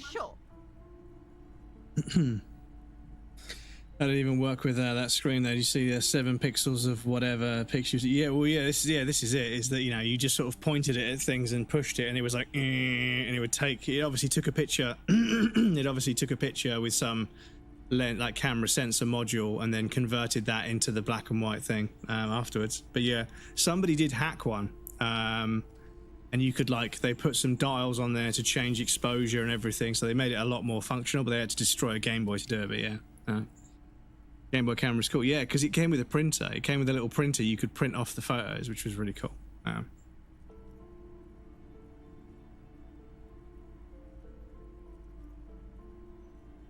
I suppose it's all over now. I guess there's no escape. Talking about the 3310 camera. Oh yeah, I mean, yeah, old phone cameras were fucking atrocious. Like, I look at some of the fucking 360p photos I took with like a, I can't even remember who made the phone, but it had a camera, and it had like a sliding thing to protect the camera, and I think it might have even had a front-facing camera as well, but maybe not. But after that one, I got a Sony Ericsson phone, and when I took a picture with a Sony Ericsson phone, I was like, God damn, this is fucking good. Oh, dude, it is warm. It is warm today. We're down to 25. Yeah, it's 25 now. It's finally eased that way. It says 26, but yeah, it's hopefully going to get down to 20 degrees tonight. But yeah, the fire is right. Yeah, the 3 didn't have a 360 screen. Yeah, well, yeah, it didn't have a screen, right? I love burnt toast. Yeah, I did think about making a version of the camera that's like got a brown color filter that looks like it's toasted and it fades in as the fire goes, but it's too extra. I just need to fucking stop diving into this stuff. Detective. They don't call it the doomed commercial area for nothing. Just look at the sheer amount of companies that have failed in this house. Yeah, I can do a color. I could create a duplicate that fades in over time and do a sepia filter or something, or just just do a color correction and just pull out all the blue and some of the green. I think, yeah, because you'd have to do it in reverse rather than adding color. You take it away to create. But yeah, I hope you're happy now. Happy that you've ruined everything. Now that you've broken the door, the curse is coming to get me as well. Of course you didn't. You're nothing but a policeman. All right. You know what? I'm willing to let you investigate the doomed commercial area. We are set on the path. There's little else to do. But before we go on, tell me, did you encounter the malignant entity?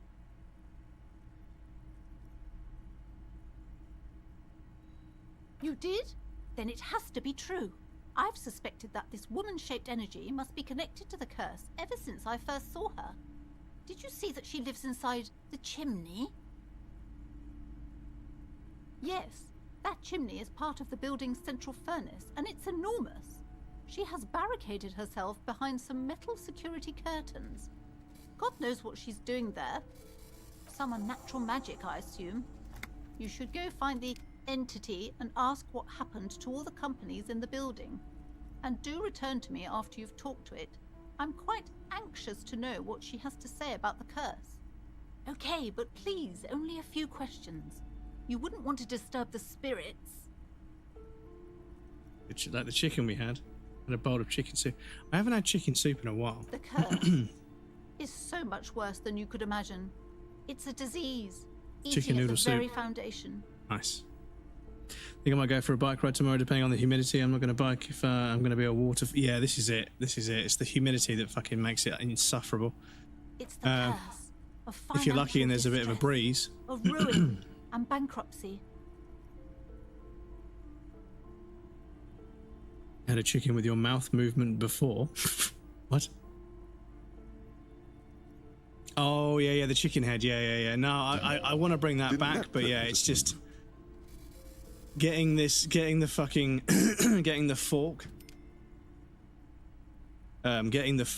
of the Snapchat version that still works to run with that camera. It just doesn't work.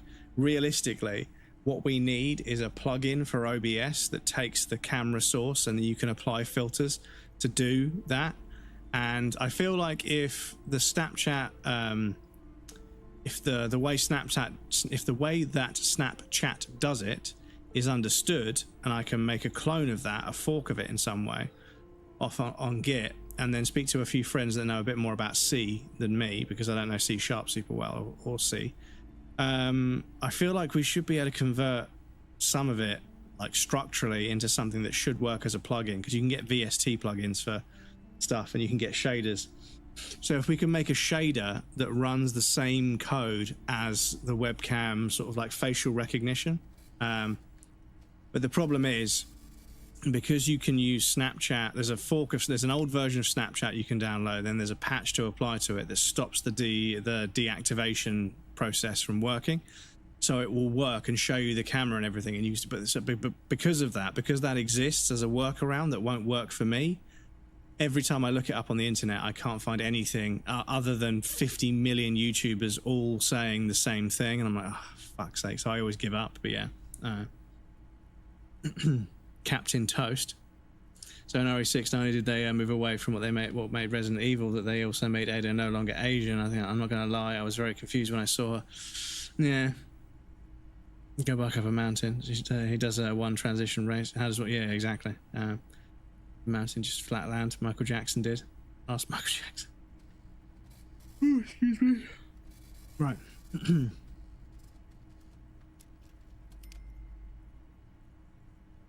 It's not just that, officer.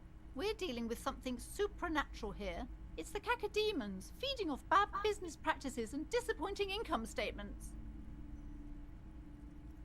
So he's saying it's possible. Yeah, yeah. Michael Jackson. Building, I can tell you. Like his skin lost its pigment, apparently. I've sensed an eerie, lingering presence, as if I was unwanted here.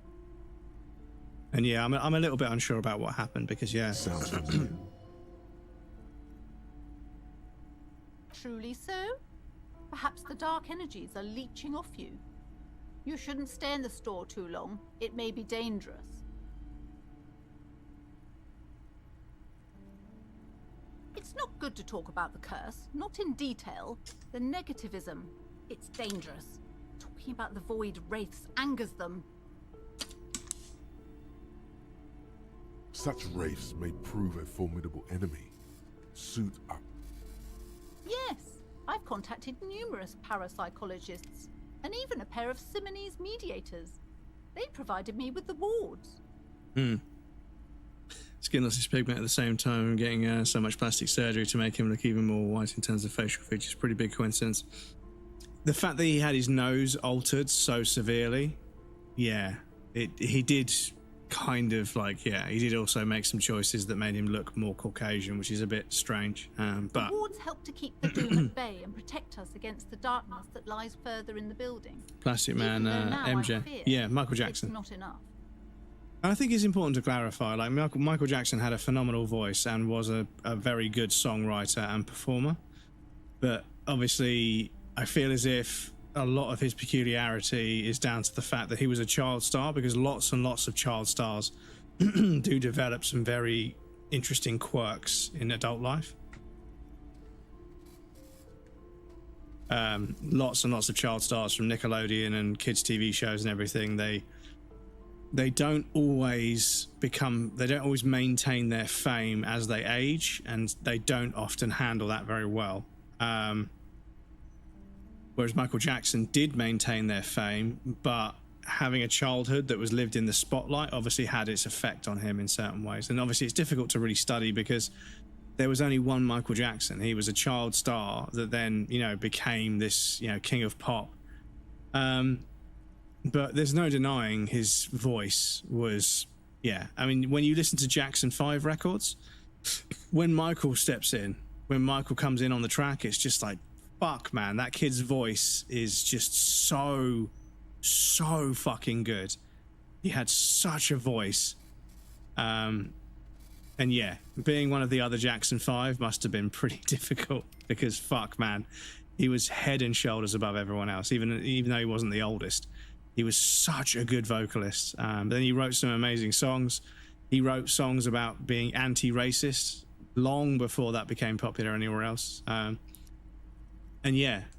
Songs like Man in the Mirror, talking to yourself in the mirror, seeing if you're going to change your ways. He wrote some really meaningful pop songs, like really meaningful lyrics, but incredibly catchy, sort of, But he did have a lot of people working on the music that made him, because, I mean, the strings on Can't Stop Till You Get Enough, Michael wanted to take that off, and the producer included it, even though Michael wanted to remove it. But that's like one of the most iconic hooks of the song.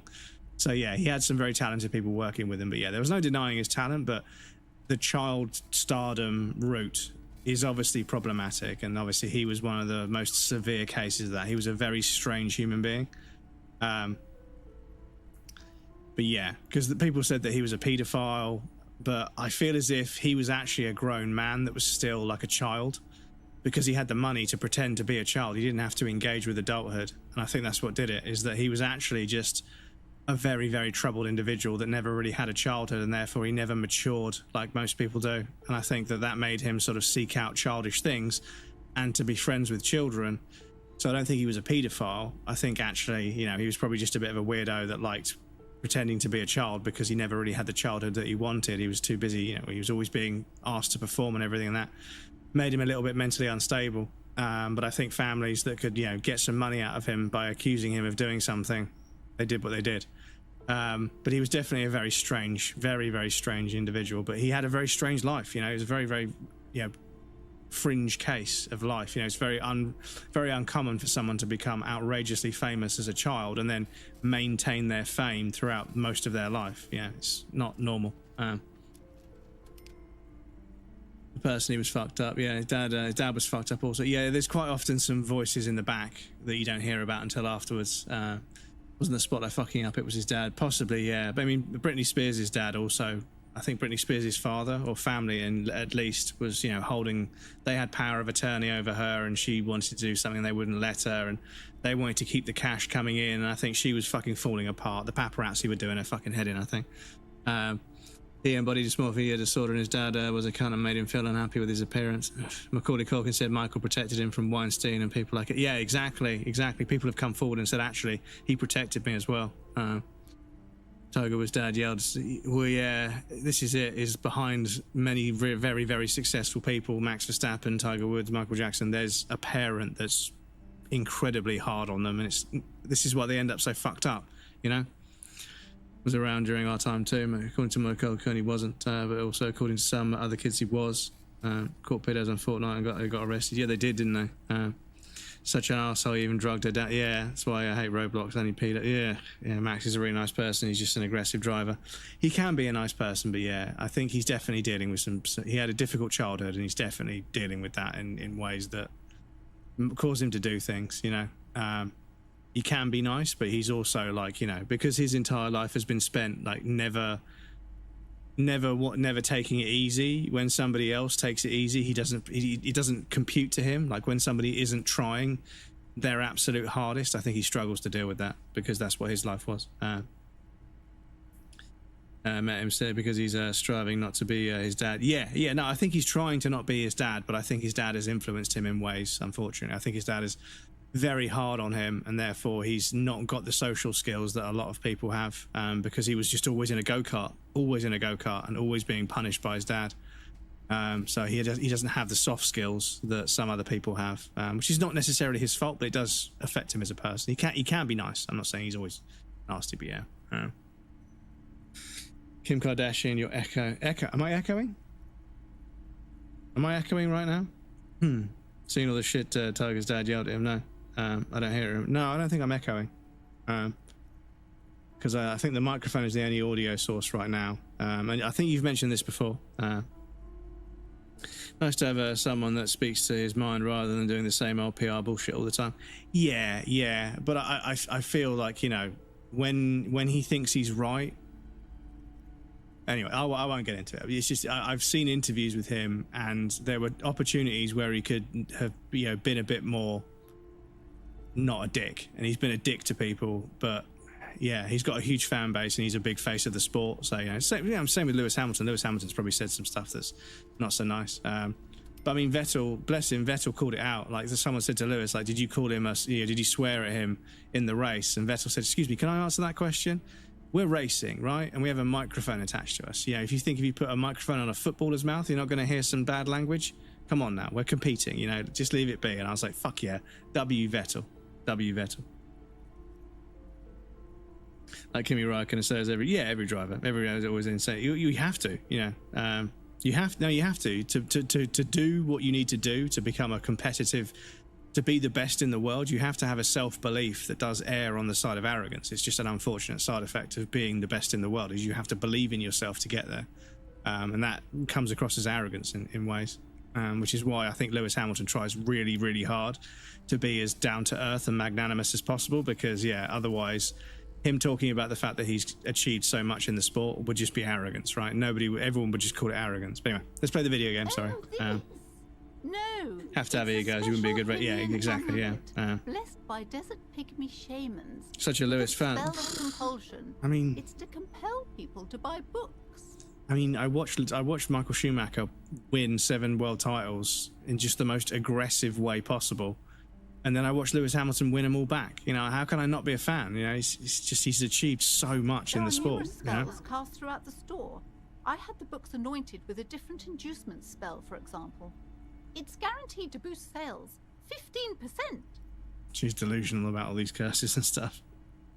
Because he's a Brit. Well, yeah, but the thing is, even if you're not a Brit, the guy has just fucking had an absolutely outstanding career. It's just, no one's had a career like him. He's absolutely fucking dominated the sport for a very long time. And yeah, people like Tiger Woods have dominated the sport for a long time. People like Djokovic or Nadal or, you know,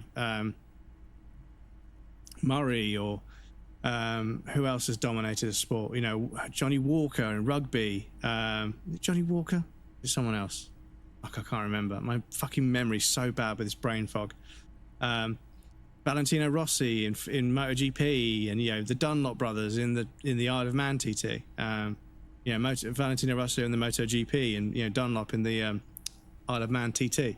You know, there are people that dominate the sport, and they can't really talk about it too much without everyone calling them arrogant. So they have to make a concerned effort to be humble and down to earth. You know, they have to try and come across as humble as possible, because the second they acknowledge their achievement the same way everyone else does, they're arrogant. So, you know, Serena Williams, Venus Williams and Serena, the Williams sisters in tennis, you know, got skills without a good, he's good with the driver on the course, but he's not a good driver on the roads, basically.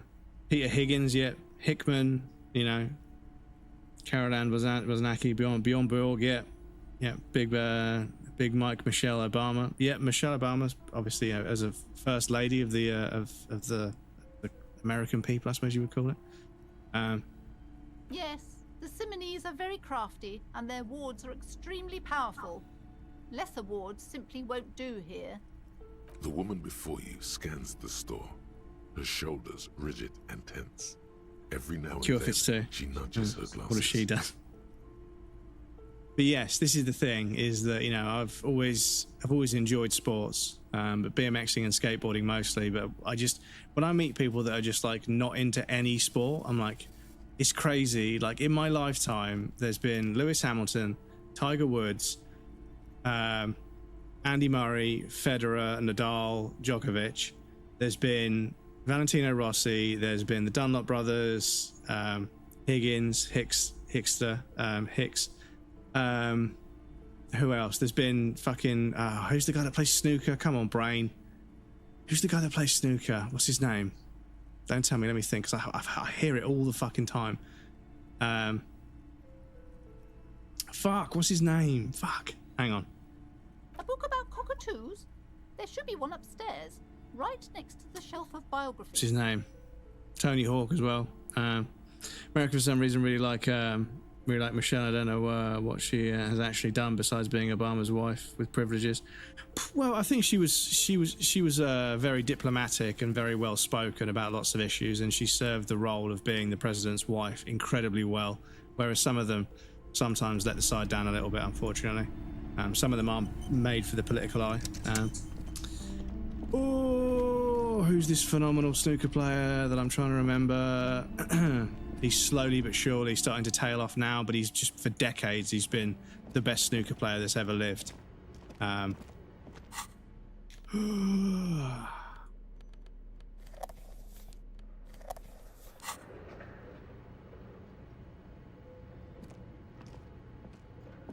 Jackie Kennedy did it better then. And Reagan's wife. Just say no. And people saying that she's not. Just say no. Yeah. Oh, come on, brain. Sorry. Because I can't remember it. I need to fight this and remember it. So what you're supposed to do. get up to there. And just save the game there real quick.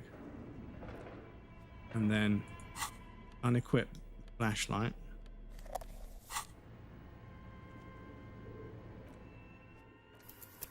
Save the game. And then load the game.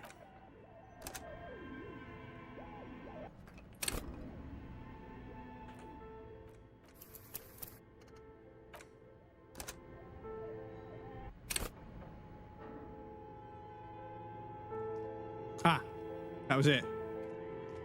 I tried to move, power run. Okay, so we got one fucking trophy. At least we've got one fucking trophy in this playthrough. It's too dark, we need a flashlight, I know, Kim. I know. I know you're scared of the dark. Shush, Baba. I know it's hot. I know it's hot. There's no dry food left. We've run out of dry food with a day or two before payday. I know it's terrible. But I'm sure you'll live. I'm sure you'll survive. Sylvester Stallone Rambo dropped in Fortnite.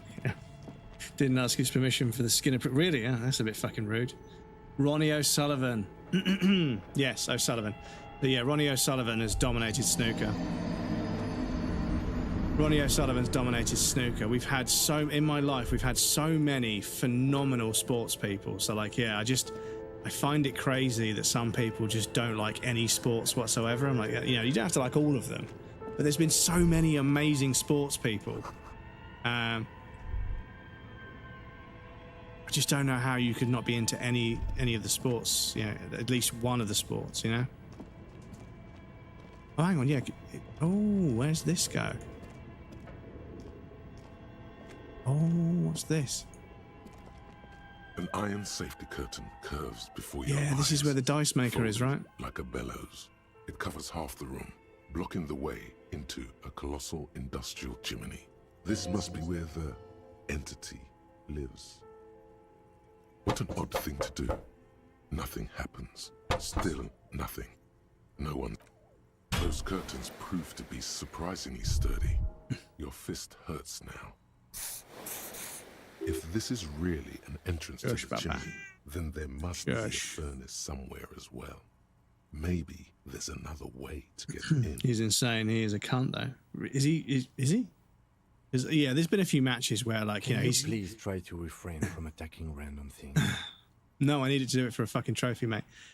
There's been a few matches where, like, you know, it hasn't really gone well, and he's been, like, a bit fucking aggressive about it. But I think it's because he doesn't need to be there. He's being paid to be there because he's a celebrity in the sport, and, you know, he's only competing in the tournament just for the sake of it.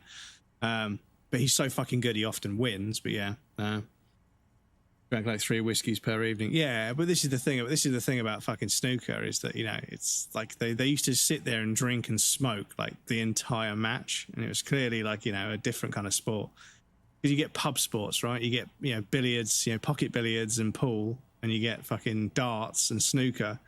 And yeah, the people that are like, you know, competing at it, like they're all like drinking and smoking because it's a pub sport, right? So like, yeah. Only watched snooker when coming home and drank like a lot. Ghosts aren't real. Didn't your parents tell you that? In any case, there's no way we can get in right now. Let's investigate further. As before, those curtains prove if this is... Can you please try to refrain from it? Why do you think there's something on the other side, necessarily? In any case, there's no way...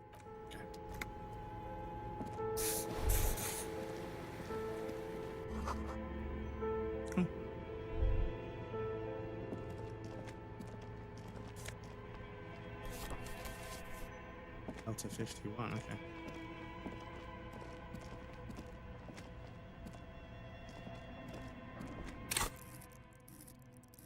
So we got a new skill point. Yeah, we internalized something that gave us... So that doesn't take anything away. That takes away 1 logic. All physical rated by 1. Yeah, that takes away an empathy, so I might check. How are we doing for empathy? 4. Okay, yeah, we're 4, so that's not too bad. But I feel like authority, we're not doing too bad.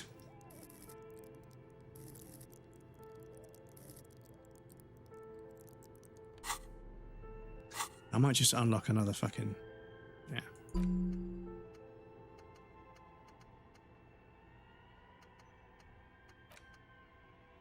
-1 composure.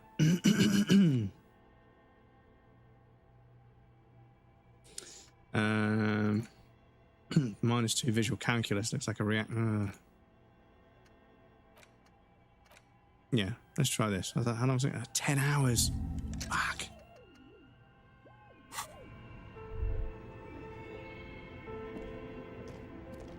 Okay, yeah, I forgot. There's a place up here.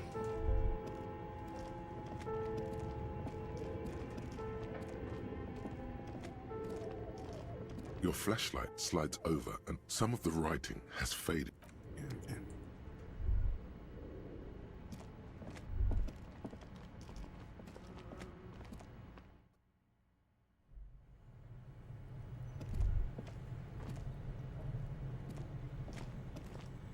Oh yeah, doesn't something fall down here?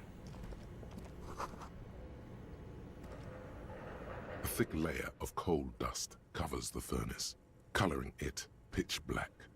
Looks like this furnace has a face, and it's a face of agony. Looks like it. Looks like an old central furnace used to heat the building. It's connected to the chimney. No one has used it in ages. No signs of any recent fire. Only dead rats. It's dark and grimy here. In the darkness you can hear chatter. It's coming from above. A voice or several voices talking to each other. Near the smoke chamber, upstairs. What are you doing?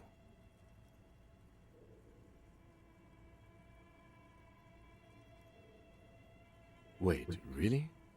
Take your head out of the chimney, please. It's not safe.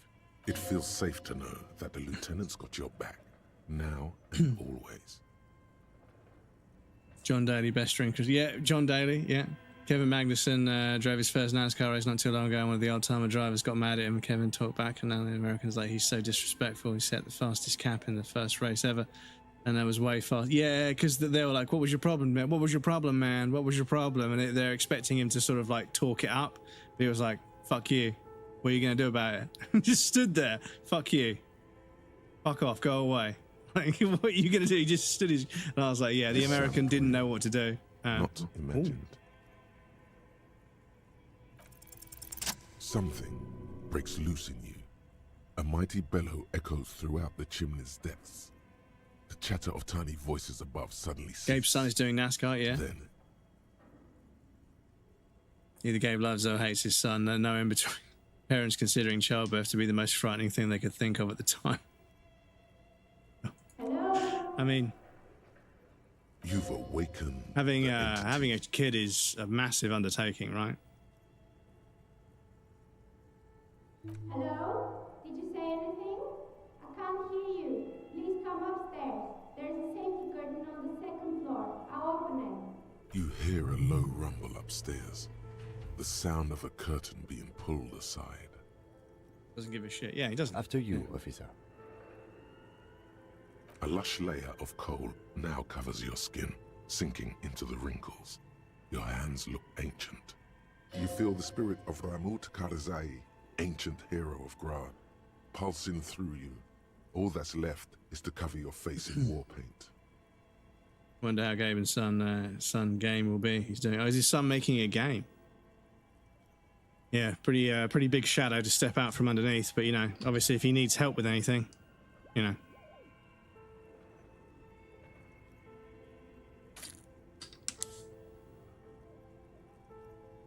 Three dangerous stripes appear onto your cheeks, telling stories of your wild soul. Have an up-and-coming F1 driver in Denmark, young lady named Albert, and Kevin, his dad, and Tom Christian supporting her a lot. I'm glad to hear she's getting the support. She has a seat at Ferrari. Yeah, I think Mercedes are also, because isn't some kid jumping from Formula 4 to Formula 1? Like he's completely skipping F2 and F3. What? What are you doing? Please wipe your face clean, officer. These 3 stripes give you strength in this dangerous realm. It would be foolish to remove them. Well, Fury, Dad knows a lot about making good games. Yeah, and also his dad knows people that can help make the game. So yeah, there's that. Danish too, and he's a Mercedes test reserve driver. Yes, exactly. So yeah, George Russell. George Russell started fighting back because Kimi Antonelli has hit the ground running and is just absolutely fucking destroying. And yeah, George is like, shit, I need to fucking step it up. But they're going to crash into each other. You know, it's going to be Lewis and Max all over. It's going to be Lewis and Brain. Fucking names. I can't remember names at the moment. Rosberg. Fuck, I can't remember his fucking name. Not Lindblad, no. It's going to be Lewis and... oh, I've forgotten his name again. Brain, wake the fuck up.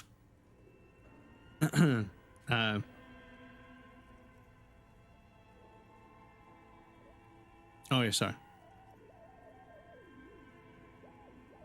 Okay, sure. Go ahead. You're right. The rooms do look like they're connected, but malignant entities don't Big-ish. exist. At least not the supernatural kind. Then what was the chatter you heard? A hollow ring echoes through the furnace. Your toe hurts. Okay, so that's 3 things I've like... that's 3 inanimate objects that I've attacked. I think the payphone is another one of them.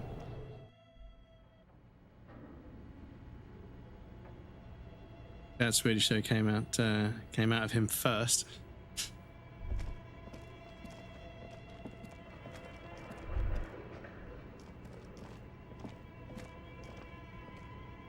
You know what they say, like a woman is born with all of the eggs she'll ever release. So your grandmother and your mother, you know, your grandmother, and then, yeah, it's crazy that, like, generationally, your grandmother had the egg that then became your mother that became you, and you'll have the egg that will become, you know, when you're born. Hello, I'm Nia. Did you try knocking on my window? I must have missed you. I've been listening to my Milius. So what kind of dye are you looking for? Could this be the malicious entity? Perhaps it's wise to go along with this masquerade. That's so sweet. Same goes for your grandpa. Well, no, your men generate sperm and then it dies, whereas women have all the eggs they're ever going to release when they're born, like from like infancy. She's got a direct view to the backyard. You should interrogate her about the lynching. Hmm. Yes, Amelia is like a call-in station. You need a two-way radio to access one. Sperm that became your dad and had sperm that became you. It sounds nasty there. Yeah, but men generate sperm, they grow sperm inside of them, and they just continue to do so, whereas women experience menopause where they run out of eggs and stop ovulating. I was so absorbed. I must have missed you knocking. So men make it on demand, whereas women have all the eggs they're ever going to release to start with, and they're slowly releasing them until they run out. So there's a slight difference in how that's handled. But yeah, obviously, you know, you were the sperm that got generated before your dad got your mum pregnant. You know, that you were that one out of the millions of sperm. You were the one that's, like I say, every day's a gift, dudes. Then how did you get inside? By the south entrance?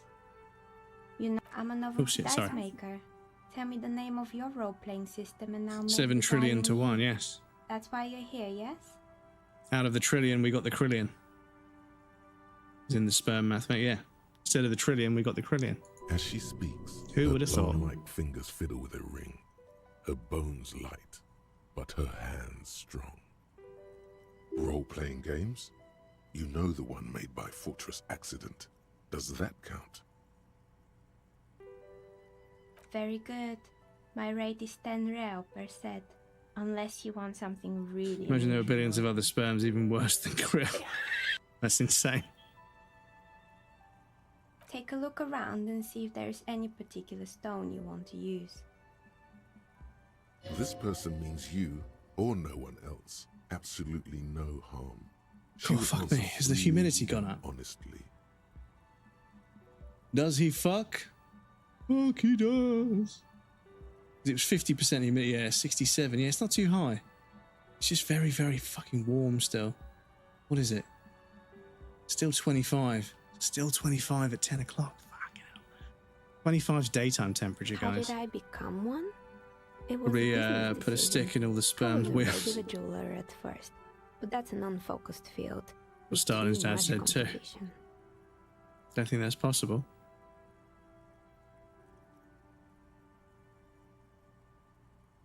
Some of my friends were role players. They asked me to make some polyhedral dyes out of cobalt. That was my first order. I grew it from there. Not especially. I like working with rare materials and a steady pay. And role players as customers? They're nice people. She's thankful for the security they provide her. Of course. Tell me what you have in mind.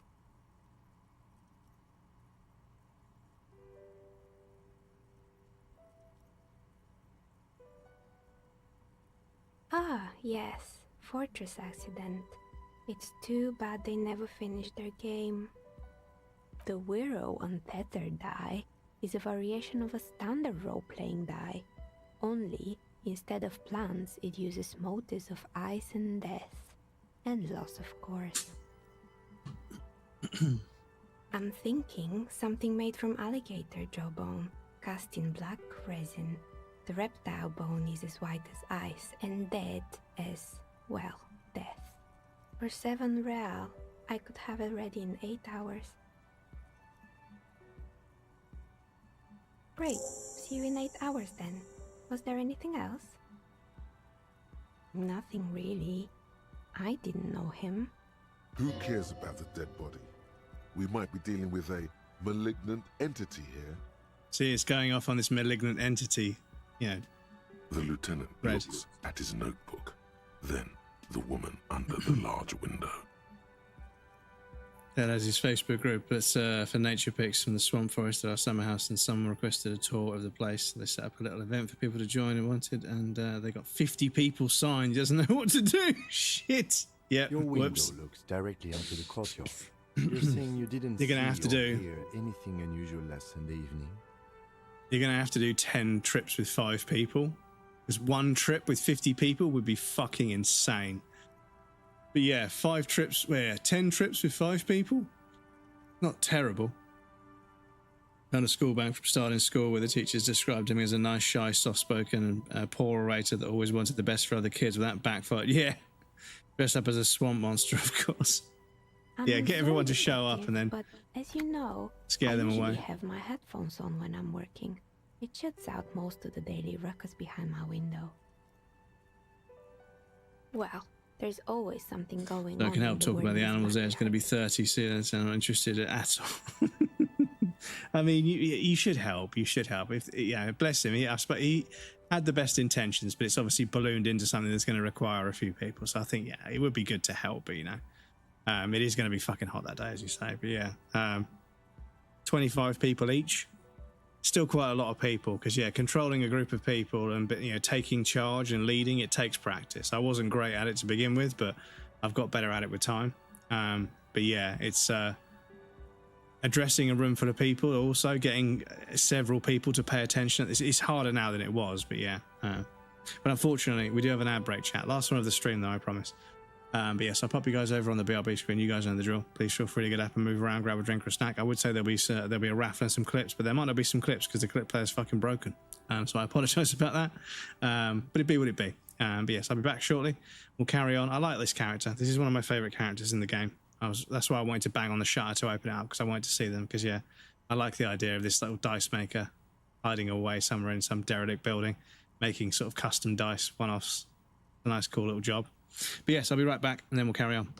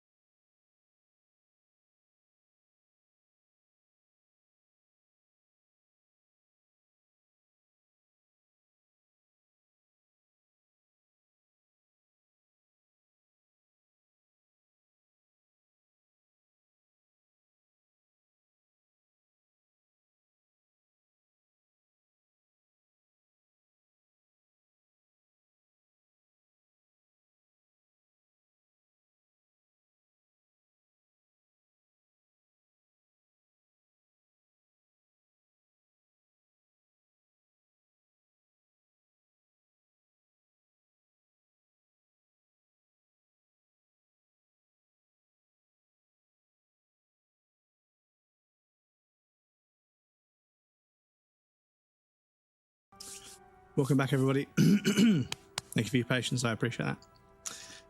During daytime, there are usually those kids. And lately, I've been seeing a lot of drunk workers hanging about. Must be because of the strike. But I never saw anyone during that fateful Sunday night, I'm afraid.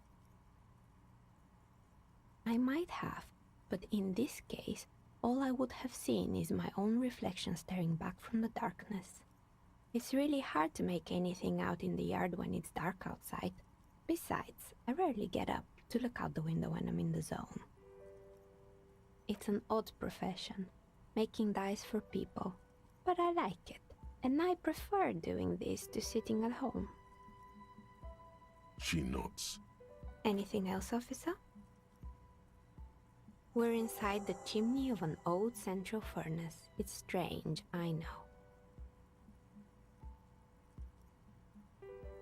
He looks at the ruddy bricks that make up the walls. Even though they've been repainted, there are signs of a coal black soot here and there. But when I arrived here, all the other rooms were taken, so I had to build myself a makeshift home. Besides, I don't really have to pay any rent here, so that's a plus. Actually, Europe did. Who angered them because European settlers, just not just British, the Crown. Guys, they did tea tax. The French, as usual. Plaisance was right. Civil war in the group chat. In the chimney. You should ask her about the curse. Creative. I've heard the stories, but I don't think those stories are true.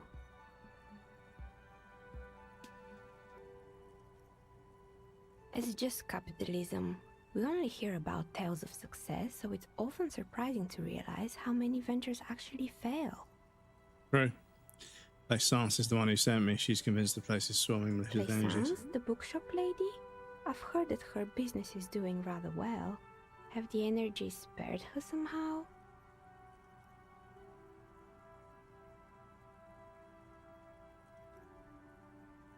Oh, right. But it's not just the bookstore that's still up and running. What about the whirling in racks? Some people say it's part of the building complex.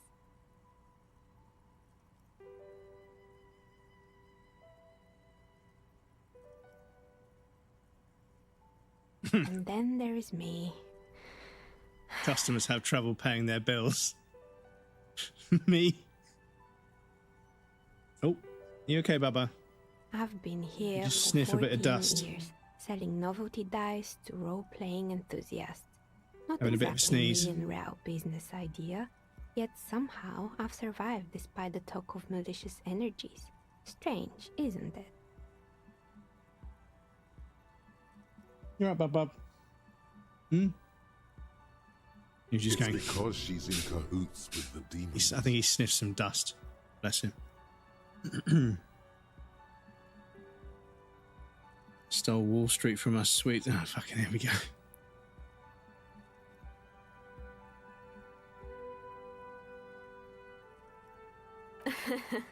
What, so the curse only affects people with poor work ethics? What you're describing isn't a curse, it's capitalism. The jig is up. Capitalism is a curse, though, let's be honest. Knows you've uncovered her true identity. Time has come to face the source. Fear not, for the forces of the universe are supporting you in this psychic quest.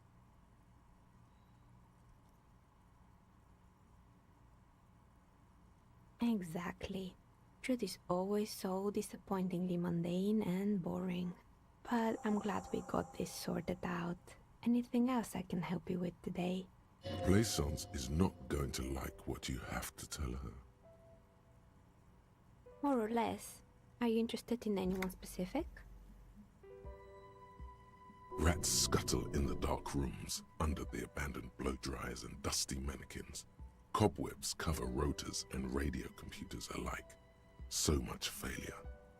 Yes, I think it was called Androgynous Orlando or something similar. They weren't a big hit around here.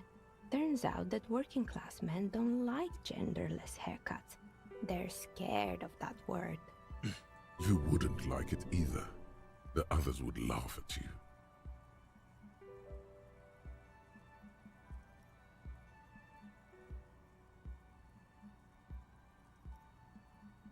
I guess it just wasn't the time yet.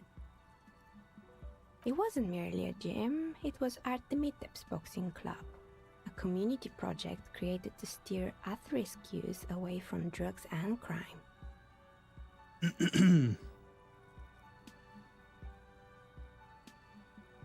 A kind man from Zemsk. I heard he had some trouble with the law when he was younger, and that's why he wanted to start the gym, as his way of giving back. Kuno. Who's Kuno? He's a little ginger gremlin who likes to defile bodies. Oh yes, you mean the kid with the sailor's mouth. Yes, I've heard him yelling profanities in the backyard. I think it would take more than a gym to help that kid.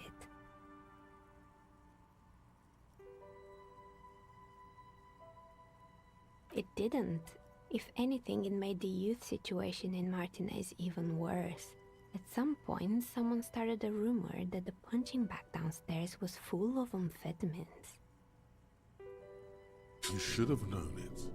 Fuck are you guys talking about? The Germans' race biology. We gave the Germans race biology and they didn't eradicate the Danes. Eventually, the coalition took away the funding and the club went bankrupt. This was a few years ago. It's gotten much more peaceful around the plaza ever since. Oh, this one's a mess. There used to be a company that promised to repair windows 24 hours a day. What could go wrong with this one, right? Turns out, the business was actually set up as a front for an illicit group that was producing snuff milias. Who would have guessed? And they never cleaned up the debris either. Now it's just littering the hallway and I have no idea how to get rid of it on my own.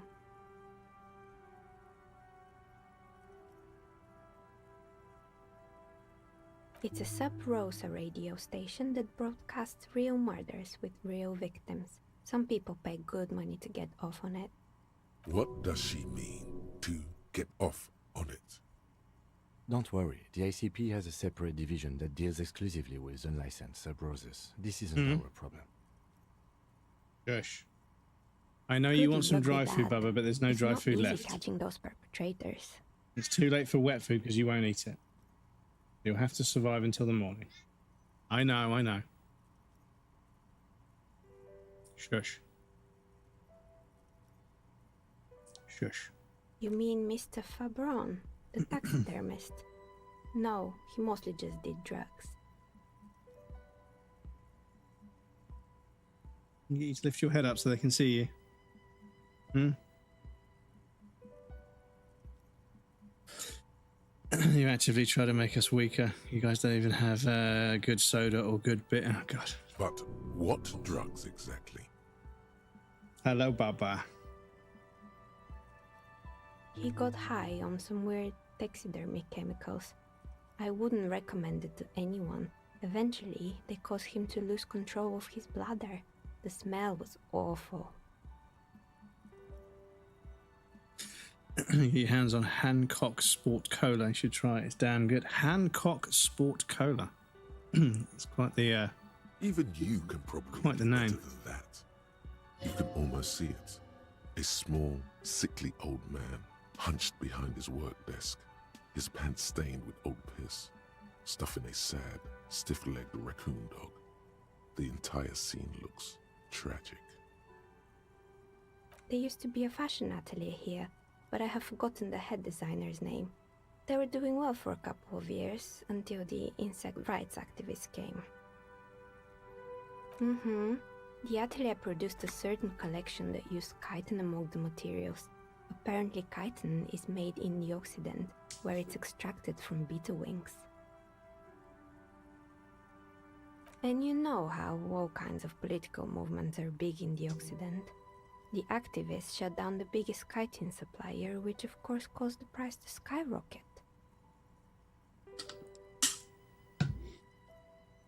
And, naturally, all the most fashionable tastemakers refused to be seen in chitin from then on.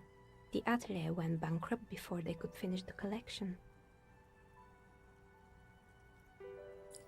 Fled the Soviet Union, got fat as fuck and made a brewery. Sounds like a pretty good retirement plan to me. If you could retire and start any business, not to make profit, just to have something to do because you're retired, what would that business be? And where? Where would it be? I would love to make like a concrete skate park and a set of dirt jumps out in the middle of fucking nowhere. It's really peaceful.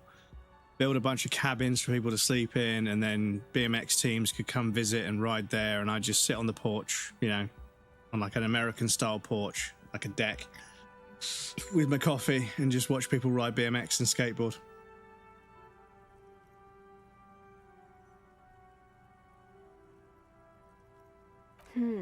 Really? Anyway. It's food everywhere, so hard not to eat. Never heard of potatoes, Curfits. I don't know. Potatoes? Potatoes? Poor guy. That buys soon to go bad of inventory clearances from stores and sells it much cheaper. Oh, I see. It's hard to say why. Yeah, because the EU passed rules that supermarkets aren't allowed to throw food away anymore. They have to give it to people, you know, as like, you know, they have to give it to homeless people and people that want food for free and stuff. So yeah, at the end of the day, they have to give away what they haven't sold. And I think they're very unhappy about that, which is why I think shelves aren't stocked as well as they used to be. Like quite often when I go to shops, there's just empty. You know, they've just taken a bunch of stuff off the shelves to sort of, you know, put it in the back or, you know, not get rid of it or something. I don't know what they're doing. They're probably trying to worm out of it because they don't want to give away food for free. They were made by a company called Slipstream. After they pivoted from making rotor blades to skis, Moldy foods for the Danes, good. Still throw food with you propaganda on TikTok. Well, I mean, I don't think I heard it on TikTok. I think I read about it on somewhere. But it could have been a fake article. But yeah, I heard that the EU was mandating that supermarkets aren't allowed to throw food away. Honestly, I think it's quite funny. I think he's still sending out holiday transmissions from Tulula or Tiumotiri or Hashkor or wherever he is. End of the day, you got families sitting down to eat dinner and there isn't enough food on the table, and the supermarket's throwing food into a bin. It's fucking criminal. It's insane. You know, sell it for cheaper, or you have to give it away. Is what I think they're getting at, which is the right thing to do. I think supermarkets have been fucking profiteering for years. Sure, it's illegal, but it's not exactly anything extraordinary in business. Besides, Slipstream is history now. All their remaining assets got seized by the Still throw out a ton of food, really? I have no idea why those skis and blades are still lying around. Our poor problems are less than you guys, yeah. Stores are more good, too good to go bags that you can buy cheap at the end of the day. It's actually really good deals. It's only a small portion. Yeah, you can buy like a bag of stuff to make, like, you know, they put together like a chicken and some veg and stuff, and you've got like a meal, right? 50% off, yeah. GTA 6 pre-order starts tomorrow, £100 for premium edition. That's £80 for their normal edition. Yeah, and the premium edition, the physical edition, won't even have a disc. It's not like Red Dead, because I thought, you know, Red Dead was on disc. It was 2 discs, but it was on disc, right? But now the GTA 6 physical copy is just going to be a fucking code in the box, which is just, yeah. It means that everybody is going to be downloading that game from like the PlayStation servers and the Xbox servers. It's going to break. It's going to break the internet. Favorite Too Good To Go bag is the bakery one. So much cakes and delicious bread. Yeah, well, like, because yeah, somebody fucking had like, I think like 66 or 56 like little wheels of cheese that were going to go out of date tomorrow, and they just took them home for no reason. They were like, yeah, we've got 56 fucking bits of cheese to make dinner with. So they made like a really cheesy pasta sauce. Fortress Accident, the radio game studio. She liked them. They were an interesting bunch. We talked about role-playing systems every now and then. Once, I even saw 2 of them get into fisticuffs over Wirral. They certainly took their work very seriously, even if they seemed to be chronically liberal with their schedules. Chronically liberal, as in they never shut up for work. The usual. They ran out of money and couldn't get the project done on time. Well, I did hear them talking at times. You have a business to not earn profit and buy land around Curfits and put up billboards saying Play Thoughts of Rainbow's not worried. Enjoy the games, dude. Good, best of luck. although it's mostly dedicated farmland. I buy it all and call it Swedish Fuck Dane Fund. They seem to believe they were historical Because, yeah. individuals on some grand quest. Like, somebody lost a legal battle and their ex-wife, took a house that they, spent a lot of time, renovating and building. And they lost it in the legal battle when they got divorced and they had to move out. But they found out that there was a space of land within, it was only maybe 15, 20 meters away. And they bought this piece of land and they put up a billboard saying, fuck you or whatever. And yeah, it's in front of the house, fuck you. And the guy who she ended up marrying after him, at first it said fuck her, and then he changed it to say fuck the ex-wife's new husband. But it's a billboard and he's allowed to have it there. He's allowed to put whatever he wants on that. I don't think he can actually swear. I think he had to use asterisks and stuff to cover it up. But yeah, guy who bought next to his ex-wife and planted a giant FU finger in the head. Yeah, there's been a few examples of it for sure. And when somebody's about to start a business, somebody then buys all of the land in that area for basically nothing before anybody knew it was going to be worth anything, and then they won't sell to the business, so the business can't start, and then they start the business instead. It's like they said in this, it's not extraordinary in business, but it's fucking crazy how people fuck each other over. But you've got to secure the land first, right? This is the thing. If you need land to build warehouses and factories and stuff and farmland and animals, you need to buy the land first. Otherwise, you're fucking gambling and you could lose. What are you doing, bub? Buy land in my hometown, build a data center using 9 times more power than the whole of yeah, it's fucked. It's fucked, dude. They're talking about building on the green belt in the UK, which is a massive, massive issue. Tough it up. I'll see you all later. See you later, Kufit. Sleep well. I know you mentioned you don't sleep, but I hope you get as good a sleep as you can. See you later, Dutch. But Dutch, we need some money. I have a plan. We just need some money. What I've seen this fan project. Yes, but when the money started to run out, they just began to complain a lot about capitalism. You know, how the markets are rigged to keep out new businesses and so on. In the end, they just didn't get it done. They didn't have enough willpower to produce something truly historic and to show up to work on time. Like I said, it's very self-aware. They're talking about the developers of this game. She's right. And how their first project didn't go so well. Is important.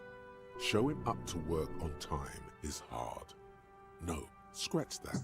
Showing up to work at all is difficult, especially if you've been drinking. Not the wisest decision. You would have lost all your savings. The dice is black and filled with little silvery flakes, like snowfall. Anything else? Oh boy, the fabled Revo Show ICT. You're in for a treat here. The place was owned by 2 guys who had some rather innovative ideas about marketing. The bear was one of them. Now ask me about their other ideas. There was really just one, and it involved picking out the prettiest girls in the neighborhood and Dutch Vanderland, really? per hour to man the booth. Yeah, by the way, Larry the Cat for Prime Minister. Yeah, it could be worse. Yeah, Andy Burnham is the most popular choice apparently, but the thing is, Starmer was actually making a difference. There were actually some positives to talk about, but it's just we've had 7. We're gonna have our 7th Prime Minister in 10 years. It's a fucking shambles. It's an absolute joke. People think that the fucking years and years and years of Tory leadership can just be undone in one term. It's brain dead. I don't think it's the right time to change prime ministers. I think we should have just left them ticking over what they were doing. But hopefully the person that picks up the mantle is also, they're still part of the Labour Party, so hopefully they can continue on with the work. But yeah, I feel like it's a bit unceremonious to oist fucking Starmer after he's actually started to improve things. He's got wait lists at the NHS down, he's got net migration down, minimum wages up, fucking renters' rights has finally been established. But maybe that's why they're getting rid of him. Maybe it's because he was making things too good for the working class, and the capitalistic fucking billionaire class was getting upset, so they're going to fucking remove him so they can get somebody that plays ball. Maybe it'll all get undone. Who knows? I hope not, but yeah.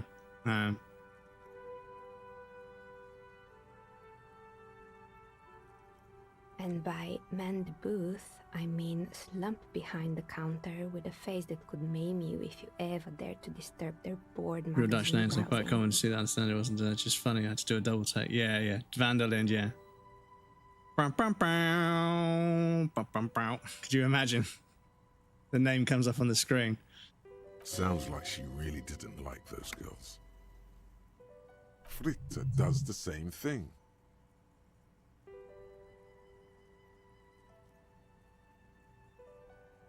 Employing silky teenage girls is a widespread practice, yes.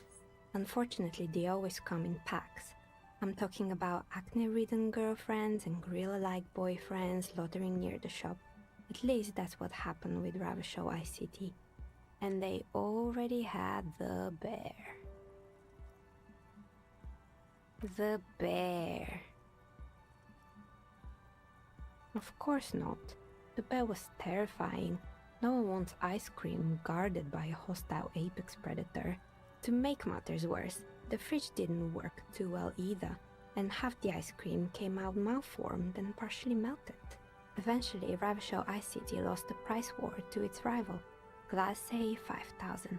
Glace 5000 sold caramel sundaes for only 5 cents a piece, out of regular fridges.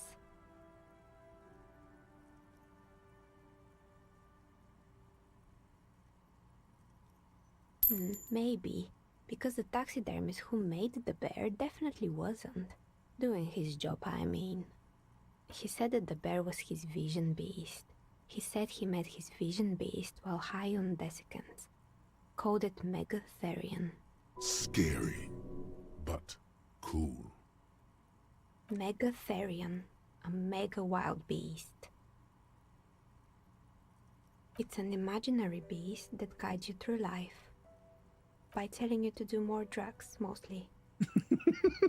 A wise and noble beast, guiding you toward the land where the streets are paved with drugs. The horrific necktie tightens around your neck, strangely excited. But it doesn't feel particularly fun this time around. Do you? Well, good luck keeping it under control. Brother Morgan ass. The clap from my ass is alerting the Pinkertons. Anyway, now you know the story of the fallen ice cream empire. The temperature has dropped in the cover You of the said you night. knew Spanish. You see frost on the windows. Buenos dias, por favor. Damn, that's pretty good. There's so many Red Dead Anything memes, else? dudes. Another failed business, perhaps? I've been here Capital. for a long time. Oh, right. I hope you didn't try to ring me. I think none of those doorbells work, including mine. I'm still in the middle of connecting the wires. Sorry about the confusion. That's right. I haven't even written my name there. As I said, it's quite useless right now. It doesn't work yet. You could say so. Both houses were built at the same time and under the East Delta Commerce Center project. That explains Arrivederci. how you can call de-whirling from the intercom, albeit I speak the doubt most anyone Italian. responds. He's got such a drawl, a southern drawl to the accent on that character. Arrivederci. If the whirling is part of the same building, then And he looks at it's that other part guy. of the Doom commercial area. The darkness of this place is there, too. Right, it used to be a gaming arcade. This is an ancient failure, before my time. I'm not surprised. however. Gorlami. My advice, don't base your business on a fad. Hypnotism, floriography, trick-track, especially pinball. Agreed. Pinball is the worst. His disdain for pinball could not be clearer. It can't be true. They don't work here anymore. They've been gone for years. Are you sure it was Slipstream SEA? Was it a woman? Maybe it was Plaisance from the bookstore. Tricentennial Electrics? It used to be a major electric company 100 years ago. Are you sure it wasn't just some kids playing a prank on you? It was a recording, wasn't it? He also plays an Italian entity too. I think it was Babylon. Yeah, there's a film called Fury where he's in charge of a tank. Brad Pitt, that is. That I want to watch. Because apparently there's some moments in that as well. Excuse me. The annoying thing about having a fan on, it makes my throat even worse, but I have to have a fan on because it's fucking roasting today.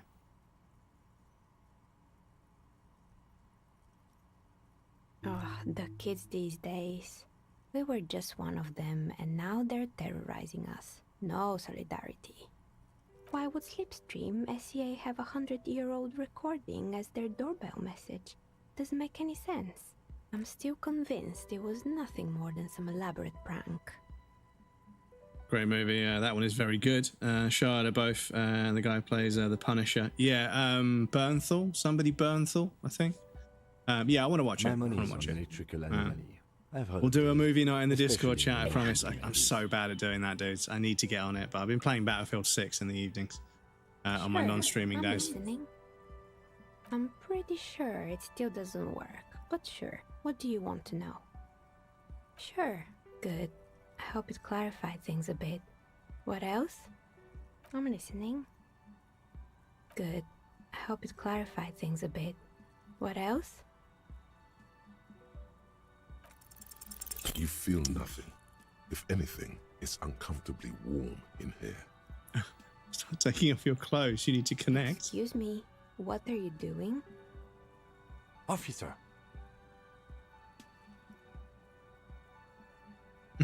Undressing in a stranger's place of business? Yes, it was an unbelievably bad idea. Miss, I apologize for my colleague's behavior. He's still recovering from an unusual medical episode. I've still got the fucking torch out. I might need it in a second. Right, okay, cool. So we've got a check we need to come back and do.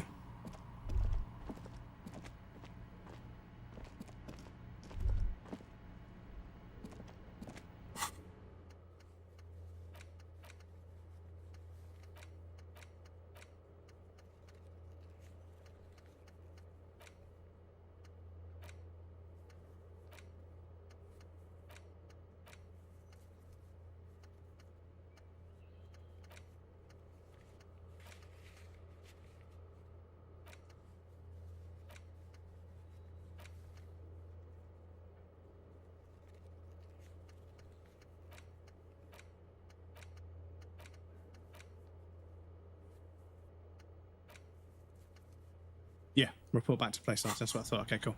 Excuse me. So many rememberable moments set in April 1945 too, so almost the end of the war. Yes, and yeah, Jojo Rabbit I need to watch. Fury I need to watch. And then after watching those two, I'm probably going to get the itch to watch Band of Brothers again. Holy fuck, dudes. Band of Brothers was so fucking good. What a show. So weird, but very sad. Yes, I've heard. But it has some very interesting cinematography that I want to see. Oh. Did I succeed at this? Can't remember. Just save the game there real quick.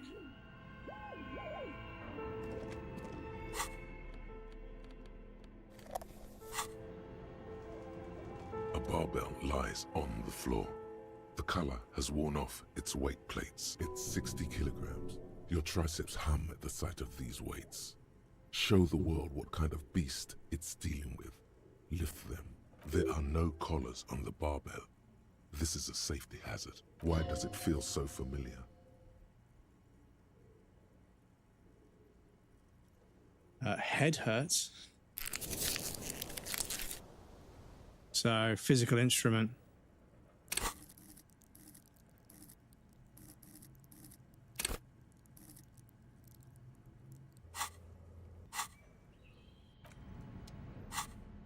So, do I have any clothes that help with physical instrument? Oh, no, not quite.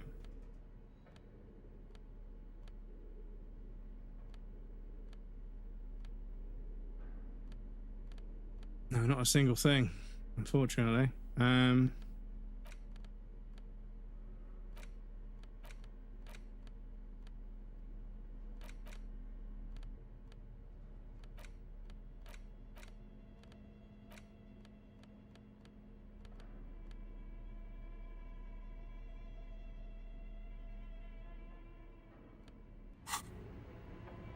The barbell waits patiently on the floor, like a dog for its master.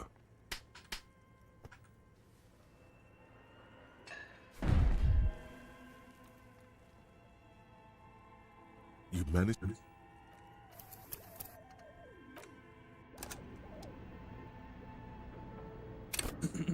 Also, GTA 6 has a $100 Ultimate Edition. Yeah, that makes sense. Yeah, it's pretty par for the course. That sort of thing. The movie is cool, but another war movie where a Watchmatch soldier tells the SS soldier to let the girl go. He's like, okay, sure, I'll do what you say, and then gives her chocolate just to make her head pointed down. Execute such a graphically insane scene. Yeah, because there was a film where like they round up a bunch of people into a barn and set it on fire that I watched, and I was like, fuck, that's fucking pretty brutal.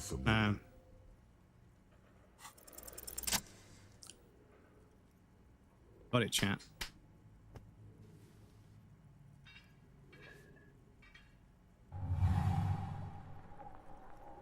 Conjuring up an inhuman amount of strength, you raise the barbell up in the air.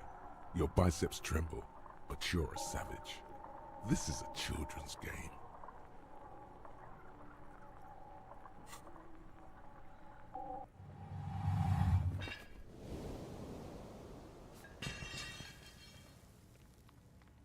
Cool. A warm wave of accomplishment washes over your head as you drop the barbells to the floor.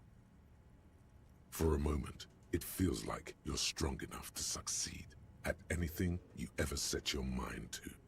Hey, but you're still in a ghost house. What if someone heard this? What if they know you're here? Good technique.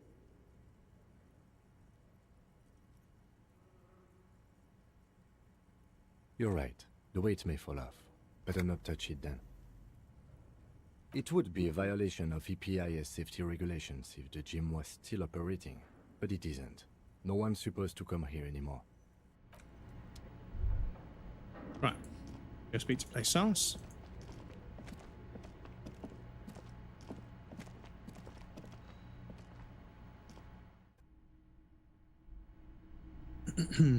During World War II, because the North Viking put them in a barn and torched them.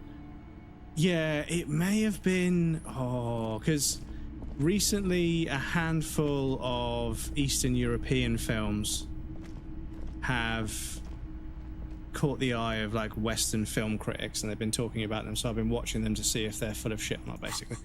And one of them, it's going to sound crazy, but it's definitely about World War I or World War II. I think World War II, and I think it's based in rural parts of Russia.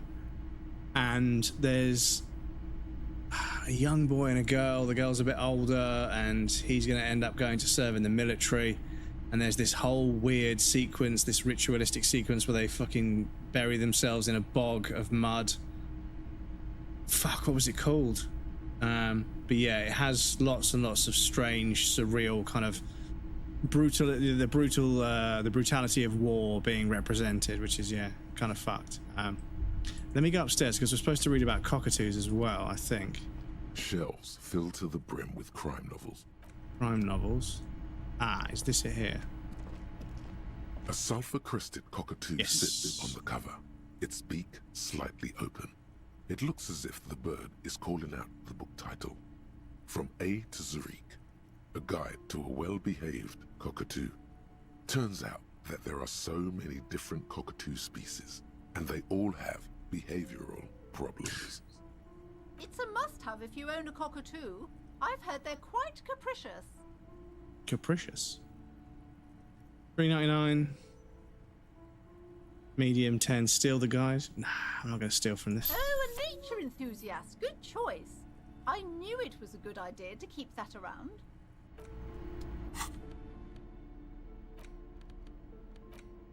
A cockatoo is a parrot with an erectile crest, found on the Seminole Islands and in southern Fas a la Mer. Known for their intelligence and general precociousness, cockatoos are popular birds in aviculture. However, they often exhibit various behavioral issues.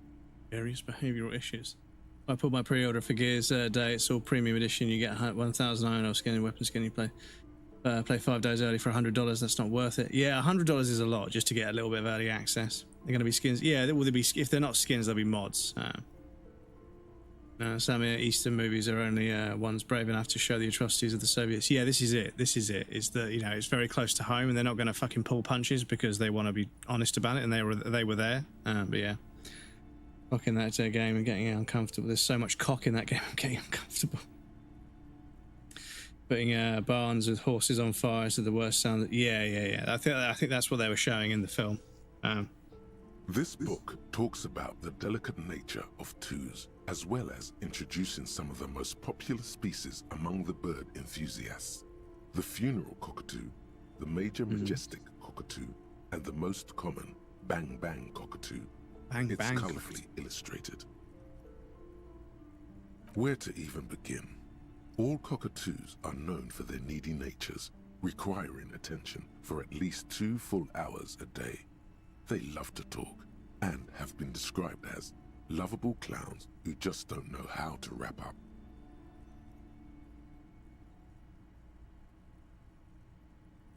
Pet owners also report moodiness, loudness, and hostility as recurring issues. If left unsatisfied, cockatoos may scream non-stop, pluck their feathers, or become aggressive. It is not recommended to get a cockatoo if you're not able to cook them food every day and give them the full care that they need. These birds will never understand that you have a life of your own. You're right. Cockatoos are magnificent creatures. They love to perform, cuddle, and show off, and will even scream for fun, often as loud as up to 135 decibels. This is a yellow-tailed black cockatoo. Its specific name, Psittacus venereus, relates to its dark and somber plumage. This bird looks as if dressed for a funeral, 24/7. There is something indisputably ominous about it.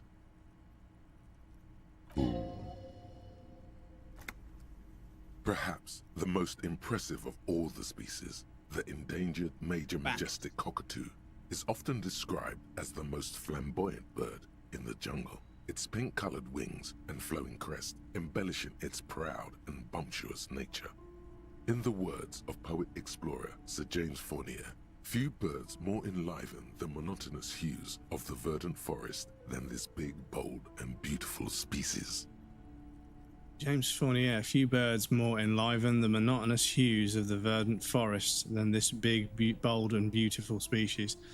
See, the writing, it's just these sentences are just oozing with personality and quality.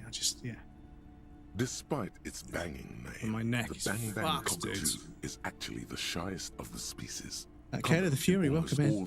Killing horses wasn't usually really done as quite useful for pulling cargo before the age of motorization. They usually were killed either because they couldn't be fed or to feed some people. Yeah, I suppose, yeah. Onomatopoeic origins. Because when tank battalions or tank squads were unable to fight back and they were being, about to be overrun, they would, or when they had to leave a tank behind, they would drain the oil and then leave the tank running so it would literally sabotage itself and become useless. Otherwise, it would fall into the hands of the enemy and give them a free tank, basically, which you didn't want, obviously.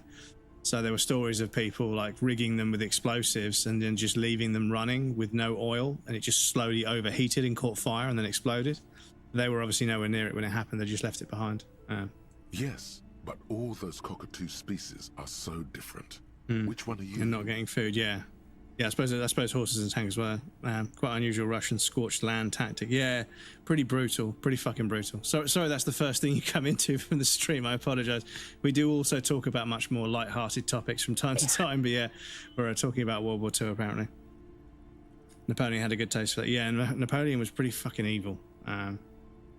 small man syndrome, right? You're right. You're the mediocrity embodied. This unsung bird belongs on your heraldry. Cool.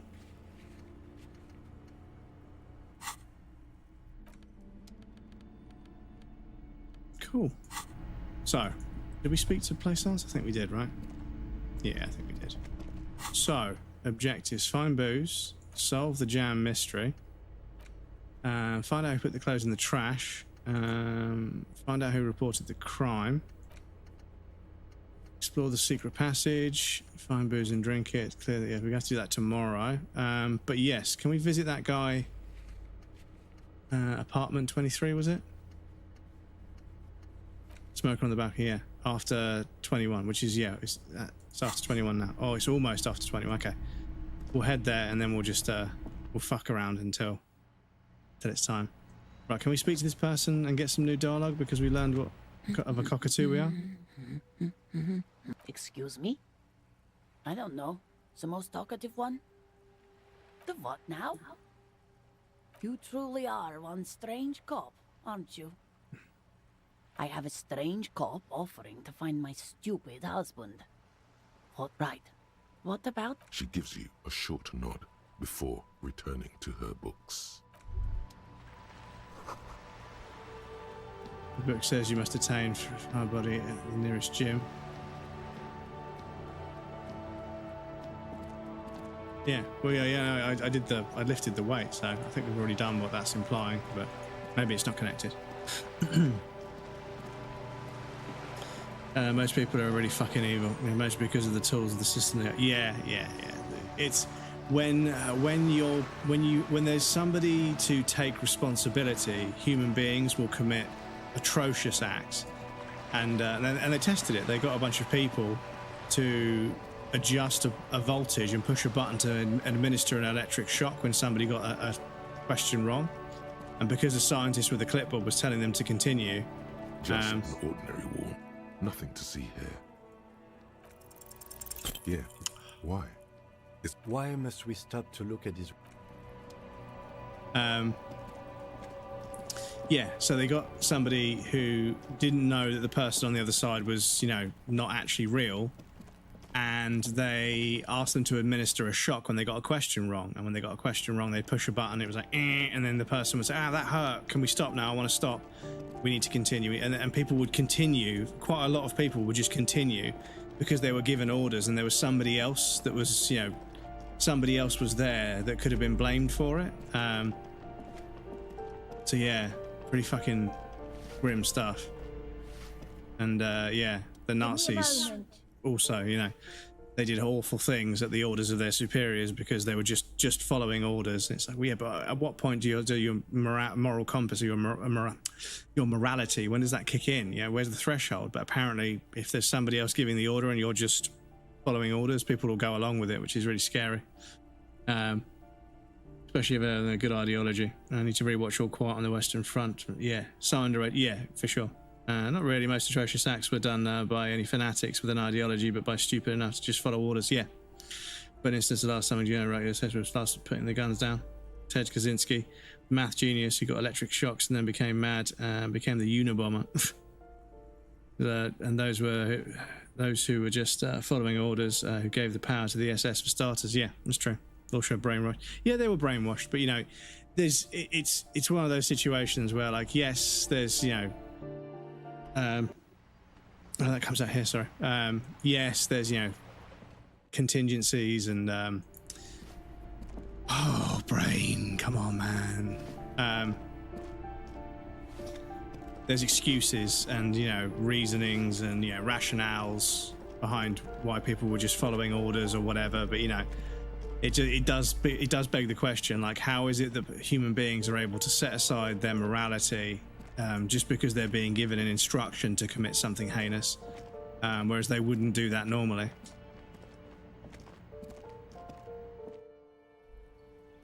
More than brainwashed, desperate enough to not question anything. Yes, they thought that they were doing the right thing because they were the master race, and you know they've been. And this is the thing about Hitler, is they were a terrible person, but they were a very good politician, which is the really terrifying thing about them.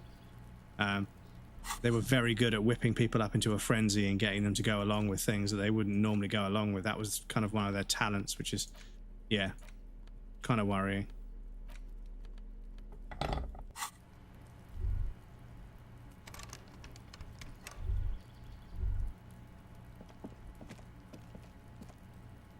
Right, we've got to wait here, fortunately. I don't think in-game time takes that long. Got money, fame, and new Knight of Europe for poor farmers to that base, and they slowly moved them from small atrocities to bigger ones. Himmler and Heydrich were more insane than Adolf, though Adolf wanted to send them all to Mallorca for some reason. Yeah. Well, they're all on amphetamines as well, right?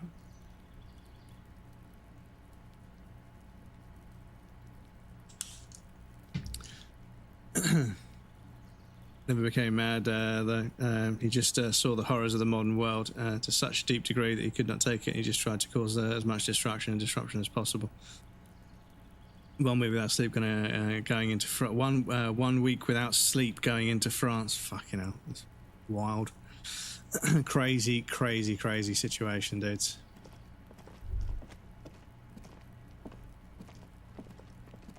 LSD experiments on Harvard, or what it was.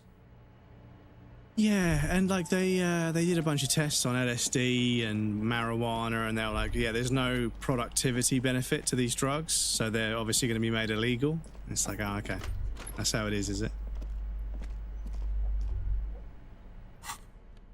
They realized the drugs were more likely to make people less productive, so they just, yeah, they said that they're terrible and they should be banned and everything, and actually we've come to realize that psychedelics and a handful of other sort of, you know, psychostimulants, but also other sort of, what's the word, tranquilizer adjacent kind of drugs, they can actually be used in therapeutic ways that can help people overcome tremors and, you know, muscular, what's the word, motor function and muscular spasms, or fuck, I think.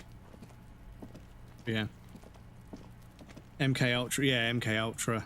To measure stress and ego under extreme psychological duress. And they put people in situations, and the documents end up getting leaked online, you know. And sometimes there's some. I mean, a lot of the time there's a bunch of stuff that was redacted. So even before the documents got leaked, they were already redacted whilst in possession of the government. But then, every now and again, you know, but people, you know, a few of them leaked about how they were experimenting on cows and seeing what they could do to flesh to make it, like, you know, just to cause harm, and it was pretty grim.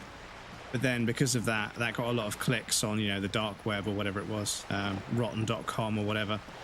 Several of these, like, you know, leaked government documents appeared that were, you know, clearly just fabrications people had made up to try and get cash in on that kind of trend.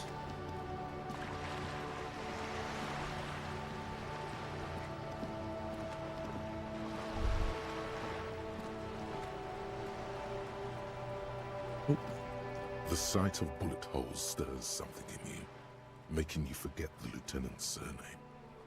The faded marks are too degraded to draw any forensic conclusions. Just chips in the sandstone. Where?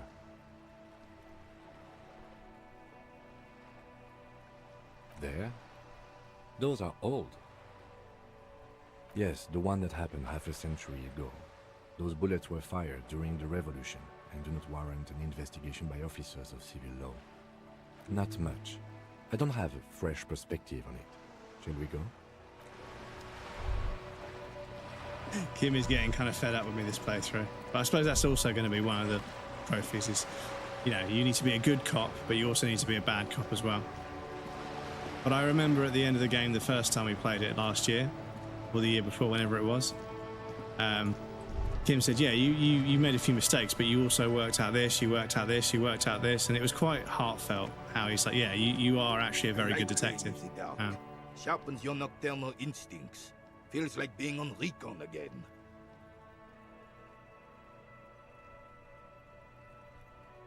Yeah, we threw the ball in the sea, shit.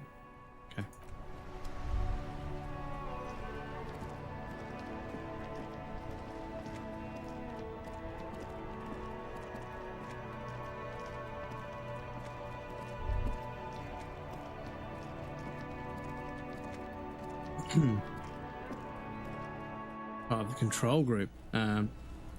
It was, and I quote, having students write essays about their personal beliefs, which were then used by anonymous interrogators to launch vehement, sweeping, and personally abusive attacks on their egos and values. Nothing about shocks.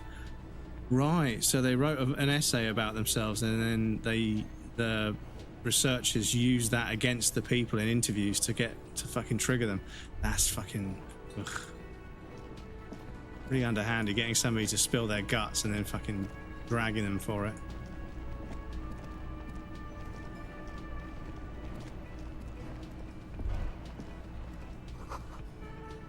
You belong here.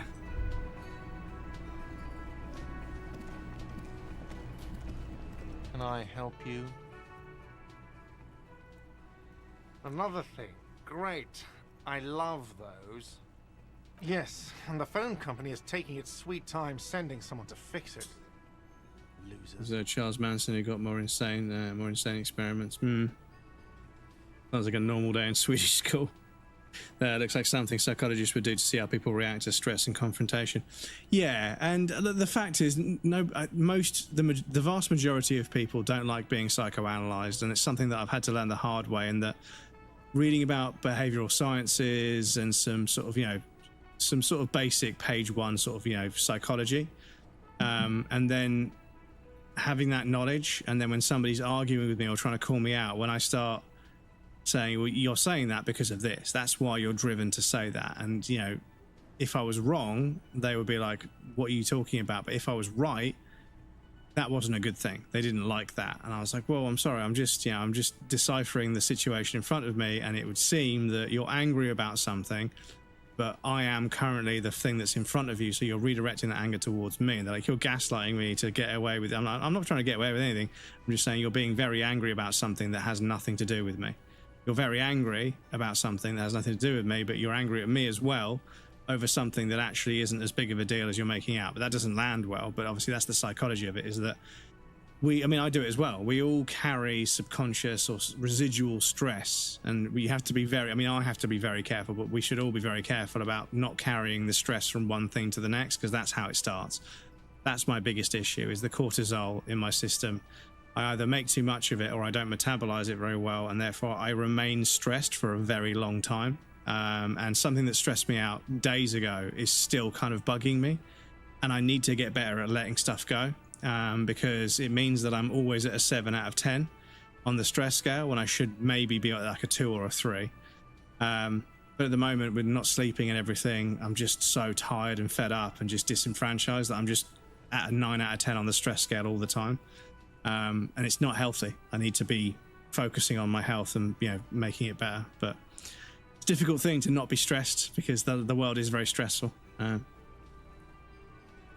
Like they do to rats, I've psychoanalyzed some people, and they've shat themselves and started asking me, how the fuck do you know that? And I've actually got really nervous, quite funny.